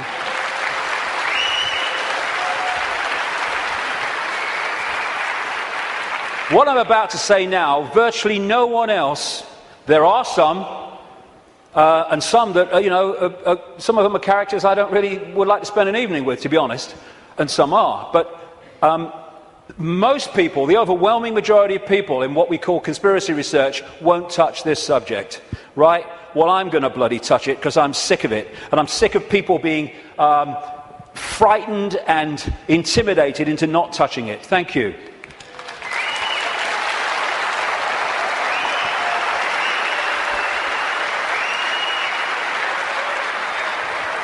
Right. First of all, we as a human race have got to get our fricking heads around what this is, because it ain't what we're told it is. It's not about what's right and beneficial for Jewish people. Jewish people are its victims, not its beneficiaries. Jewish people have been hung out to dry again and again by this crowd that claim to have their best interests at heart, like hell they do. That's why I call this Rothschild Zionism. It was created by them, it is controlled by them to this minute, and it was created as a secret society within the web to massively contribute to the manipulation and control of our global society and individual countries, etc., etc. It's Rothschild Zionism. Anti-Zionism is not anti-Semitism, not that anti-Semitism means what we think it does, because Zionism is not about Jewish people. Even in its play-out way or world, it is a political system, a political philosophy. At its core, it is a secret society putting its agents in places of power. One of the very few things that Joe Biden, Vice President of the United States, has ever said, which is true, is you don't have to be Jewish to be a Zionist. Because of the propaganda, we equate Zionism with Jewish people. It's not how it is. To a very, very large extent. How many people know this? How many Jewish people around the world are protesting, have organizations created to protest against Zionism? Zionism and Judaism are diametrically opposed. Zionism is state-organized terror. How many times do we see this in the newspapers? Never. End of Zionism equals peace. Israel, stop killing Palestinians. I am Jewish and I want that. Why don't we hear about this? We condemn any Zionist aggression against Iran. I thought every Jewish person in the world wanted to bomb Iran. That's what the media seemed to give us an indication about. Another Jew against Zionism. Over and over. Zionist spokesmen do not represent world Jewry. How many people... I thought Ahmadinejad of Iran is supposed to be the great demon of all Jewish people. Look at it. The demonization comes from Rothschild Zionism. We've been totally misled about what it is. Rothschild dynasty created Israel. It paid for the first people out of Europe to go and people Israel after the war. It paid for the building of the Knesset. It paid for the building of the Supreme Court building with all its Illuminati symbols all over it. And some of the people who've broken out of the family, I quote one of them in my book, have actually said, and as I've been saying for years, because it's bloody obvious, that Israel is not the homeland of Jewish people, it is the fiefdom of the Rothschild dynasty, created out of Rothschild Zionism, a secret society. And Rothschild Zionism has been used via Israel to devastate, slaughter, torture an entire nation of human beings, while claiming to be against terrorism.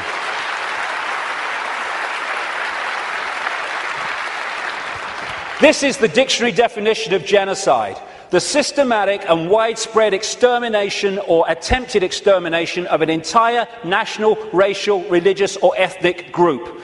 Never can what is happening in Palestine and Gaza have been described so accurately. More and more people killed through war, killed through bombing attacks, killed through shootings, killed through lack of food and adequate medical care. Gaza, the most crowded piece of land on earth, is little more, ironically, than a concentration camp. And the world looks on. This is the face of Palestine. Well, tell me what you see. Combat boots. Yeah, another terrorist 5-year-old. And all the time, Palestinian homes are being demolished in occupied land and given over to these extremist settlers who believe they have a right to it because it says so in some bloody Bible. And then we've got this wall, security fence, which has taken great tracts of Palestinian land, all against international law and all the rest of it. And here is a children's playground being sacrificed as the wall continues, security fence continues its endless way. This green is Palestinian land in 1946. Then we see what has happened since. This is 2000. We're in 2010 now. It's much smaller than that. What was I saying? The systematic and widespread extermination or attempted extermination of an entire national, racial, religious or ethnic group. And I say to these Rothschild Zionists, don't you bloody dare talk about racism of others when you are behind this.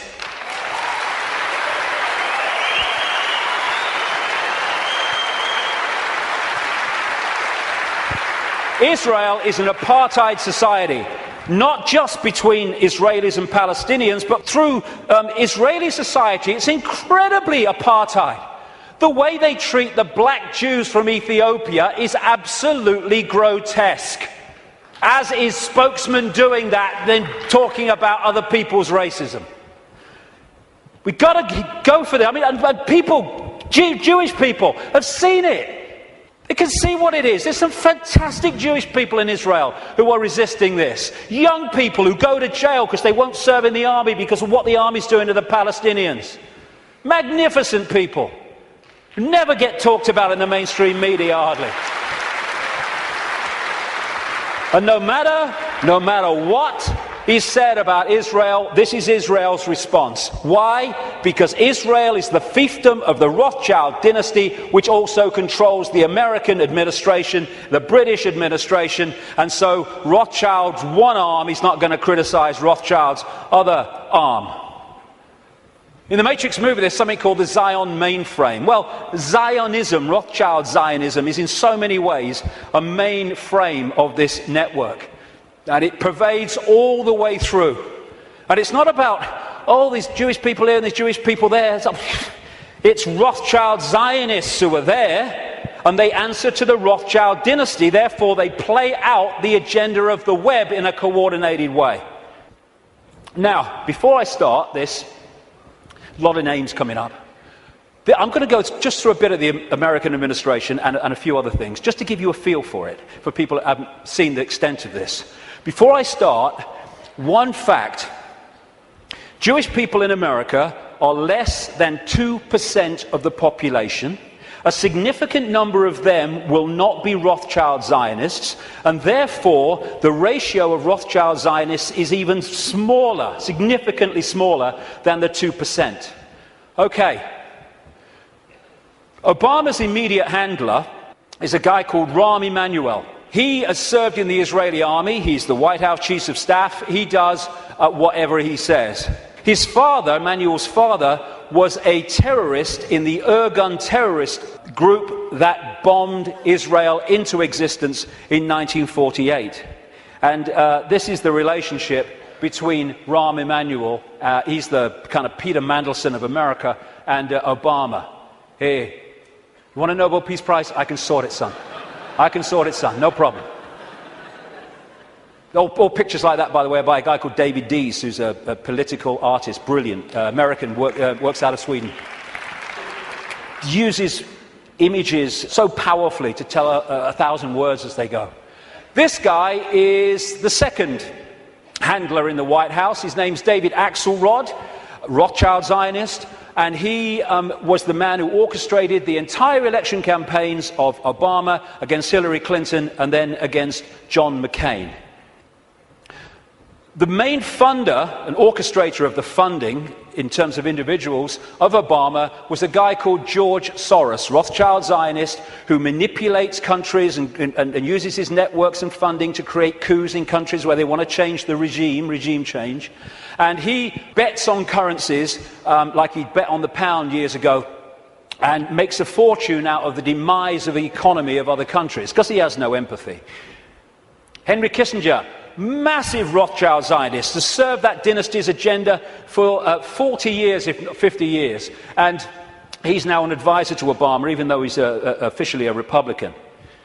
The American economy, the American economic team, is led by Timothy Geithner, Treasury Secretary, Rothschild Zionist, and Larry Summers, Rothschild Zionist. The entire Obama budget is run by the budget director, Peter Orszag, Rothschild Zionist. This man was advising the Russian treasury when the Russian governments were giving state assets away to Rothschild Zionist oligarchs, including Roman Abramovich, the owner of Chelsea Football Club, by the way. It's very easy to become a billionaire when a state says, have these assets worth $1 billion, billions of pounds. Thank you very much. It's a piece of cake. You could buy a football club if you want. And this man's company was also advising the Icelandic Central Bank in the run-up to the Icelandic crash. The Federal Reserve in America, which controls the American economy in so many ways, it's a privately owned, not government-owned central bank, and it's privately owned by the Rothschilds and the affiliates of the Rothschilds, is Bernard Bernanke, Rothschild Zionist. He replaced Alan Greenspan, Rothschild Zionist, who was head of the Federal Reserve from Reagan Bush right up into the Boy Bush administration, and he systematically took away the checks and balances which allowed the mayhem of 2008 to unfold. We keep hearing about Goldman Sachs and all the mayhem that it's created, both in the crash of 2008 and the crash of the economy in Greece. Fundamentally involved Goldman Sachs. Goldman Sachs is a fiefdom of the Rothschilds, headed by Lord Blankfein, Rothschild Zionist. The World Bank, headed by a Rothschild Zionist. The IMF, International Monetary Fund, headed by a Rothschild Zionist. European Central Bank, headed by a Rothschild Zionist. A stream of so-called czars, as they call them in America, controlling different policies and areas, policy areas of the Obama administration, Rothschild Zionists, including Cass Sunstein, who has actually written a paper saying people who have conspiracy theories should either be banned from expressing them or taxed for expressing them. Taxed! Climate change policy in the Obama administration is controlled by Carol Brown, a Rothschild Zionist, and Todd Steen, Rothschild Zionist. Major area of policy. The American administration is utterly awash with Rothschild Zionists, and that is not by accident. It's because they're agents of the dynasty or agents of the control system. It's not about race. Mossad is not the intelligence agency of Israel. It's the intelligence agency of the Rothschilds, and that's why it turns up all over the world in false flag set up terrorist events and assassinations and all that stuff, because it's not carrying out the policy of Israel, it's carrying out the policy of the Rothschilds that control Israel. Now let's look at 9/11. The World Trade Center lease was purchased just a few weeks before 9/11 by Larry Silverstein, Rothschild Zionist, and Frank Lowy, Rothschild Zionist, and the deal was done with this guy called Eisenberg, Louis Eisenberg, Rothschild Zionist, the head of the New York Port Authority. The head of the CIA, who investigated what happened on 9/11, George Tenet, Rothschild Zionist. The Patriot Act, which was brought out, the Orwellian Take Your Freedoms Away Patriot Act in America, was co-authored, justified by 9/11, though it was written before because they knew it was coming, by Michael Chertoff, whose mother was a Mossad agent and who became the second head later of Homeland Security, an organization Orwellian that was justified by 9/11. At the time of 9/11, in the run-up to it, and then the war on terror and all that stuff, the Pentagon was dominated by Paul Wolfowitz, Rothschild Zionist, Dov Zakheim, the comptroller, who managed to lose trillions of dollars and still got away with it. And by the way, when one announcement was made of how much he'd lost or had gone missing in the Pentagon, they announced it on September the 10th, 2001. I wonder if they realized that because of that, it would never see the light of day.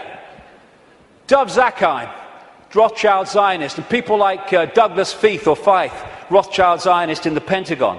Now, as I've said earlier, the Bush administration was dominated and controlled by what became known as the neocons, the neoconservatives, which were a Rothschild Zionist organization, led by people like Richard Pearl, Rothschild Zionist, William Crystal, Rothschild Zionist, John Bolton, Rothschild Zionist, in belief in nothing, if nothing else. And then the 9/11 Commission report, which was the official report investigating 9/11. They wanted Kissinger to head it first until the public didn't take that seriously and he had to step down. But that report, which agreed that the official story of 9/11 was true, was written and overseen by Philip Zelikow, Rothschild Zionist. The judge, Alvin Hellerstein, who is hearing and overseeing the cases of the 9/11 families, who have taken out lawsuits to try to find the truth of 9/11, etc., Rothschild Zionists, making sure that truth never comes out. Think of the ratio I said earlier as I go through this. The man who coined the phrase, he was a Bush speechwriter, the axis of evil, which targeted Iraq before they invaded Iran and North Korea, was David Froome, Rothschild Zionist. So when you look at this, because Israel is the fiefdom of the Rothschilds, you see that this dynamics, or you'd think, is the man of 300 million people, the superpower, is the most powerful of the two. No. He is controlled from there.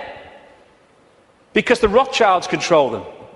Do you know Israel has the second biggest F-16 fleet in the world? The biggest outside of America? It's a slither of land. How did they get them? Dov Zakheim, as comptroller of the Pentagon, Rothschild Zionist, made a load of weaponry and planes in America scrap when they weren't, so they could be passed for a song to Israel. These two guys, they produced a book last year, The Israel Lobby and US Foreign Policy, and they say this: Israel receives about $3 billion in direct foreign assistance each year, which is roughly 1/5 of America's entire foreign aid budget. In per capita terms, the United States gives each Israeli a direct subsidy worth about $500 a year. This largesse is especially striking when one realizes that Israel is now a wealthy industrial state with a per capita income roughly equal to South Korea and Spain. Another writer, a former BBC and ITN journalist, produced a book, Zionism, the Real Enemy of the Jews, and my God, is that true?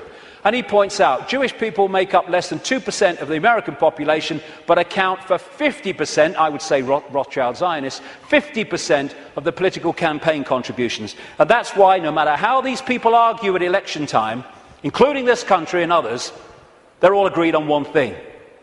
What goes on in Gaza? Keep quiet, keep your head down. And I block that out because I don't want anyone to see what's behind it. It's horrific.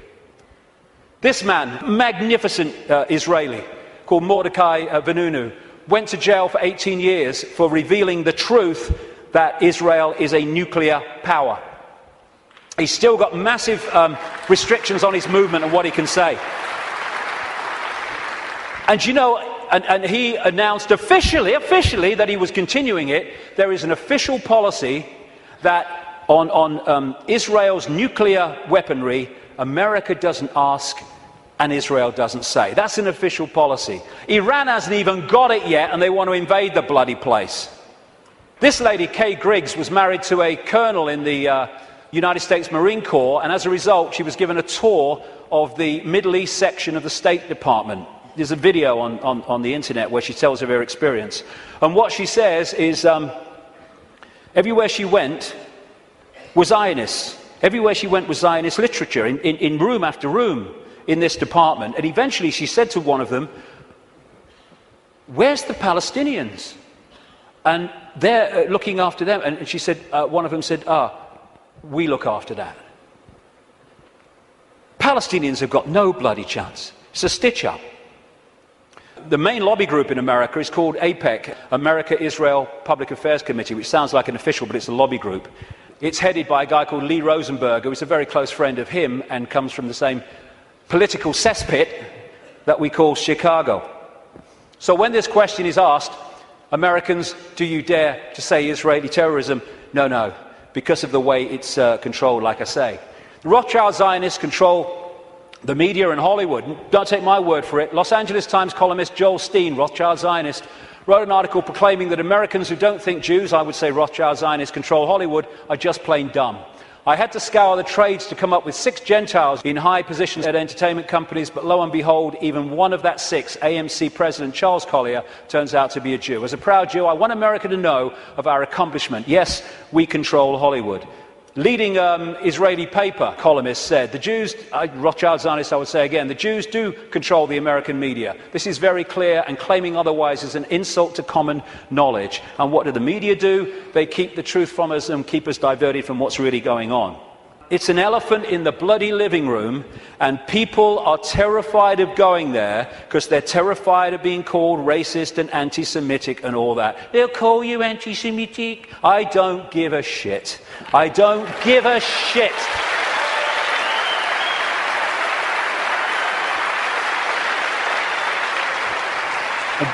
Very quickly, it's the same in this country. There was a very, very good documentary, and it was a kind of stand back in amazement that it actually got out, by a guy called Peter Oborne, a journalist, in the Dispatches series on Channel 4 that looked at the Rothschild Zionist control of British politics through organisations known as the Friends of Israel. Each party has one, but of course they all connect, so it's actually one network. And again, just like in America, never any criticism.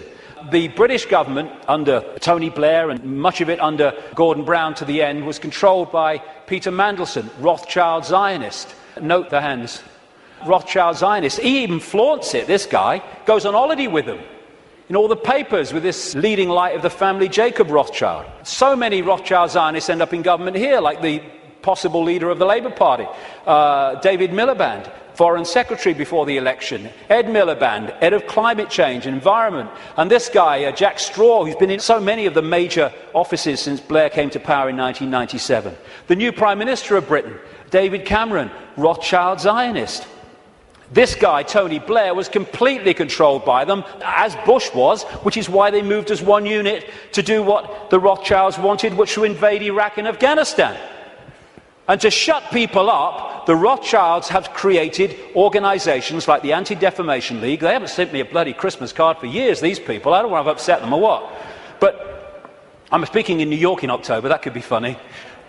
Anyway, they set these organisations up to target those people who are saying the sort of things that I'm saying.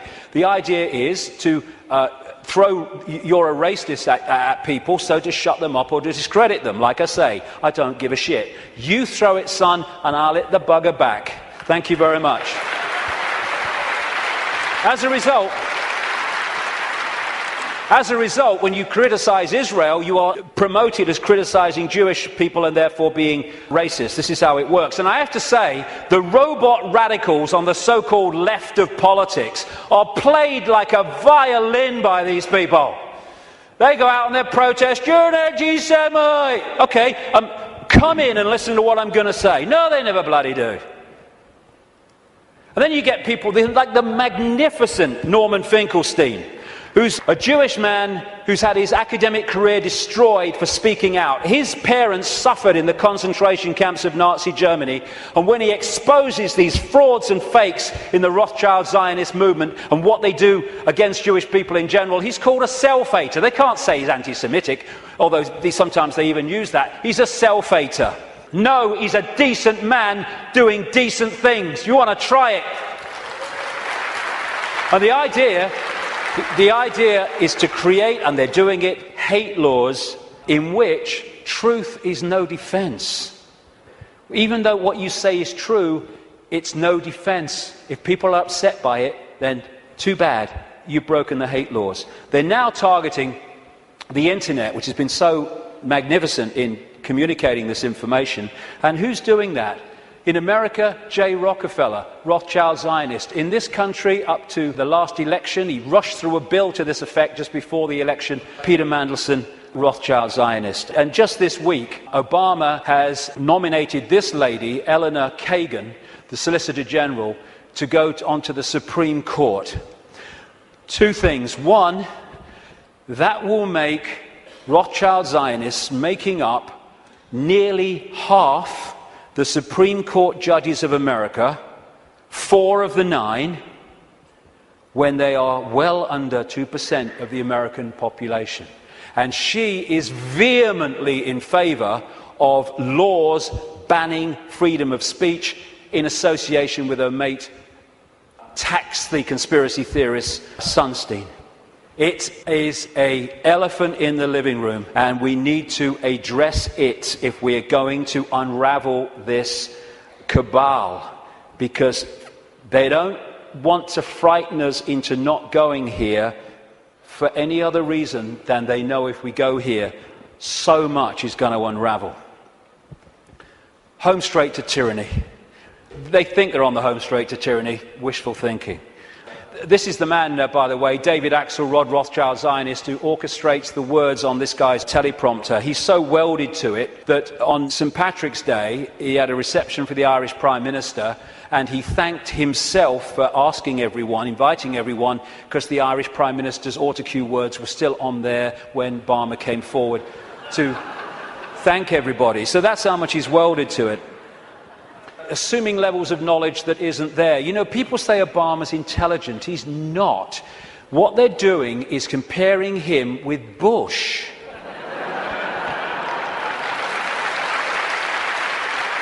And slow horses look fast when they're running past trees. We have the secret agenda unfolding, and this is the movie. Bush is in the movie, now Obama's in the movie, but it's the same movie. And he's just there to change and Pied Piper the people, although his honeymoon period was encouragingly short. He's another Tony Blair. Will you lie first, Tony, or shall I? Oh, after you, Barack. Tony Blair. If there's ever a half-truth in a Blair speech, it's a typing error. The big change man, biggest contributors came from Wall Street, Goldman Sachs. His background is full of sleazy businessmen like Tony Rezko, who went to prison for fraud, who was a major funder of his political career. Why? Because he's one of the gang. Controlled by Soros, controlled by Brzezinski. Brzezinski's interesting. Brzezinski has been, like I say, his mentor since the 1980s. And this is what Brzezinski said in a book in 1970. The technotronic era, that which we're in now, involves the gradual appearance of a more controlled society. Such a society would be dominated by an elite unrestrained by traditional values. Soon it will be possible to assert almost continuous surveillance on every citizen to maintain up-to-date complete files containing even the most personal information about the citizen. These files will be subject to instantaneous retrieval by the authorities. This is the man who massively is behind Mr. Change, and he was also the co-founder, co-creator of an organisation called the Trilateral Commission, which locks into this network, which I've been writing about for years, a network around a secret society in Britain called the Round Table, including the Bilderberg Group, the Club of Rome, their environmental manipulation arm, and the Trilateral Commission as well. And interestingly, this is very relevant to current events. In his books and his statements, Brzezinski, who's very much, like I say, running the foreign policy of Obama with people like Kissinger, he talks about an area of the world called Eurasia, which is basically from Europe across to China. Now, this is the most significant part of Eurasia on this map. What Brzezinski says, control Eurasia, you control the world, not least because of the massive oil and gas reserves around the Caspian Sea.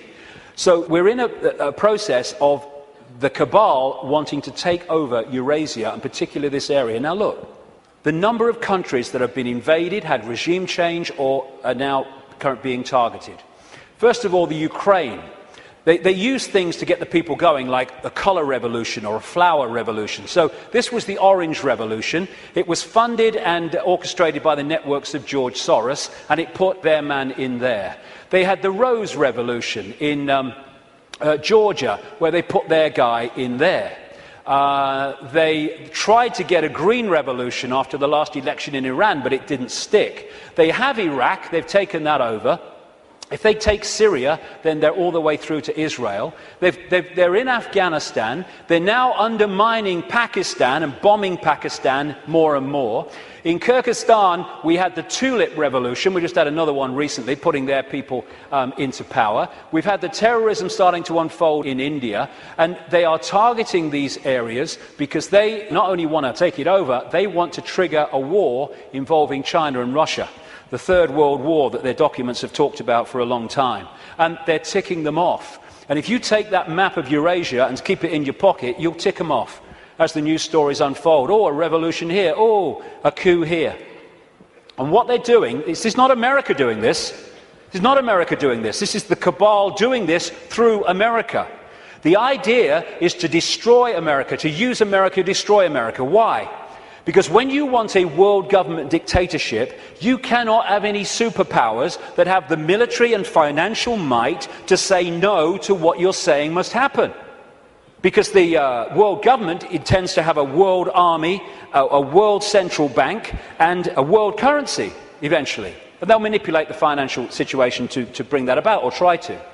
So what they need to do to take the superpower America out is they need to destroy it militarily, and they need to destroy it financially. And that's what they're doing. They're using it on their foreign excursions, and they're undermining its economy to destroy America. And it is going down the pan so fast. And this guy is being used as the front man. Nice smile. Oh, he's a nice man. That's what's really happening.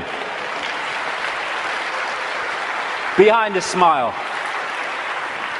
Just hand it on. It wasn't change. There we go. Here's the ball. Make sure you keep the drugs running in Afghanistan, you know. Drop some my way. And what we saw was a presidential problem reaction solution.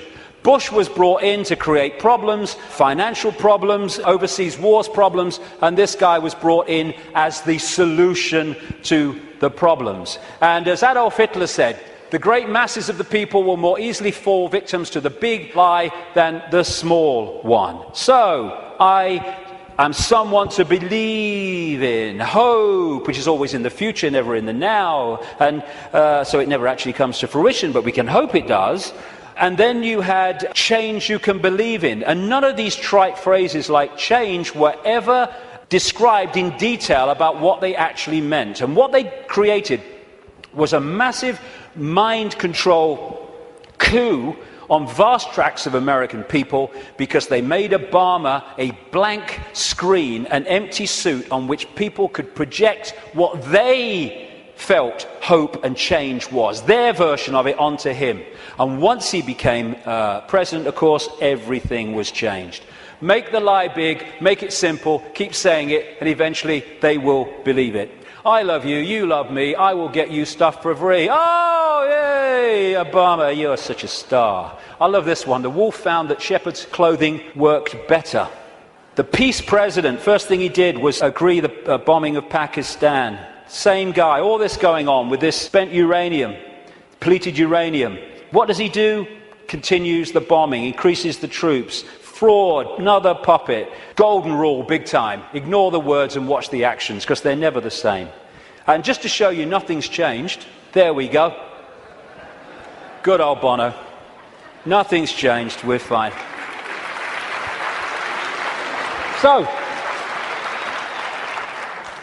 we have this projected agenda, and we're now at the point where they're trying to introduce finally that structure.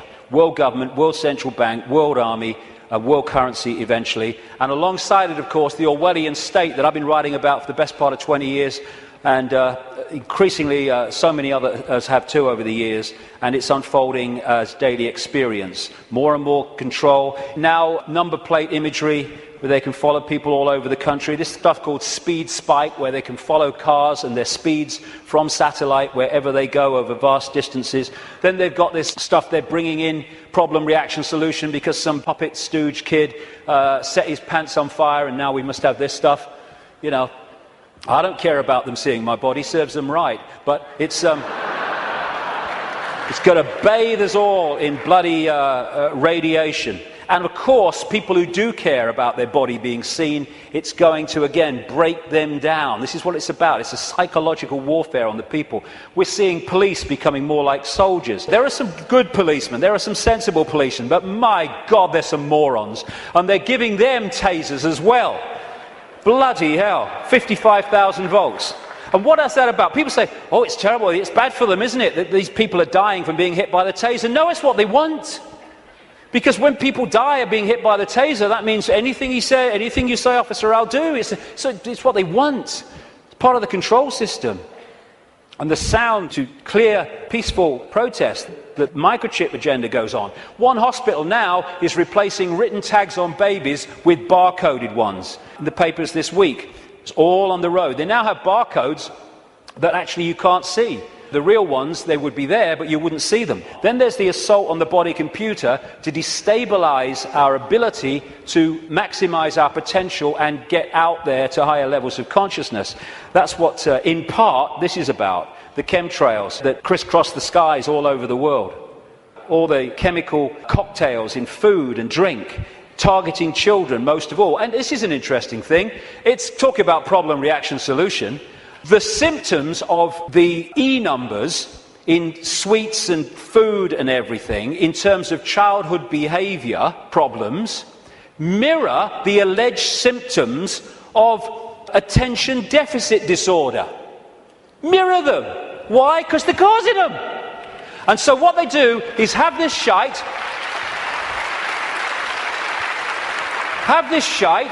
This will chemically imbalance the brain.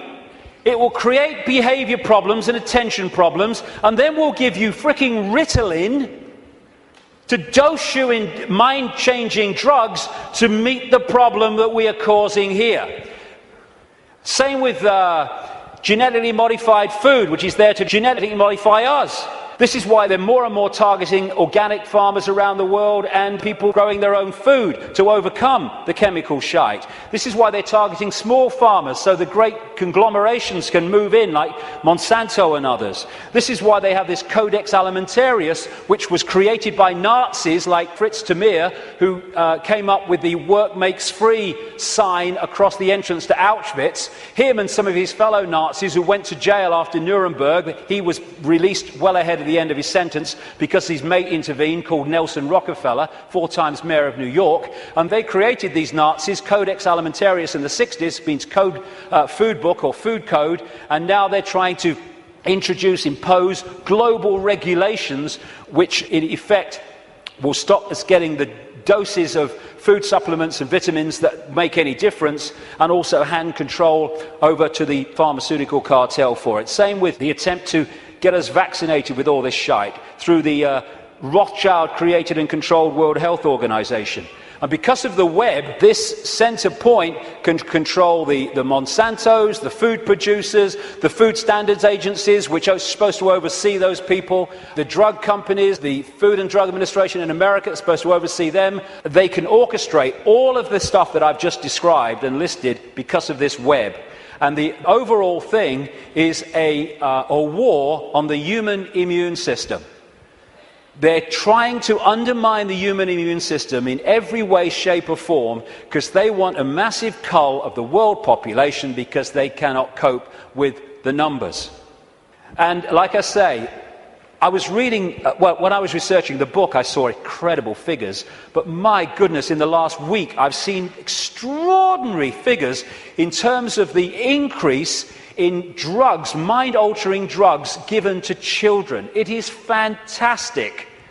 And it's being done systematically to dumb down young people and stop them expressing their true potential for consciousness, which they are. And all that is in here, how that was going to happen, written as a novel by this guy, Fabian Aldous Huxley. They're putting us in a vibrational prison in all these ways. The financial crash was orchestrated on purpose by deregulating, and it's possible to do that because the Rothschilds and their associated families and groups control the world financial system. They're moving trillions of dollars around, so they decide if the stock market goes up or it goes down. If they target the dollar, it will go down. If they target sterling, it will go down or whatever, because they have that ability, and Goldman Sachs is one of their main vehicles for all this stuff. And they can control the world financial system because, once again, they control the banks, they control the Federal Reserve System in America, they control the Bank of England, and they control governments, and they control the reporting of it. And this is the plan. Stage 1, crash the global economy, September 2008. Stage 2, governments throw fantastic amounts of money, credit, money that doesn't exist, but we pay interest on it, at the perpetrators until their financial barrels are empty. Stage 3, and they'll bring this when they feel it's going to have maximum impact, they're going to crash the economy again on an unprecedented scale when governments have no means to respond. That's the idea. Why? Well, the last section will kind of pull all this together because there's something going on which they want to stop. But that's the idea. The more fear, the more disruption, the more stress, the more worry that they can create, the more it impacts upon us in ways that suit the control system, as I've described through the day. And then there's this major element of their plan in the next few years is introduce massive taxation and control and imposition as a result of something that doesn't exist, thanks to this guy. If this guy's involved, it's a scam. End of story. End of story. There you go. Thanks for the Oscar, but I'm totally full of crap. This man's going around demonizing carbon dioxide, which without it the world would not be as it is, and demonizing the greenhouse effect, without which we wouldn't bloody be here. There you go. That's what he's doing. And he's orchestrating all these people. And it's so kind that David de Rothschild has produced this book to help us, Global Warming Survival Handbook. Survival. Now, let's get some sanity into this. This is a graph of greenhouse gases that make up the greenhouse effect. That one, you would think from the propaganda, would be carbon dioxide. It is water vapor and clouds. I think we ought to ban water vapor and clouds. It's the only way to save the frickin' world, right? Every time we see a cloud, they ought to add VAT. I think it's the only bloody way. And this is carbon dioxide. Not only that, the grey stuff is natural, only the green slither is coming from human activity. And we're supposed to believe it's affecting the weather. It's the bloody sun. It's the bloody sun.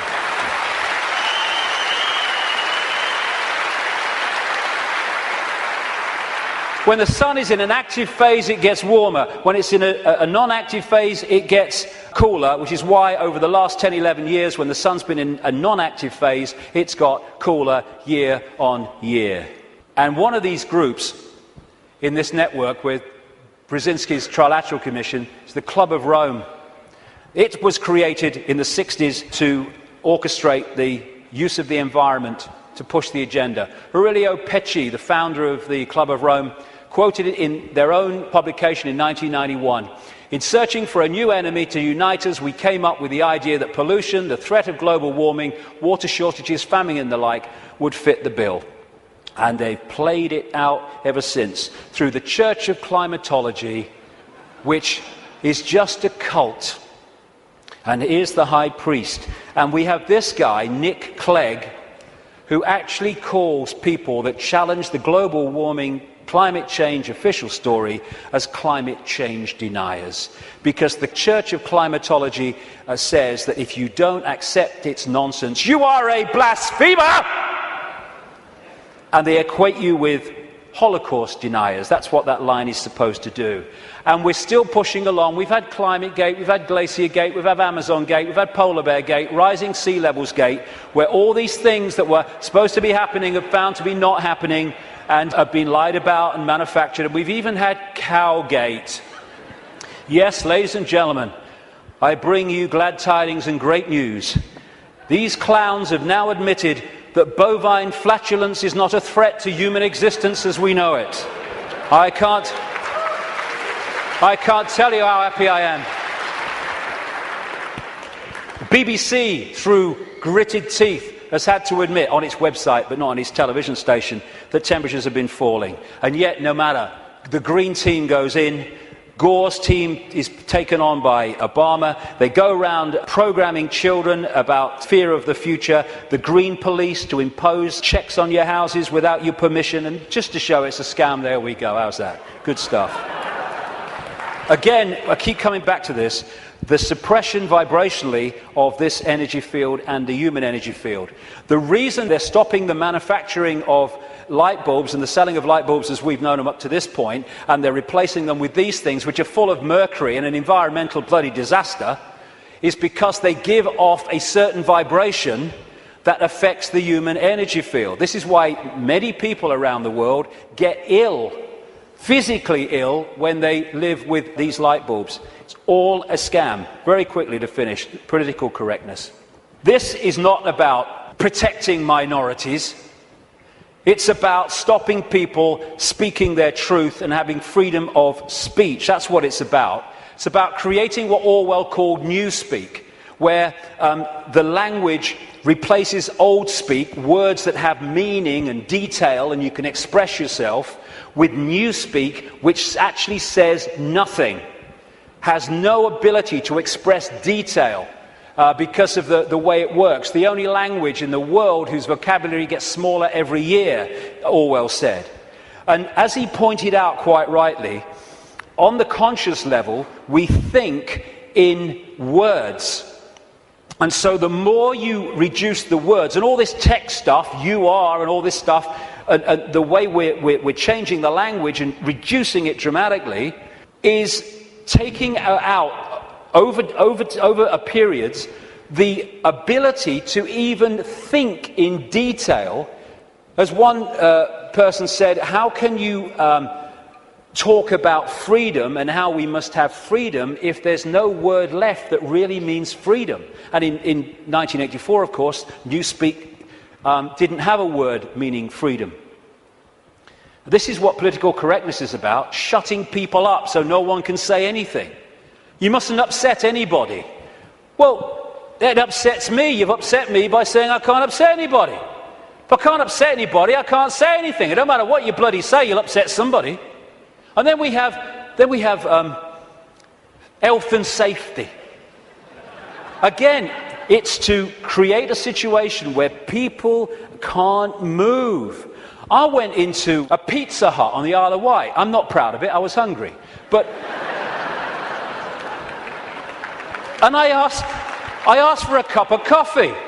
And they said they couldn't make me a cup of coffee because the coffee machine was broken. I said, can't you, true story, I said, can't you put the kettle on? They said, no, we can't use a kettle because of health and safety. It's a bloody cafe. Do not hold the wrong end of a chainsaw. Oh, thanks for that, mate. I might have made a mistake there. And what all this is brilliantly portrayed here by Neil Haig.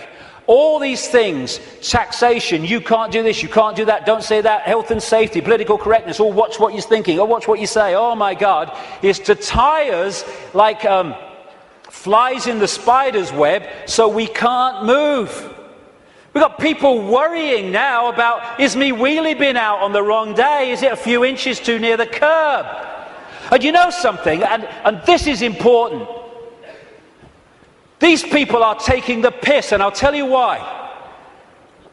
They are throwing this crap at us, and if they don't meet significant resistance, they go, okay, we'll throw even more crap.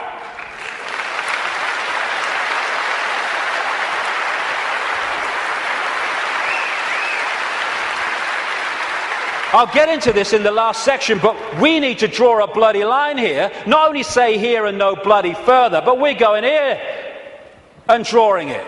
Because otherwise they'll just keep doing it.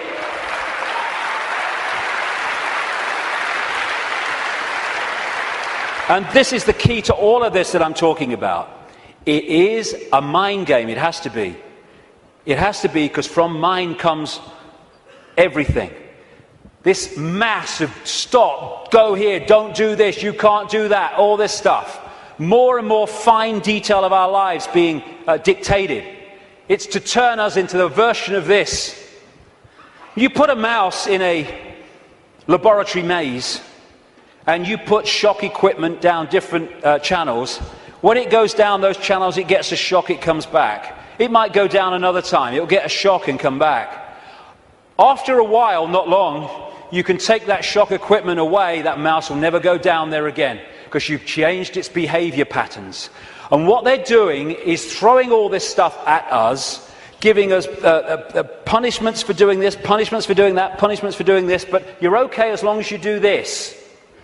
And that channel of it's okay if you do this is getting narrower and narrower and narrower. And what they want to do is to bombard us and batter us into acquiescence, so we become subservient totally to the system. Never challenge it. Just stay in this narrow band of robotic computer terminal perception. To turn this into this. A bar-coded computer terminal, unquestioning, acquiescent robot. And they've done it before in smaller groups. This is China. This is waiting for work in the factory in China. And China is in so many ways a blueprint of the global society they want. 1.5 billion people in China. They're controlled by a relative handful because the 1.5 billion are acquiescent, and therefore they cannot use their numbers to overturn the dictatorship of the few, because they're programmed not to. The rabbit hole goes very deep, even deeper than I've got to now. The journey continues. But it's to control perception and get us to believe we have no power. We bloody do. To get us to believe that we should just follow the one in front, because that's what everyone else does. Like bloody hell we will. And in 10 minutes I'll come back and let's look at what we can do. Thank you very much. Thank you.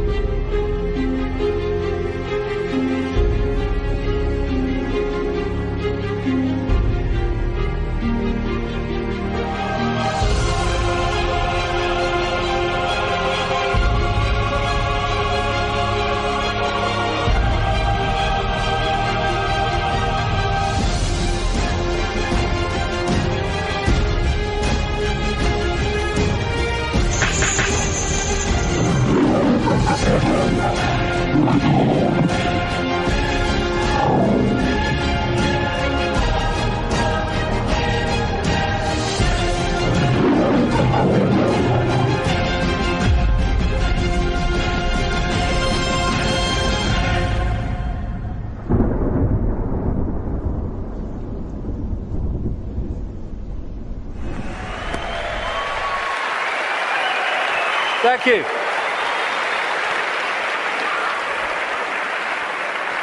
I've changed my smelly shirt for, I think, a very appropriate colour for this last section, actually.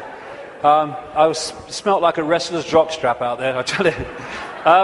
Okay, so where now? Well, this section is about the control system coming down.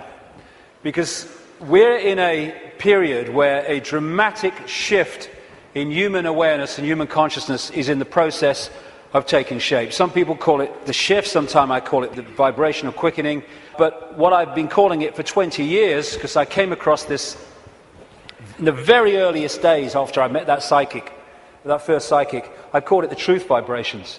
The first book I ever wrote after that awakening started, because it's ongoing, was called Truth Vibrations, or the Truth Vibrations, because I came across this awareness. There seemed no evidence at the time, my goodness, that there was a vibrational change in the process of coming. I understand it more now, mind, and we'll get into it, but I had no idea then. And what it was going to do was act like a spiritual alarm clock, and it was going to wake people up. It was going to wake people up from this slumber, this coma that we've been in for so long. And also, my goodness me, as this truth proved to be true 20 years on, that it was going to bring to the surface all that had remained hidden. That the truth was not only coming out, it couldn't be stopped from coming out because this vibrational change was bringing it to the surface. Like I say, 20 years ago, awakening, new consciousness, what? Truth coming out? Oh, you must be joking. 20 years on, my goodness, look at it.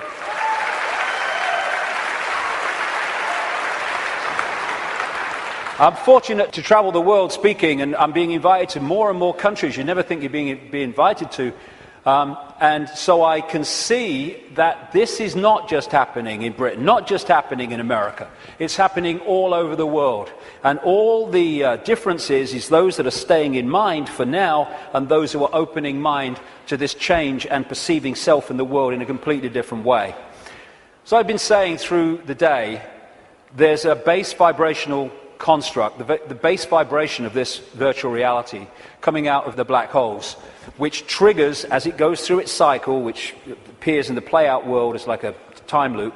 It triggers different information coming from the suns, and we decode that information, and as it changes, so the information changes, and so therefore the epoch changes, the yuga changes. And we're now at this cusp where we're going from one epoch, one vibrational information epoch, into another one. And this new one is dramatically more expansive, dramatically more enlightened in the level of awareness that we are going to have access to. And the control system, which is a manifestation of this epoch, cannot survive this epoch, and that's why it's doomed. And we're now in the cusp of that change from one kind of world experience into another one. It's just another stage on the circuit of experience.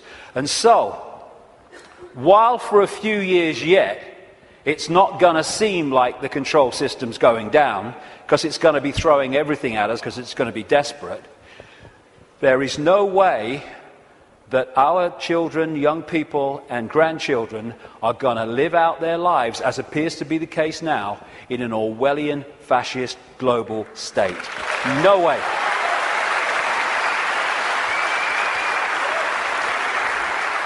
This changing epoch, changing information, is starting to be activated within the Earth grid and, of course, within the human grid. This new information is starting, for those that open themselves to it, instead of stay closed in density, because if you stay in a dense state, then these higher vibration energies are not going to impact like you if you open yourself to them and connect with them.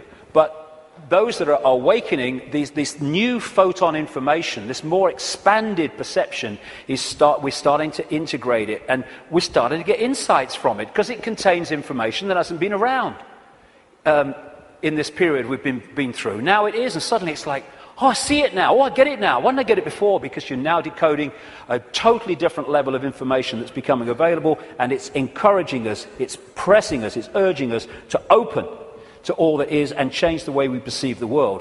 What certainly is true is some strange things are happening in the sun.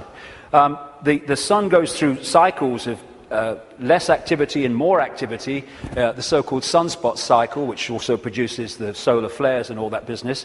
And it's kind of quite a predictable cycle of some 11 years, and it goes into a down period and then another one starts.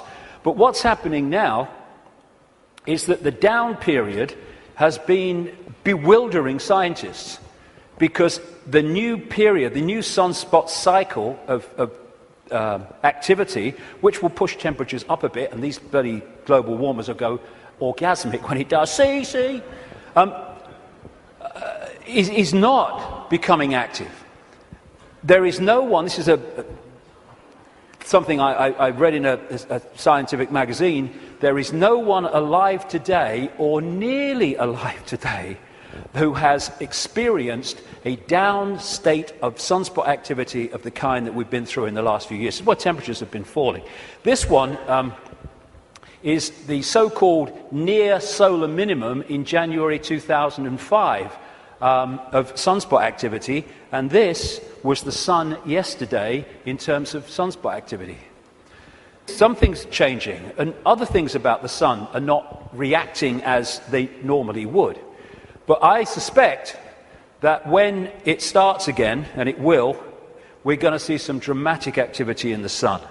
And that will impact upon not just the Earth's energy field, it will impact on our consciousness, our awareness, and things will start to speed up. Because this new information construct coming out of the sun is symbolized by Neil Haig and myself as a lion, as the real human being I symbolize as a lion also.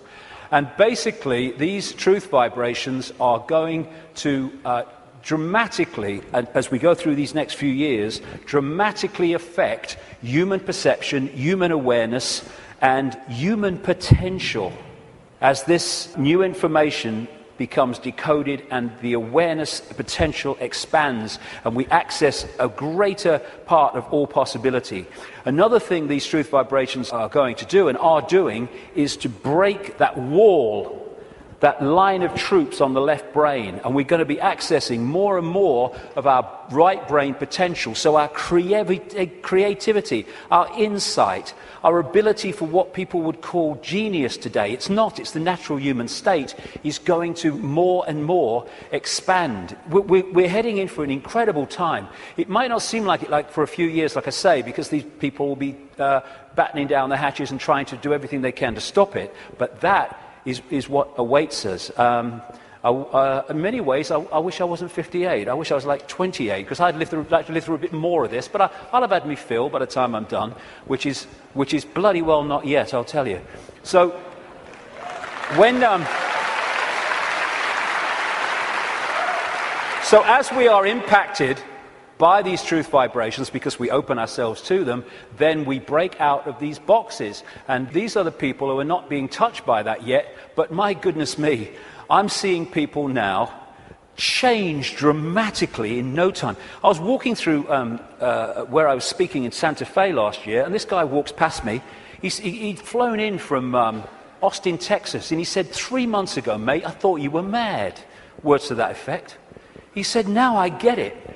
And he got it so quick, and we're going to see this happening. People changing dramatically, and also, as I understood 20 years ago, that all that's been hidden, the curtain is being pulled back. And we're in for some shocks. I mean, of course, what we've talked about today is shocking to most people who have seen the world in another way, but the shocks are going to go on, because what's been going on in this world behind the scenes is nothing like what we think it is. And these truth vibrations, this energetic change, this new epoch of enlightenment and expansion, and people call love and harmony and respect, connection, is going into these dark places, these structures that are held together by low vibrational density. and breaking them up. Not, like a war. It's a new epoch coming. And as the new epoch comes, the energetic change is going to break up the denser structure of society and belief.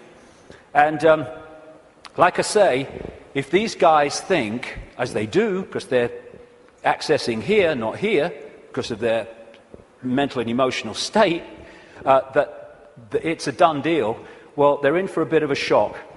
Because, when you've got a dam of water, it can take a long, long time before the cracks appear. But from the cracks appearing to collapse can be a very, very short time. And already, if you look from this perspective, the cracks are appearing. And the first crack is when people say, I've had a freaking belly full of this. I ain't taking this anymore. Then the cracks start to appear.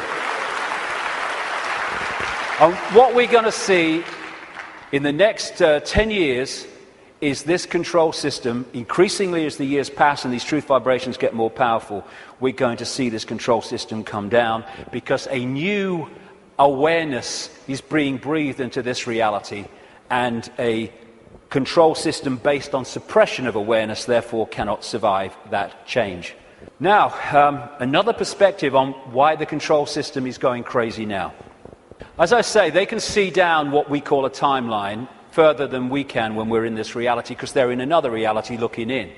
So they could see, they don't know the scale of it because they can't get out here where it's being orchestrated from, and they can get here. But they can get a feeling, and they have had an awareness that this energetic change was coming and how it could potentially affect the slaves in terms of waking them up.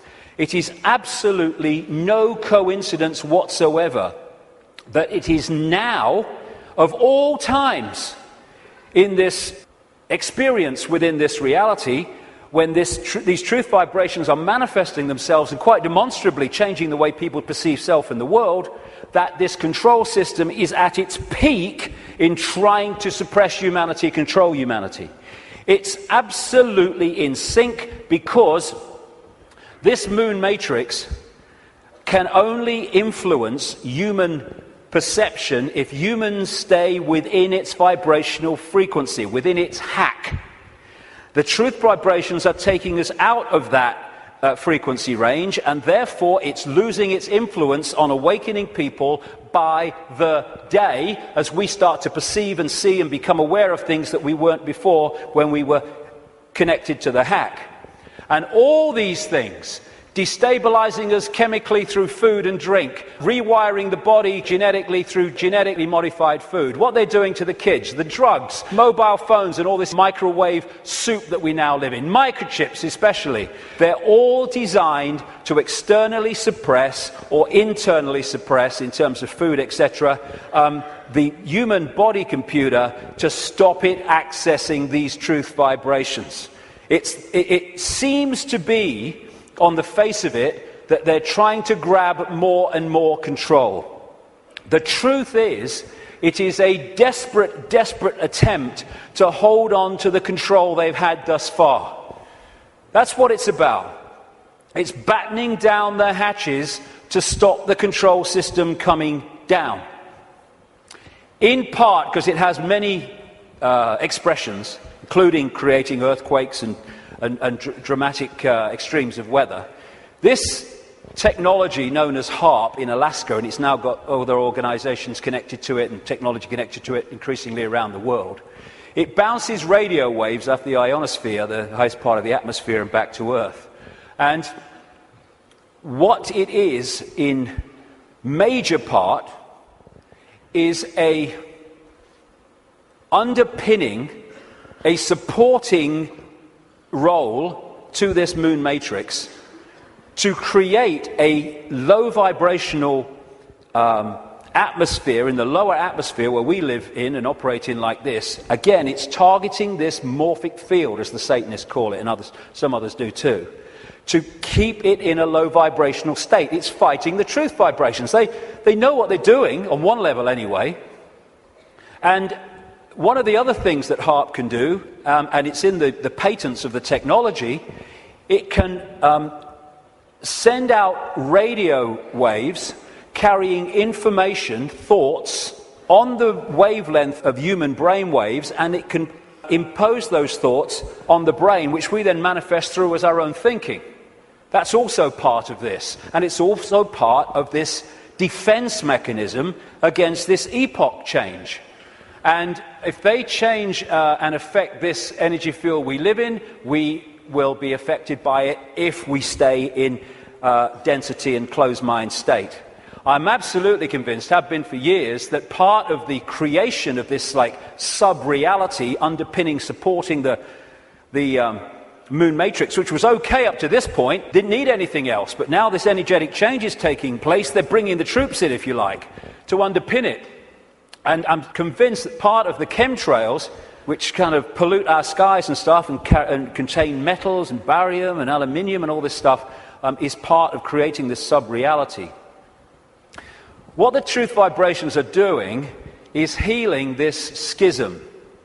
It's part of what it's doing. And the schism has been this distortion in the metaphysical universe, the waveform information construct, has been playing out into the holographic play-out world for, what would you call it? Eons, for as long as we can remember. And it has manifested itself out as conflict and fractured personalities and all the rest of it. This is being healed all the time as these truth vibrations impact themselves and we move into this new epoch. And those that are tuning into it, it's healing these divisions. And when this changes, this must change. And the control system is a play-out holographic expression of the schism. So when the schism heals, as it's going to, this distortion, its outward holographic expression, the control system, must fall. That's why it's doomed. It cannot survive this energetic change because it is a manifestation of the distortion that is now being healed. The pieces are being put back in that have been taken out. A totally new era is in the process of moving into human experience, and this control system, it's doomed, and all its expressions are doomed. Not doomed like, let's have a mass bloody murder, mass killing, all the rest of it. Doomed in this reality because they're connected to something that's disappearing. There'll still be infinite consciousness, even those in the control system. They'll remember who they are eventually. It might take some time, and we'll be having a beer with them one day thinking, do you remember when you were stupid? Oh, yeah, I remember that. Oh, God, mate, yeah. Oh, that's what we'll be doing at some point. So this epoch change is moving from a sense of division, left brain, where it sees everything as apart from everything else, sees everything in terms of structure and apartness. We're moving from that perception as this energetic construct changes to a perception of what comes from expanded consciousness and awareness, which is we're all one. We're all expressions of the same one consciousness, which again makes racism ridiculous, ludicrous, insane, the height of ignorance. And as the schism, the distortion is healed, so other expressions of the distortion will become what we call history. The police state, the energetic wars. Once we're really in to this expanded awareness, the very idea of going to war, we have laws because of the distortion, because of the epoch we've been going through. We don't need laws in the state of awareness that we're going into, and our children and grandchildren will go even more into. You don't need to say we have a law against murder when murdering someone would never even enter your psyche. You don't need environmental protection laws when harming the planet because you know the planet and you are one anyway would never occur to you. You don't need these things. Laws are there to suppress overwhelmingly, but also expressions of laws are to try to mitigate for the distortion that manifests itself in distorted behavior. The idea of anyone going hungry in a world of plenty in the epoch we're entering, we'll never even conceive it. You mean they used to let people starve? That's this mentality that we're moving out of. And we're at the cusp now of this change, which is a very interesting place to be. We're going back to that. We're going back to being connected to what we really are. And of course 2012 is much talked about and will be more talked about as we get closer to it. I have a different view on that. You know, I should be saying, given I've been writing about these truth vibrations for 20 years, I should be saying, see, 2012 told you, yeah. No, I'm not saying that actually. I think 2012 is a diversion. By 2012, yes, things will have moved on. Things will be changing. Amazing things will be taking place. There'll be big challenges, and there'll also be big, wonderful things starting to manifest by 2012 compared with now. But there'll be more so in 2013, more so in 2014, more so in 2015. This is an ongoing process as we move through the cusp out of one era, epoch, energetically, information, into another one. And so by the time it reaches where it's the natural state and the old epoch has gone altogether, you know, it's going to be down the road. But every year, every month, things are going to be moving on energetically. And there'll be things in 2012, and maybe a very good chance that manufactured things will happen in 2012 to focus attention as part of the diversion of the control system. It's quite possible that that will happen. But I don't see 2012 as some epoch-changing year. But there comes a point, and I don't think it's too far away at all, where the tipping point comes in this energetic change, where the irresistible force, which is the truth vibrations, then start to become the dominating state of awareness and perception in this reality. And then we're really moving. And I don't see that as too far away. Like I say, it takes a long time for a dam to crack, but not from then to it collapsing. So we're actually living in like a river of energy that's getting faster and faster in terms of its vibration, the quickening.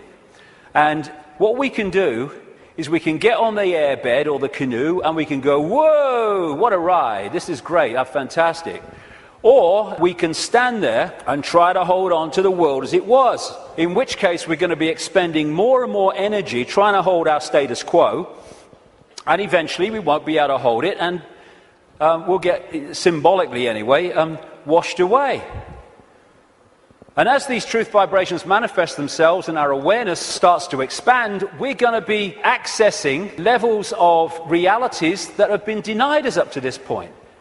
People talk about the sixth sense. That's nothing compared with what people are going to have as we move into this new era. It's going to be extraordinary. We're going to remember the fantastic people and potential that humans once were, when they were aware of who they were, and the world in our heads, in other words, the world we experience, is going to dramatically change. We're heading for a new dawn. Now, this is a phrase the control system uses for their new era, a new dawn, a new day. Well, it is a new dawn and a new day, but ain't the one they think's coming. We've been through this process in the last epoch, and now we're going back the other way. And as a result, this control system must fall, and we are emerging from the abyss, the suppression, and all the rest of it to be who we really are. And that must change everything.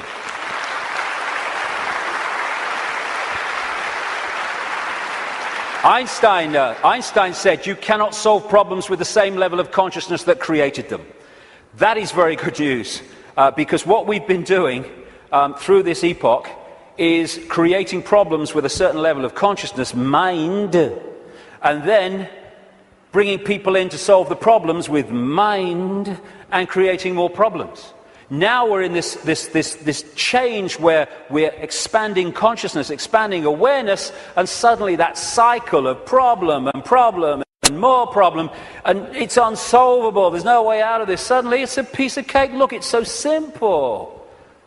Fantastic time we're going into, but the next few years are going to be challenging. It's breaking the spell that the moon matrix and its supporting technologies and manipulations has had on the human mind. You know, we don't have to find enlightenment. We are enlightened. What we need to do is remove the barriers of belief and perception that we've thrown around ourselves that keep us from that enlightenment. That enlightenment's never gone away. It's over here. It's saying, I'm over here. I'm over here. And this is what a major role the truth vibrations are doing, because they're the quickening. They're breaking up these dense energy fields, and as they do, suddenly we're connecting with levels of awareness that we didn't realize. We've been in a trance all this time, programming perception because of that. And it connects through the reptilian brain. So let's disconnect from the reptilian brain as part of breaking the spell. It feeds us fear, it has to, constantly. Fear this, fear that. Insecurity, anxiety, that's what it's doing to manipulate our perception and hold us in a low vibrational state, therefore the moon matrix. So one of the ways that we can, just on a daily basis, is disconnect from the lizard brain, and therefore what it's connecting us to, is to, simple thing, don't count to 10, count to 50. And if you're still wound up and about to hit somebody, count another 50. Because what the reptilian brain does is it doesn't think, it reacts. That's why it's so fast. It doesn't have to think, just reacts. Now, the other parts of the brain, like the neocortex, they think things through, so it takes longer than the reptilian brain. This is why we react to something, reptilian brain, and then maybe a minute later, 2 minutes later, maybe half an hour later, the visual cortex has thought this through, and we go, oh my God, I overreacted, didn't I? Did I really say that? Oh my God. That's what, it's the reaction system, reaction. And if we can stop reacting, emotional reaction and all that stuff, because, you know, we're manipulated so much through the reptilian brain reaction system. It's not problem, think it through, do a bit of research, see what you think, discuss it a bit, solution. It's problem, reaction, solution. That whole process of mass manipulation is done through here. So when we're faced with a situation, and I'm talking to myself as much as anybody here, you know, I'm not cross-legged on a mountain saying, hey, here I am. No, I'm talking to myself as much as anyone else. When we're faced with these reaction systems, whether it's because of a world event, whether it's because something in our lives, if we can just go, okay, I don't like this.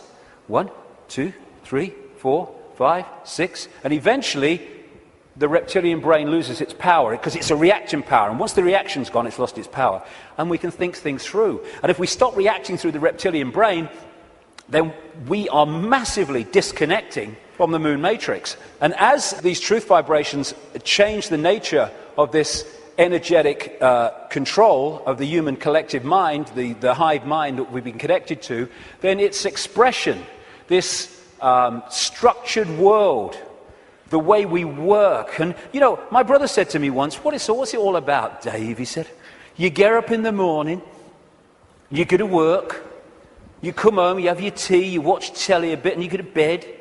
You get up and you go to work. I mean, look at it. It's the way it is, the way it's structured. It's slavery because it's so limited. And I've talked to people once, the last time I spoke at the Oxford Union, I was talking to some students. They could not perceive a world in which there wasn't a hierarchical structure of government because there would be chaos. That's the left brain at work. And people, when you think, look, this world is crazy. It's not serving people. People are serving it. That's what we are. We're slaves to a system. Politicians are slaves to a system. They go into the system. They think they're going to change it. The system changes them. And therefore, we can't perceive left brain, old epoch, that actually there are other ways of living, of interacting, other ways of providing food and warmth and what you have, other ways of living life than this drudgery. But as we expand our awareness, then other ways of interacting will become very obvious to us. Blinded by belief, believe.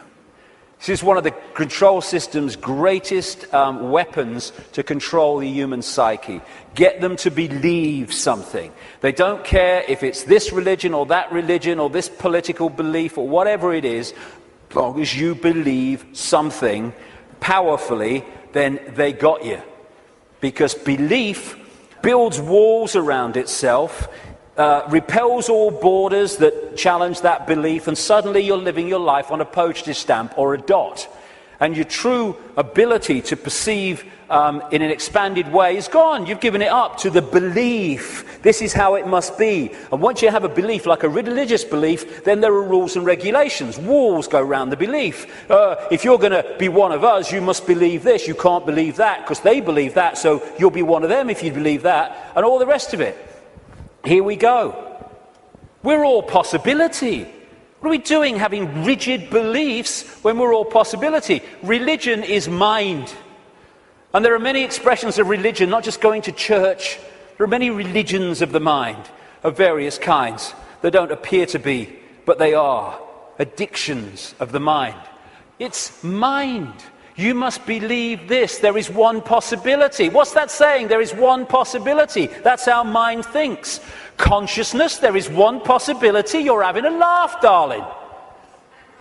So religion, as we know it, is not going to survive this epoch change either, because it's an expression of the last one.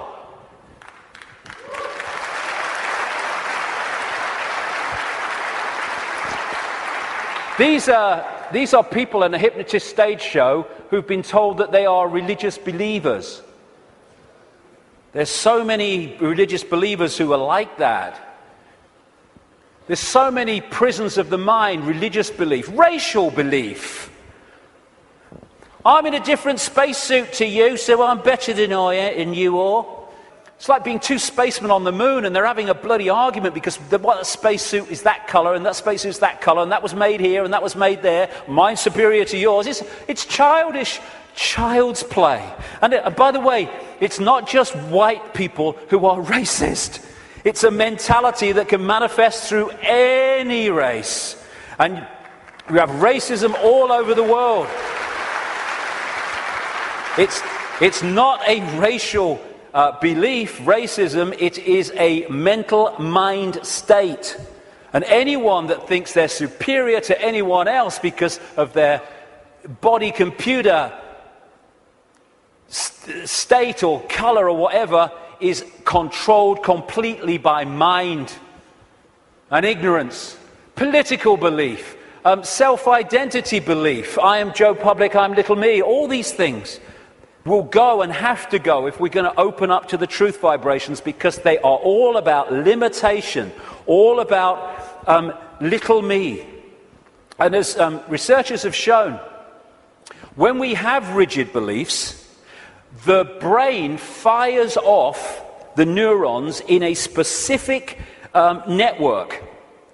And what that does is filter reality, decode reality, in line with the way those neurons are firing. Therefore, it continually edits its reality and creates self-fulfilling prophecies, if you like, that it keeps seeing the world according to its belief. Despite receiving information that challenges the belief, it just filters that information in line to protect its belief. And then when you change your belief system, as has been shown in research, the neurons start firing in a different way, and you start seeing the world in a different way. If we can get to a point where we open our minds without belief, we come from a state of knowing, all-knowing consciousness rather than belief from mind, then we open up the range of perception and understanding and awareness well beyond anything you can access if your brain is firing off in this symbolic way, limited by rigid belief, whatever belief that may be. When we open our mind to consciousness, everything changes. And to do that, I would suggest we need a blank sheet of paper. You know, it's not about learning anything new. We're all knowing if we can access that level of ourselves. It's unlearning the programming that has kept us from that level of awareness that we truly are. And therefore, because we're dealing with all possibility at the core of our being, that's what we are, we need a blank sheet of paper. All preconceived idea needs to go. All preconceived belief needs to go. And let information, intuitive knowing, decide what we think about things and feel about things rather than preconceived idea. It's not possible becomes, well, let's see if it's possible on the basis of the evidence, the basis of the information, the basis of how I feel. And then suddenly we're not saying, no, that's possible, I'm going to shut that out by reflex action. We're going to look at it. And when you do look at it, as I know from experience, what seems to be crazy to start with starts to take on very profound dimensions. Because we're all possibility. And if we're saying only this is possible, only that's not possible, we're not operating at the core of our being, which is all possibility. We are editing things, we are limiting ourselves, we are entering the realm of mind. And it's a time to choose, in many ways, between the head, the intellect, not that he doesn't have the part to play, it does, it being the governor, and the heart, knowing, intuition. What changed my life more than anything else was 20 years ago when I decided that if I was ever had a decision between going with my intuitive knowing, which we feel here, funnily enough, in the kind of heart chakra area, and my mind, I was going to go with my head, I was going to go with my intuition. And it changed my life. And has allowed me to follow this path, because I can tell you over the last 20 years, there have been many times in the early days, not for a long time, but in the early days, when my head was going, you're going to say what? You're going to do what? You must be joking. And not in my lifetime. But I thought, no, I feel to do it, And I went with it. And as a result, you follow this, this energetic path through intuitive knowing that's been laid out. And what happens, because intuition, knowing, is coming from another level of awareness beyond five-sense reality, it means that to five-sense reality, general world, some of the things you do when you follow your intuition are seen as, I think I'm possibly an example of this, are seen as crazy and mad and lunatic and dangerous and all that stuff. And what happens then when you do that and you get that reaction is that the head kicks in, the mind, which wants to protect its preeminence that it's had up to this point, puts its arms together and says, see what happens when you don't listen to me, see the trouble you've got into? And it's like, okay, and you come back into mind. But if you stick with it, and you take what comes as a result of expressing your uniqueness and expressing your intuitive knowing, then eventually things happen, good things, great things sometimes, that happen not despite what you did and the reaction you got, but because of it. And then the mind, the intellect, looks at this and says, well, hold on a second. It might get you into trouble, but eventually it works out. And what happens then is your head and your heart, your knowing, your intuition come together. And the war stops. We become whole again, where mind serves consciousness instead of serving itself. And it's years and years, I say this honestly, since my intuition and my head have had a problem. It's an incredible feeling, because it's like, when you start out, it's like, I feel to do this, you're not doing that, no. And then after a while, when this sync takes place, it's like, I feel to do this, and the head goes, okay. And it's a totally different way of interacting with the world. The war stops. And this is open to all of ours. But the first thing is what it is. It's to face the situation we're in, and then we can do something about it. First thing, to realize that up to this point, we have been slaves thinking we were free. And so the first stage is to acknowledge that, and when we do, we can do something about it because we're accepting what the situation is. The second thing is to choose freedom over slavery and be prepared to do what is necessary to achieve that freedom over slavery. And when we do that and we mean it, there is a shift in our energy field. As that shift takes place, what I call magnetic attraction, it's the energy field is of the human body is an expression vibrationally of our state of being, mentally, emotionally, what we might call spiritually. And therefore, our state goes out as a vibrational field, and it draws in other vibrational fields that sync with it. We call these people, places, locations, ways of life, jobs, opportunities, or lack of them. So when this shift takes place, because we've said my intent, very powerful intent, is that I want freedom, and I want to end my life. I'm not going to be a slave anymore. I'll do what is necessary to understand who am I, where am I. Suddenly this energy field shift takes place, and we start drawing in new people, places, locations, opportunities, etc., that are syncing with the new vibrational state as opposed to the old one. And at this point, and I experienced this big time in the public eye, we experience this shift as our lives falling apart. Partnerships may end. We may lose our job. We may change location. We may, like me, undergo massive ridicule. But what if we understand what's happening? The old energy field, the old you, the old intent, the old awareness was pulling in the old life. And then when it shifts, it's pulling in a very different expression of the new vibrational self. And that transitional period, when the shift takes place, the old life falls apart. But if you want to change your life, then the old life has to fall apart unless it serves the new one. So when we choose freedom, the transformation can be challenging. It's easier now because more and more people are going through it and we're beginning to understand the process. I felt like this so many times. I went to the top of a hill in the south of England, the west of England, one day because I didn't want to upset anybody.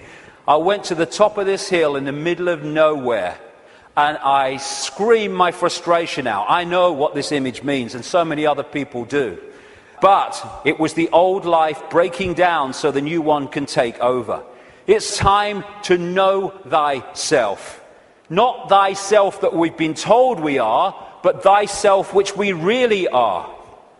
This self, everything from the beginning, my birth, my ancestors, my children, my wife, everything comes together simultaneously. I saw everything about me, about everyone who was around me. I saw everything they were thinking now, what they thought then, what was happening before, what was happening now. There is no time, there is no sequence of events, no such thing as limitation of distance, of period of time, of place. I could be anywhere I wanted to simultaneously. That's who we are. And that's what the control system has tried to keep from us.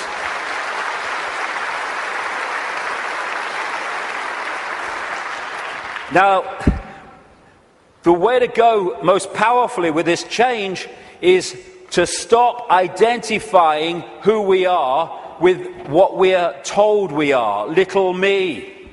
To stop looking in the mirror and thinking that reflection is me, it's all I am. And looking at ourselves under the microscope, that's who I am. And bringing our point of observation from I am David Icke, a personality born in Leicester, England in 1952, to I am infinite consciousness, all that is, has been, and ever will be, can be, all possibility. Infinite love, having an experience through this lens into this reality that they call David Icke. And again, once we take this observation from that observation, there is a fantastic shift in our energy field. And we break up these densities that are holding us in mental and emotional servitude. Everything starts to change when we move our sense of self-identity. That's why the control system wants us in there. It can't cope with this. We have to be in there. Little me. And this is the fork in the road. Are we going to live our lives as consciousness or mind? As all there is or little me? Because that will decide the kind of world we're going to live in. Escaping the box, and it is a box, it's a vibrational box. Getting out of this thing called cognitive dissonance, where we lie to ourselves.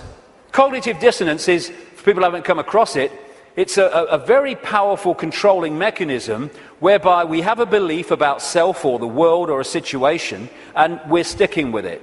And when we face information or experience which challenges the belief, then cognitive dissonance is that uneasy state when you see that your belief system is under threat from this information or this experience. If this is real, then the belief can't be. And what you do then is you go about these incredible stories we tell to ourselves to convince ourselves that this can't be true, to protect the belief system. Cognitive dissonance can be a good thing if that dissonance leads you to look at your belief in the light of this experience or this new information, and then move the belief in the light of that. Then cognitive dissonance is a good thing. What most people do is try to hold the belief system in the face of this. And there's no greater example than the Skeptics Society. You ever come across them, the Skeptics Society? Bloody hell, they are cognitive dissonance.com, they are. I tell you. I've debated with some of them on television programs and stuff, and one of them, his bum kept bouncing on the seat. He had what they call vitus dance, is it? My mother used to call it, where you can't stop moving, because he was in such cognitive dissonance, because the information he was hearing was so at odds with his belief system, he was kind of going crazy. And so you get people who come up with these amazing bloody stories to try to explain away why something is not challenging their belief system. So again, part of that blank sheet of paper is letting cognitive dissonance serve us. I'm going to look at my belief system instead of holding on till our knuckles turn white.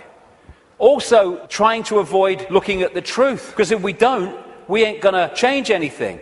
Go beyond being in denial of what is happening in our lives and in the world, and start looking at it as it really is. It is what it is, because unless we look at things in that light, instead of trying to find wishful thinking reasons why actually it's not really like that, we're not going to change anything, because we're going to be in denial that anything needs changing. It is what it is, and we need to face it.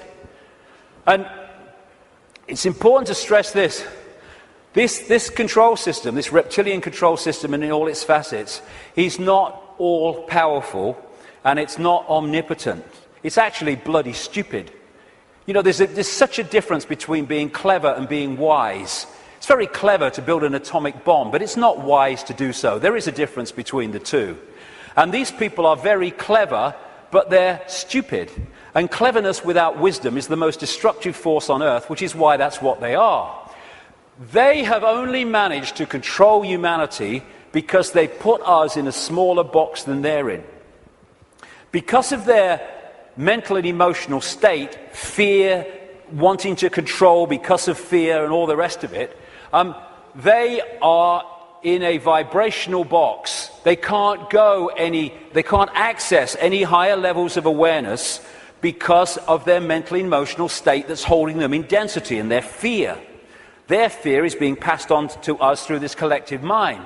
So the only way that they can manipulate and control us is by putting us in a smaller box than they're in, and that's what the suppression of knowledge and awareness and consciousness has been all about. But as we open ourselves to the true nature of ourselves, we can move well beyond any area that they can access. So just because they're technologically advanced intellectually, it doesn't mean they have power over us and they're omnipotent and all-powerful. They're not. They're desperate. Desperate because of the numbers of them to the numbers they're trying to control. And the other thing, I use this analogy a lot, is, like I said earlier, we don't have to find enlightenment. We just have to open our programming to the enlightenment we already are. And it's a testament to the magnificence of what we really are, that this control system has had to throw everything at us. Look at it. All these facets. The food additives, the electromagnetic pollution, the programming through the media, the suppression of education, the suppression of science, all this stuff they have to throw at us to keep us in servitude. It's like, I use this analogy, if you want to put a ball floating on a tank in an unnatural state, which is where we've been, you have to push it down and you have to hold it there. Because its natural state is floating on the surface, You have to hold it there, because the moment you let it go, zoom, it's gone into its natural state. And symbolically, we've been held on the bottom of the tank by all this stuff that's thrown at us from cradle to grave. And the fact that it needs so much to hold us in this suppressed state shows the magnificence and genius that we really are, we once were and will be again. When I say we, I mean what we call humanity. So as the control system's ability to do that is unraveled, and this is happening, then we're going to go to the top of the tank again, not by finding enlightenment, but by removing that which is keeping us from it. Be afraid, big monsters coming. This is the big area that they control us with, and we need to let go. They're feeding of this fear. Like I say, 1.5 billion people in China controlled by a handful because of fear of challenging the handful. No more fear. I mean, this is such a symbolic picture. Here's all these bloody sheep, and here's 2 shepherds, and there's a guy at the back. Now those sheep, symbolic of humanity, can only be controlled in this way because they acquiesce to the shepherds, and the sheepdog symbolizing fear. What if this group of sheep, instead of going ba ba ba ba, and if they want to ruff ruff, fear, following the one in front, the control system, the shepherd, yeah, he's got the power, he's got a stick, aye. What if those sheep said, look, I'm not following him anymore. And hey, Rover, woof, bloody woof, on your bike, you're not frightening me, okay? I'm over here. I'm going down here. I like that. There's some grass down. Suddenly, this herd, flock, whatever you want to call it, is scattered because it's expressing its uniqueness and it is not fearing the consequences. These people, apparently all powerful, have no bloody power. None. They'd never find most of them. They might catch them. And that's what humanity's like. We have the numbers. And yet, because we acquiesce through fear of challenging the control system, even though we have the numbers, the handful of people control the many. We have the power. We've chosen not to use it. It's about bloody time we did.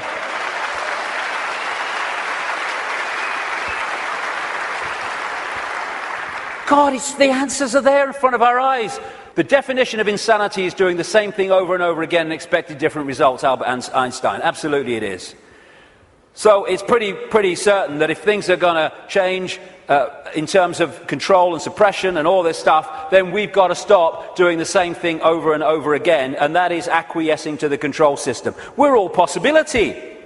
What are we doing? Thinking that we just do the same thing over and over again? That's one possibility. Let's express our uniqueness and respect each other's right to express our uniqueness. We're all possibility. Actually, one possibility is swimming against the tide. Let's try it.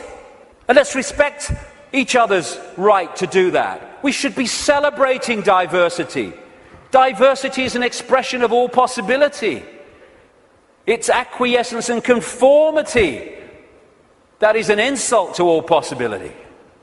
And yet that's what this system wants us to do, conform. And you know, at least sheep need a sheepdog to keep them in line. Humans have out-sheeped the sheep because we keep each other in line. We don't need the sheepdog.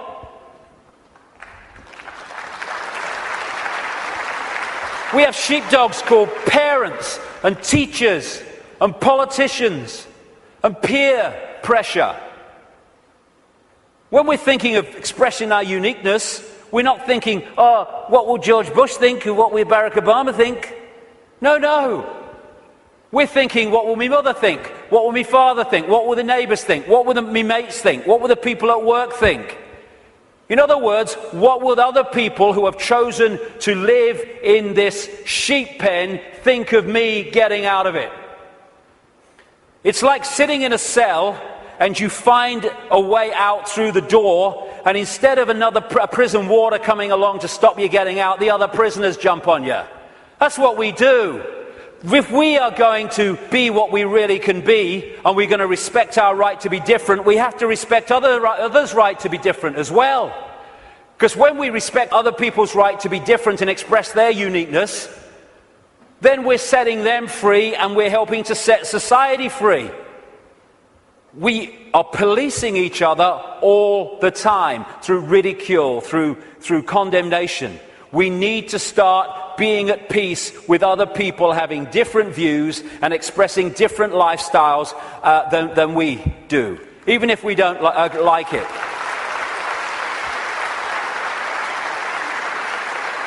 This breaks up this sheep policing the sheep. There's only a few who in full knowledge are behind this control system, and they have to get the target population to police the target population. They don't have the numbers to do it themselves. I have a simple philosophy on life, so simple. Do what you like so long as you don't impose it on others. Dead simple. That's it.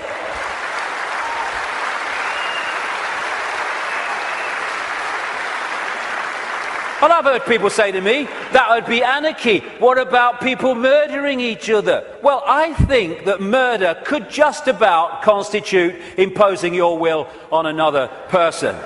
And when you think about that simple philosophy, it overrides all law, need for law. If we live that, we don't need laws that say don't murder when you wouldn't impose yourself on another person.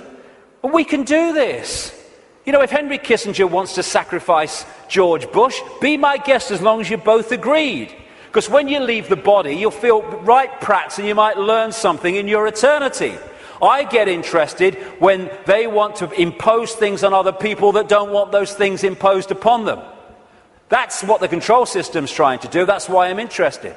But express ourselves as long as we're all agreed. And we don't impose it on other people. We have this either or. Someone wants kind of a rave or something, and some people don't want to be affected by all the noise and disruption. And so we say, they can have it, they can't have it. It's either or. Any society that was conscious would say, okay, we can sort this out, okay? They don't want the noise, fair enough, understand that. They want to have a party, a rave, a good time. Okay, now, let's find a place where they can have what they want that don't disrupt anyone else's life. So they can have their experience that they want and no one else is affected. Everyone's a bloody winner. This is either or. Someone must win, so someone must lose, so someone could win. Old epoch consciousness. Winner, winner, win, win. That's the new consciousness. I stand upon my desk to remind myself that we must constantly look at things in a different way. You see, the world looks very different from up here. You don't believe me? Come and see for yourselves. And it does. When you move your point of observation, the world looks so different. When we break out of constantly scanning the world from a single point of observation, so everything looks the same. From a higher point of observation, things look very, very different. And we can break out into infinite consciousness. Clear our minds. That's another thing, another layer on the onion. It doesn't matter. My goodness me, how we make things matter that don't matter.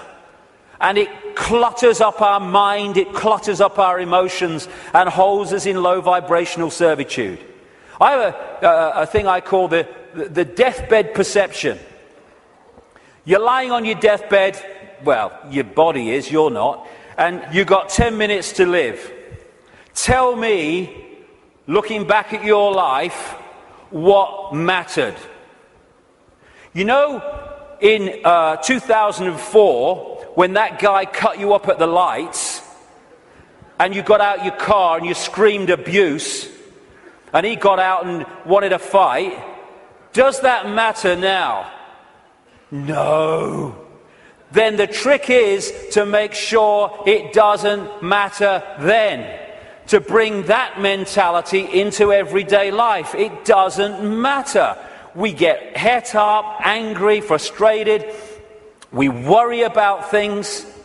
People worry about going to the dentist. Then they go to the dentist and they go, oh, that was all right. What do you mean it was all right? You've been worried sick for 3 weeks. It's destroyed your life for 3 weeks. You tell me it's all right. It was no problem. It's bringing this. It does. What really matters? What really matters is loving each other, caring for each other, being kind to each other. What matters is expressing our true magnitude of infinite genius, not acquiescing to meaningless things that we take so bloody seriously. How many things do we look back that God has really het up, frustrated and angry, and we look back, it didn't really matter, did it? Well, don't let it matter then. That's the thing. And then there's what I've long called combing the mirror. Combing the mirror is a crazy thing, because what happens is you want to change your hair, so you comb the mirror. Funnily enough, your hair doesn't change. What you have to do is comb your hair, and then the mirror reflects it. And this so-called out there world is like the mirror. It's not even out there. It's a projection of in here. If we're going to change this apparently out there world, we have to change in here. It's like if this is a movie screen, and I don't like the movie, so I'm going to stand here and I'm going to hurl abuse at the movie screen. Nothing's going to change. I've got to go back to the projector and I've got to change the reel, and then this will change, because this is just an outplaying of that. And the Illuminati control system is delighted, indeed encourages us to believe that we can change the world, if you like, and our lives out there.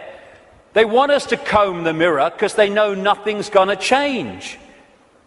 This is where things change, and we connect with this at what we call the subconscious mind.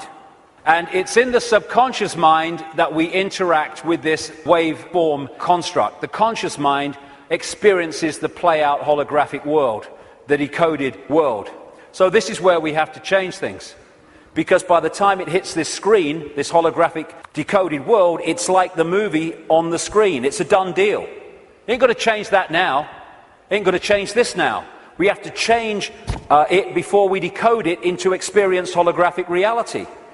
There are some people I've been reading, they say 98% of human decisions are made by the subconscious mind, the unconscious mind.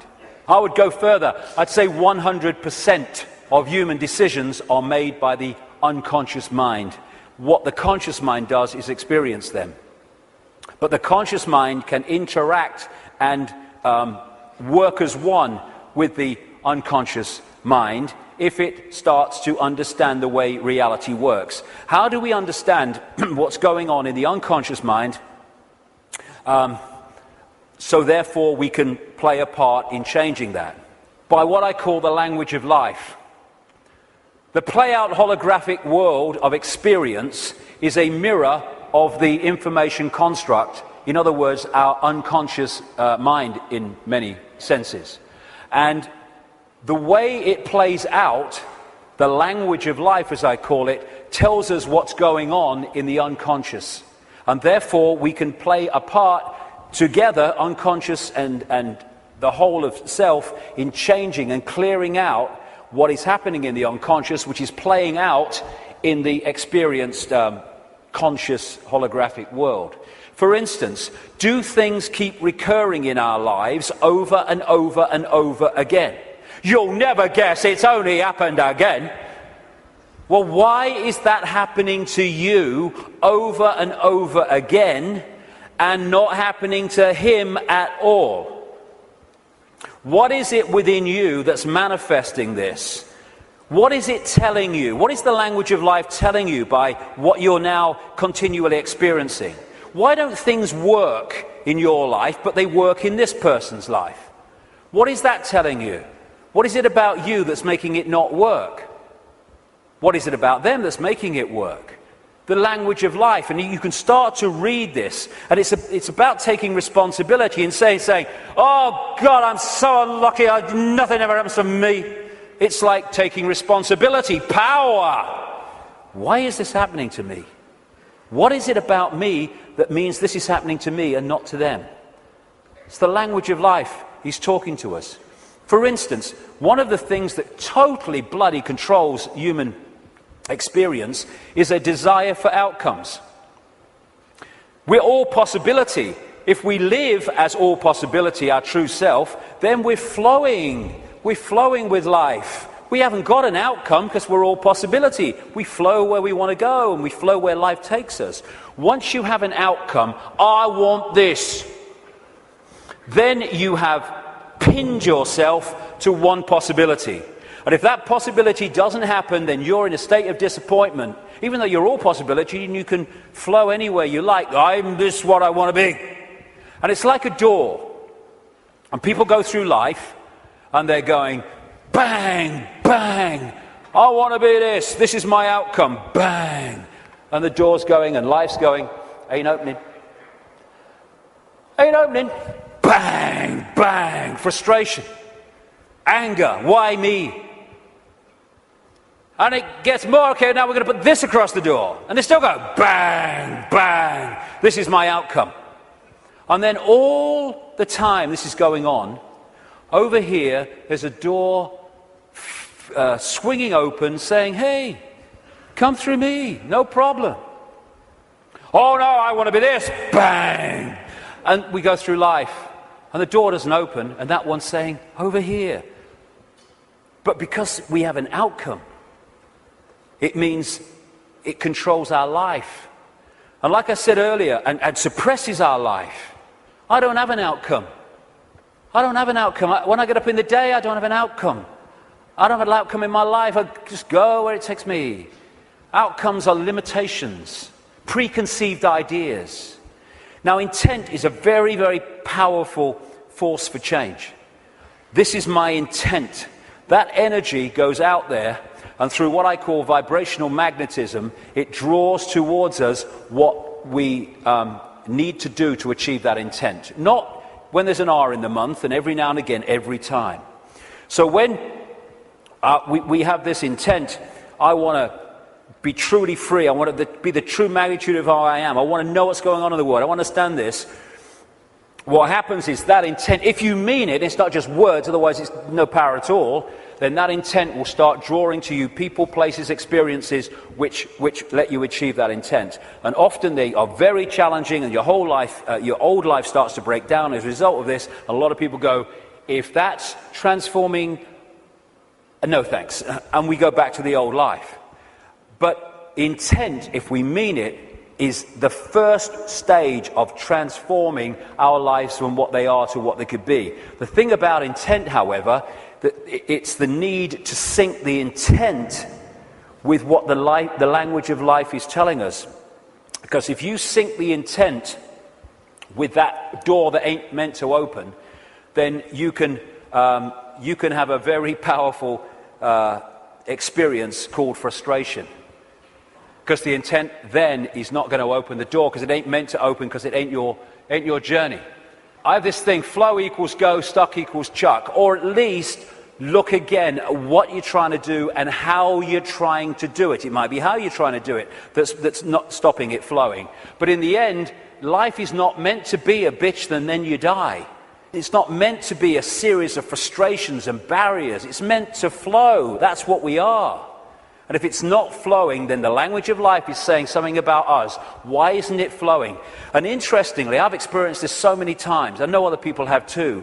Once you acknowledge what the experience you're having is, maybe one you don't like, is saying about you, you acknowledge it, you bring it to the conscious, boom, there's an energy shift and the problem disappears. The pain in the arse in your life goes out. Because you've acknowledged it, you've read the language of life, and therefore you don't need to experience that anymore and come to that understanding because you have, and it's gone.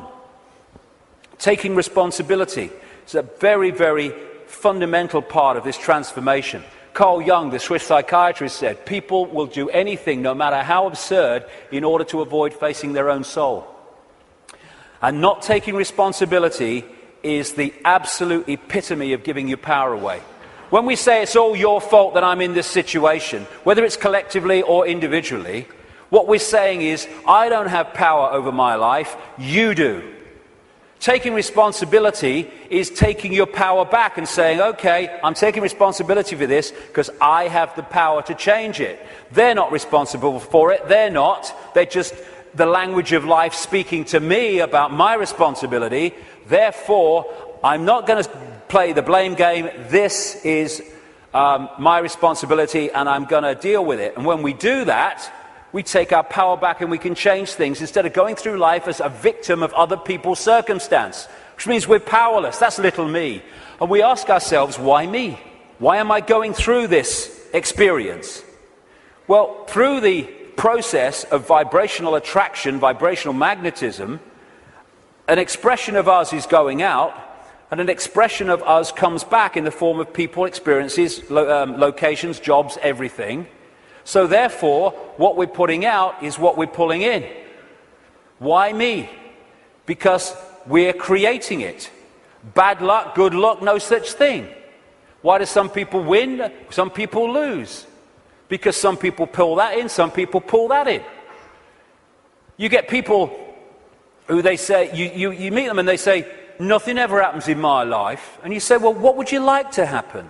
And they go, well, I don't know really. Well, I don't know really goes out as a vibrational information field, and what comes back is a life where nothing happens. Why? Because you don't know really. So we're not victims. We think we're victims, and the control system wants us to believe we're victims, because then we will do nothing to change the fact that we're not expressing the power that we have. Why me? Ask yourself, because it's your choice.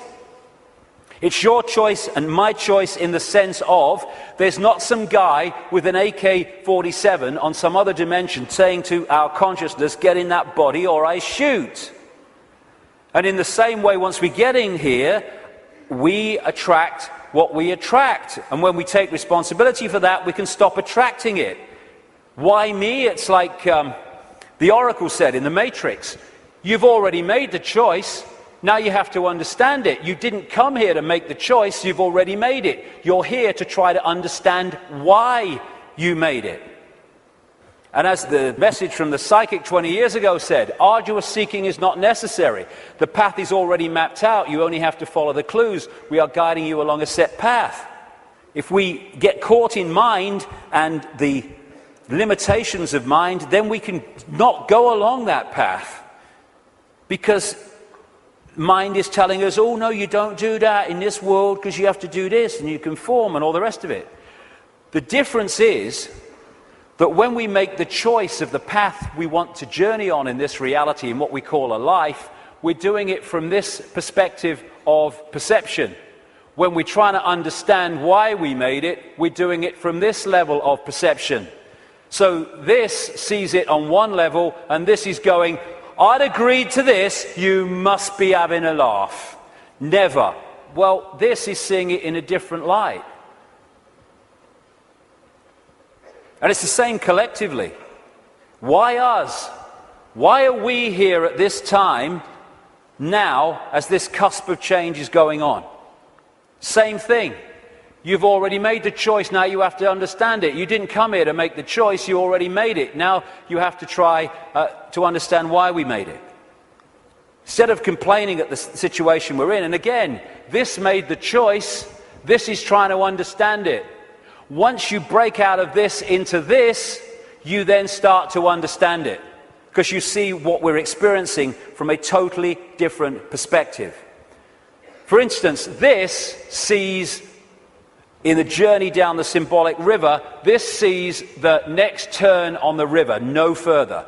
This sees the whole river from source to sea. So this is seeing an experience in the moment that this is having in a completely different way to how this is seeing it. For instance, you're going down the river on a canoe, it springs a leak. You paddle across to the bank and you sit there and you're angry and you're frustrated. Why me? Why am I so unlucky?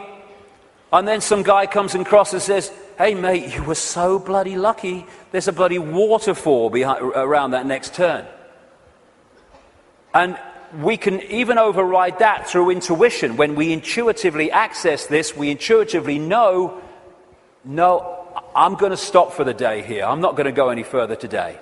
And this might be saying, oh, we can go further. I'm not going any further. And so many things we can be protected from by following our intuition. Why are we here collectively? We're here to break the spell. We're here to break the spell on the human collective mind. What a great thing. What a great thing to play a part in. To break this spell and to stop this human experience becoming this.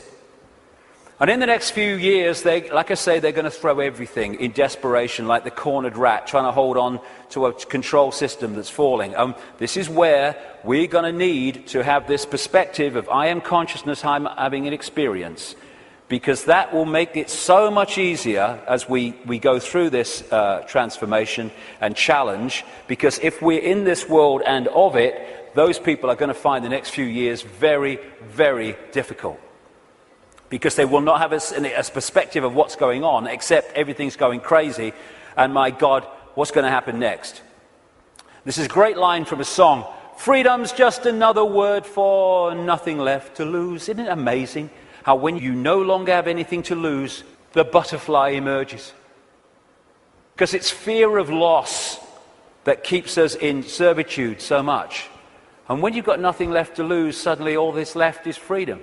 And that is going to be a very powerful experience that a lot of people are going to have in this next period of challenge as this cusp moves on.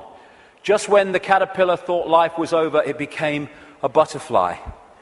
It's amazing that when you're in, so many people have told the story that it was in their lowest moment of despair that boom, something emerged and transformed them. Nothing left to lose, freedom. Okay, I'm waking up, so what do I do? Well, I would suggest that we all stop making bloody excuses. You know, we can all come to the conclusion that there's this control system and it's doing this, and what about the children, and what about the grandchildren, what's going on? And then the list of excuses why we actually can't do something today. Well, there's a game on, and I've got to do this, and I've got to do that. Nothing is more important than focusing on what is happening, because everything comes from that. What can we do? We can refuse under any circumstances, no matter what the frickin' laws and the pressure and the imposition, we can refuse not to have the right to express our freedom of expression. Refuse under any circumstances to shut up.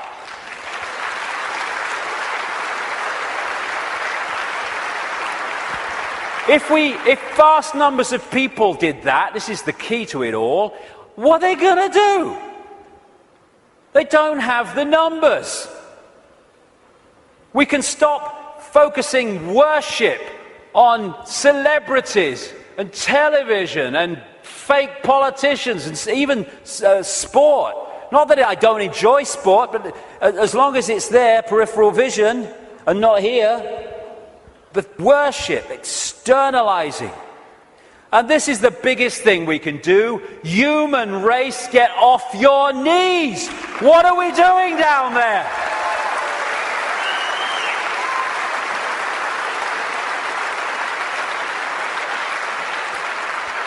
What are you doing?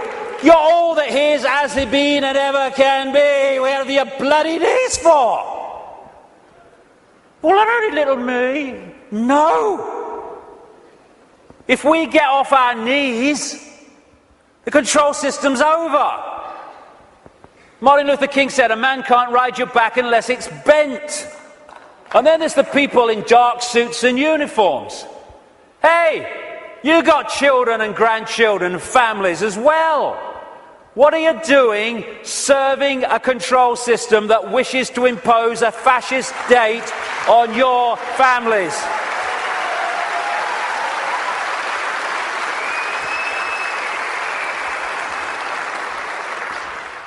What are you going to say to your kids when the control system's in and it's controlling every facet of their bloody lives? Daddy, Mummy, Granddad, Grandma, what were you doing when the control system came in? I was helping to do it, dear. All the best with that conversation. What are we doing? Playing a part in, oh, it's me job. Well, get a bloody another one then. We gotta do this to our children because it's my job. What can we do? We can cease to serve the control system in uniform with a gun in our hands. We can do that.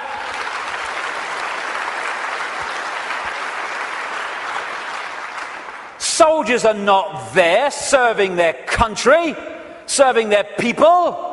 They're there serving the cabal that's seeking to enslave their people and their families. As Einstein said, the pioneers of a warless world are the youth that refuse military service.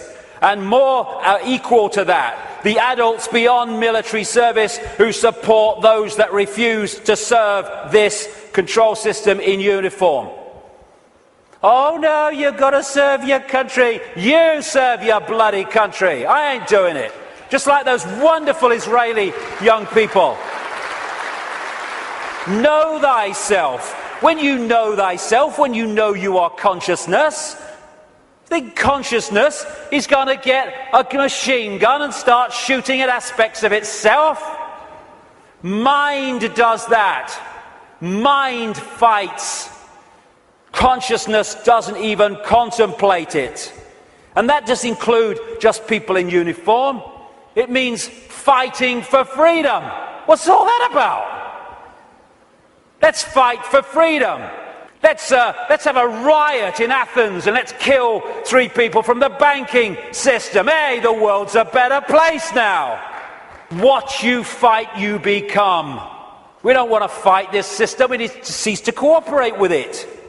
This is a meeting of mind. One mind on a horse, one mind with something in its hand trying to do damage. Oh, they're 2 sides. They're one mind without consciousness. Freedom fighters, contradiction in terms. Cognitive dissonance. As Martin Luther King said, the limitation of riots, moral questions aside, is that they cannot win and their participants know it. Hence, rioting is not revolutionary but reactionary because it invites defeat. It involves an emotional catharsis, but it must be followed by a sense of futility. They want people to riot. It justifies more control. Nor do we need to meet this challenge with hate. That's playing away in the stadium we're trying to rid the world of. We don't need to hate these people. We just need to stop cooperating with them. Well, you know, if it's all the same with you, mate, I ain't doing it, okay? No hard feelings, bugger off. And then we've got this, the protest, the mass protest. I do understand that. It might have a part to play. But so many times these protests, they're what I call steam whistles. You know, people go out in big protests with the banners and they kind of feel good about themselves and they go down the pub and say, at least we made our feelings felt. And then what happens? Bugger all. How many people marched in London against the invasion of Iraq, and what happened? Iraq was invaded. Protesting has such limitation. They don't care if we protest and walk through the streets and shout slogans and wave banners. They care if we come together, irrespective of colour, creed, gender, sexuality, any of it.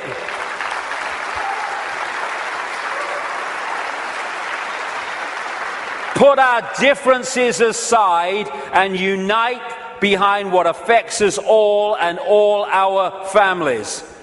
This control system, this Orwellian agenda, is not trying to enslave black people or Jewish people or middle-class Americans or Hispanics or Australians or Indians. It's trying to enslave all of us.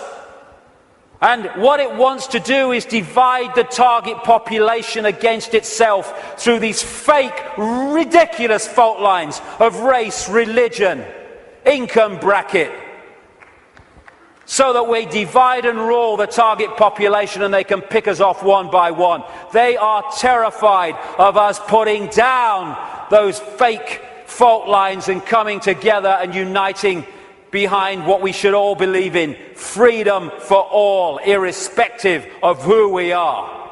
Injustice anywhere is a threat to justice everywhere. Someone else's injustice is our injustice. Because if we allow injustice there, eventually that injustice will come here anyway.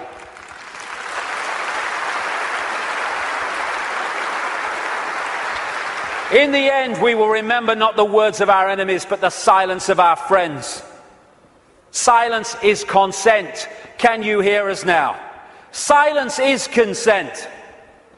Because while we're silent on these impositions, the impositions just keep going on and on and on. By our silence, we are acquiescing, even agreeing to them being imposed.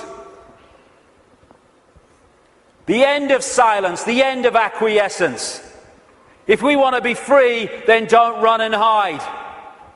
Because you can put your head in the sand and ignorance is bliss, but only for a while. You can put your head in the sand because there's a tornado coming. But the tornado's still coming, your bum's in the air. If you lift it out the sand, take responsibility and face it, you can take avoiding action. Ignorance is bliss with a head in the sand, and then, bang, your ass is spinning up in the clouds. Strength does not come from physical capacity, it comes from an indomitable will. Mahatma Gandhi. Isn't it amazing how true that is? How you can see soldiers in uniform involved in truly extraordinary levels of physical courage and what we call heroism. And yet those same people are terrified of saying boo to another guy in uniform who's got more stripes on his arm than he has. Isn't it amazing? Where physical strength can come so easily and moral strength not. That's to do with the moon matrix and the way that our perception is manipulated. Turkish proverb, a lion sleeps in the heart of every brave man, every brave woman, and it's not really bravery. When you let go of fear, you don't need bravery, you don't need courage. Courage is overcoming fear. When you let go of fear, because I'm all that is, has been, and ever will be, what's the worst that can happen to me? I leave this physical body of limitation and I become all that is, has been, and ever will be, in full awareness that that is what I am. My God, I'm terrified that that might happen. I don't know how I'm going to cope with the terror of thinking that might happen. Know thyself. Again, recurring theme, know thyself. We are consciousness. What is there to fear? Death? There is no death. Just putting the telescope down.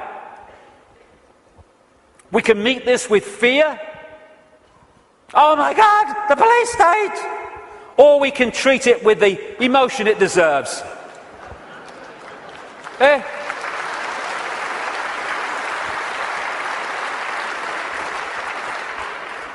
What we have to do is comply. Compliance! That's what we have to do. Because if we don't comply, the control system's in desperate trouble. So it has to frighten us into complying for fear of not complying and the consequences that come from that. Well, hold on a second here. There's something about this that ain't right. When we look at this structure, we look there for the power. But why is that there? Because these silly sods are holding it up there. This is the power. They have to persuade them that they have the power, so they don't take the power to bring that crashing down. Fear of bringing it down through fear of not complying. Once we step out of the pyramid and refuse to cooperate with it, no violence necessary, by the way, then the pyramid starts to collapse because we're holding it together. It's a house of cards. That's all it is. Oh, it's the control system. It's a house of cards. Simple thing. People are being fined ridiculous amounts of money for putting their wheelie bins out on the wrong day or too many inches from the bloody curb. And people go, I don't know, what's the world coming to? It's the big brother state, innit? And then what you going to do? What time's that game show on, honey? Terrible and bloody thing, I don't know. What? What's that going to do? Don't tell me. That's Big Brother. It's little me that's causing that, not Big Brother. What if thousands of people, when someone is fined that money for that ridiculous thing, and like I say, they're just giving us more and more ridiculous things to see how much we'll take before we resist, and when we don't, they give us even more ridiculous things. What would happen if, when someone is faced with that fine, thousands and thousands of people in that area put their wheelie bins out in the wrong place on the wrong day, week after week after week after week?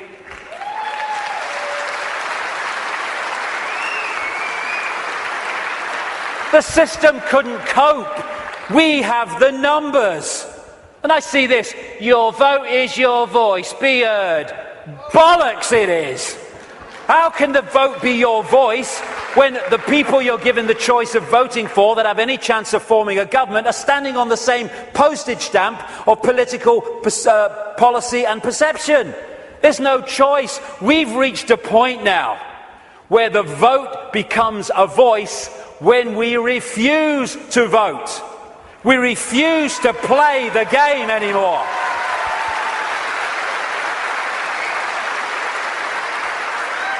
What would have happened at this recent election, this farce, if tens of millions of people had said, we've had a bellyful, we're not voting, it only encourages them.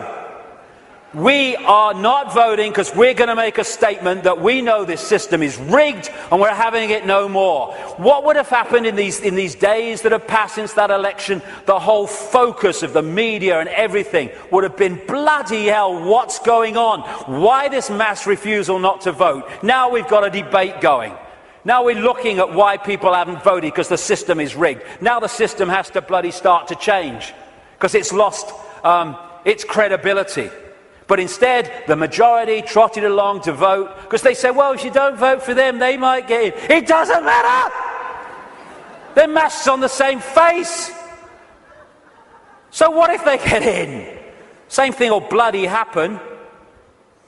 Comply! No! No, no! Not if it's enslaving me and my children and imposing on my freedom.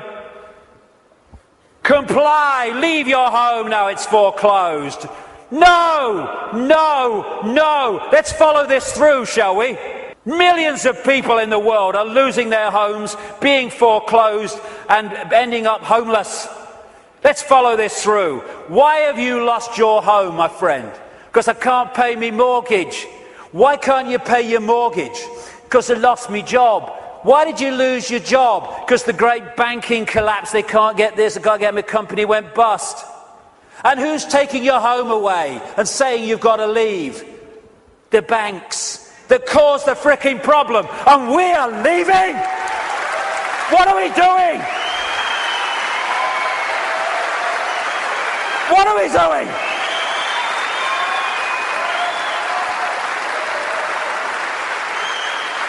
No, we won't leave when the banks have caused the problem and now they're telling us to leave to take the assets.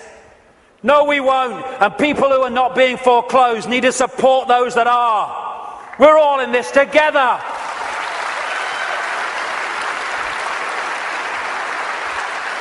Compulsory vaccinations. No, no, no.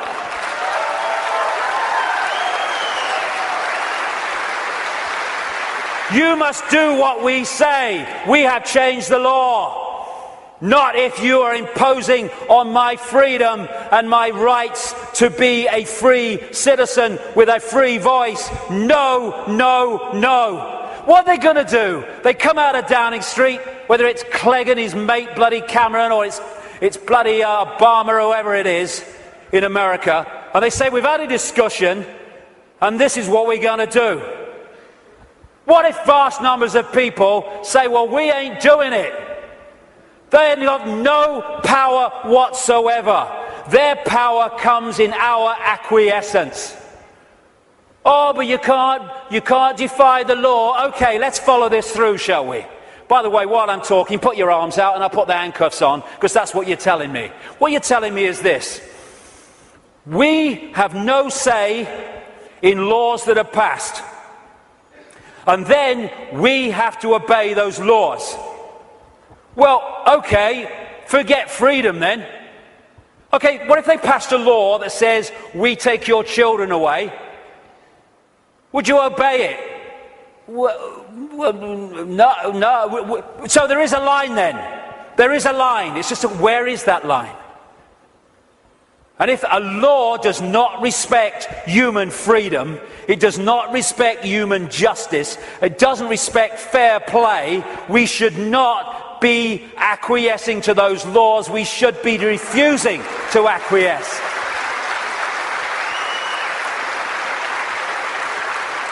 What we need is not compliance, we need a non-comply dance. Where we beat to a different drum and we dance to a different drum.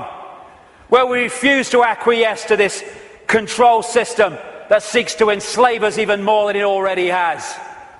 Non-comply dance. Do this, comply! No. No. But we need to do it en masse.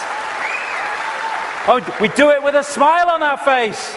We're consciousness, all that has been, ever will be. Why shouldn't we have a smile on our face? And smile and feel for these people who are enclosed in mind trying to enslave us.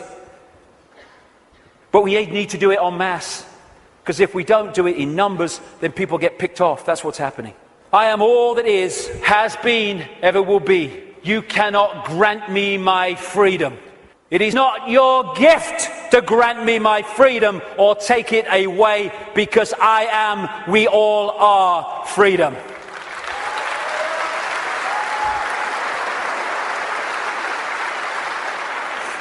Put another way,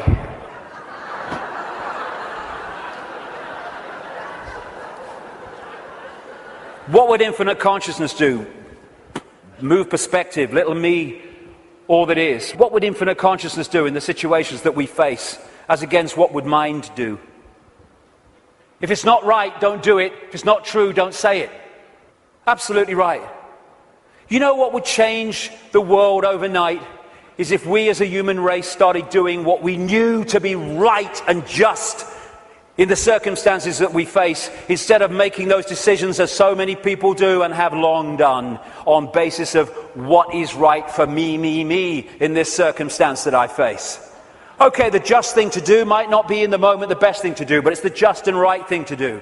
And if we started doing what we knew to be right when we're faced with these decisions, as opposed to what we perceive is right for us in the moment, although doing what is right for us in the eternity, then everything would change. If we want a world of peace, then be peaceful. It sounds trite, it sounds simple, but it's devastatingly profound. That's what we need to be with each other. You know, we have people going on anti-war marches who are hurling abuse at each other in their relationships and stuff like that. If we war with each other, then the collective version of that is warring collectively. If we want peace, let's be peaceful. If we want a world of kindness, then let's be kind. And it must come, for goodness sake. It must. If we're all kind to each other, we live in a kind world. Martin Luther King said, cowardice asks the question, is it safe? Expediency asks the question, is it politic? Vanity asks the question, is it popular? But conscience asks the question, is it right? And there comes a time when one must take a position that is neither safe nor politic nor popular, but one must take it because it is right. And when enough of us take that stance, everything changes. The revolution is not a revolution of weapons, it's not a revolution of fighting. It's not a revolution of hatred, it's a revolution of perception, because everything changes. I am a lion then. I'm not the lamb I kept seeing in the mirror and the world kept telling me I was. And then that expresses itself out into the true nature of who we are. And miracles become possible. We're going into the epoch of what we perceive as miracles. It's just a greater understanding of the way everything works. And the system must fail when that happens. We're being offered, the truth vibrations are offering us in this time, the chance to open the key to our minds, the key to our hearts, which have long been closed by so many people, the key to the freedom on a level that we cannot comprehend, because until we expand our consciousness, we cannot be aware of the true nature of what freedom is. It's not even what we perceive in this world. Enough. Enough of this suppression. Enough of this slavery. Enough of this enslavement of the few by the many.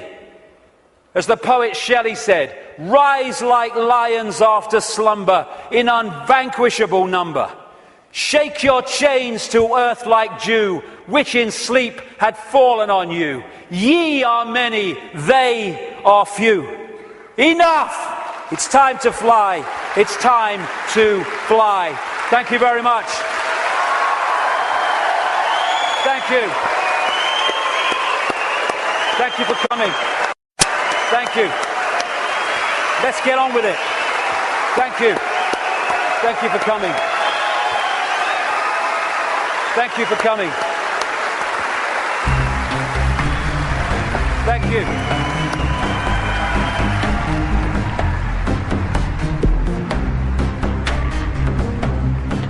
I've waited for years to see him. I've seen his DVD years ago, Brixton Academy. He's a legend. I think I fucking love him. I've been to all David's events here. This is the best one ever. It's the most original, the most passionate, and it really is the greatest. I've never seen David so charged up. I've never seen him so full of stamina, so full of energy, and so there's so much inspiration in what he's said here tonight. He doesn't pretend to be a guru or anything like that, and he admits himself he's struggling with the same, things that we are, and I think that's why he's fantastic to listen to. All of it struck a chord.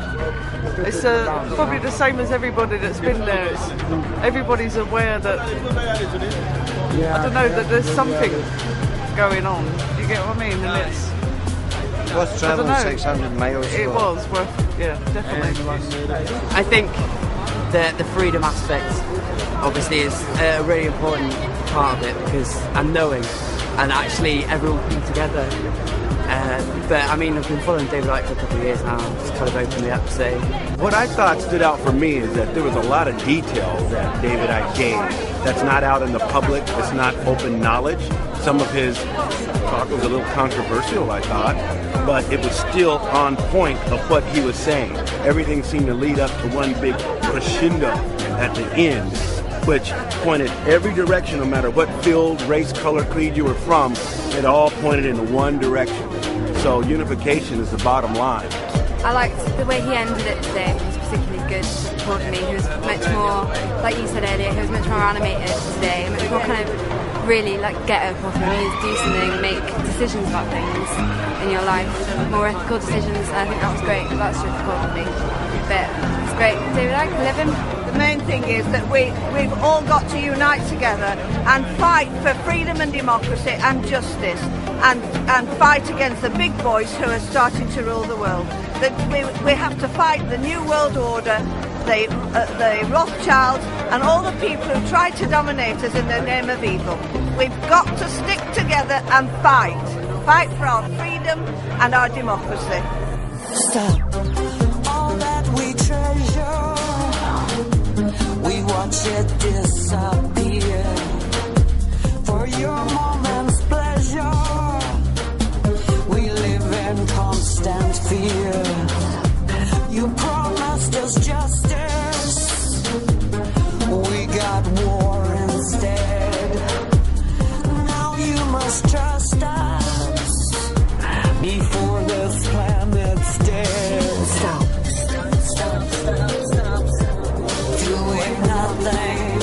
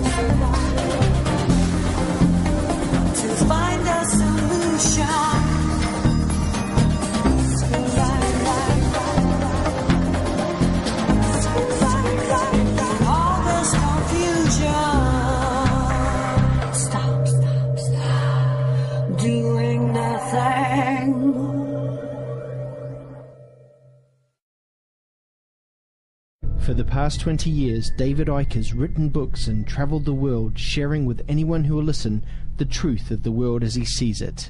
The last 20 years has not just been about me writing books and doing talks, it's been about cleaning out the sense of limitation within myself.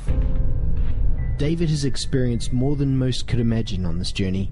They're laughing at you. They're not laughing with you. Fine. But where others would give up and hide, David has kept walking forward. My journey has been fundamental to what I'm doing. And now, 20 years on, when the evidence of what he has been saying is almost undeniable, people are waking up to the truth. That the world is not how we have been shown in the media or told by politicians. The truth that David has been sharing for 20 years. David Icke, still crazy after all these years. Well, I was born in a place called Leicester in the English East Midlands in 1952. We were skint, and you didn't do anything with your life because no one around us was doing anything. They were working and just trying to survive. The idea that great things happened to me never entered my mind. But great things were destined for David, and looking back, it's clear that every step on the journey has been part of a greater plan. I became a footballer because it taught me to focus, to use discipline to create an outcome. I lost that career at 19 in very tragic, from my point of view at the time, and very painful circumstances, and therefore played professional football for over a year with rheumatoid arthritis in agony, because that activated within me a will not to give in and not to go under and not to fall apart under pressure and under stress. I then went into the television arena because that gave me a national profile, which when I came out with this stuff meant it wasn't going to be ignored. It also taught me about the media and how it works and what an irrelevance it is to informing the public what's actually going on in the world. I then went into the Green Party, which showed me the political arena and showed me what an irrelevance it was.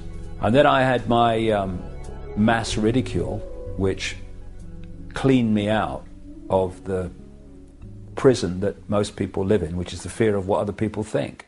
David Icke. I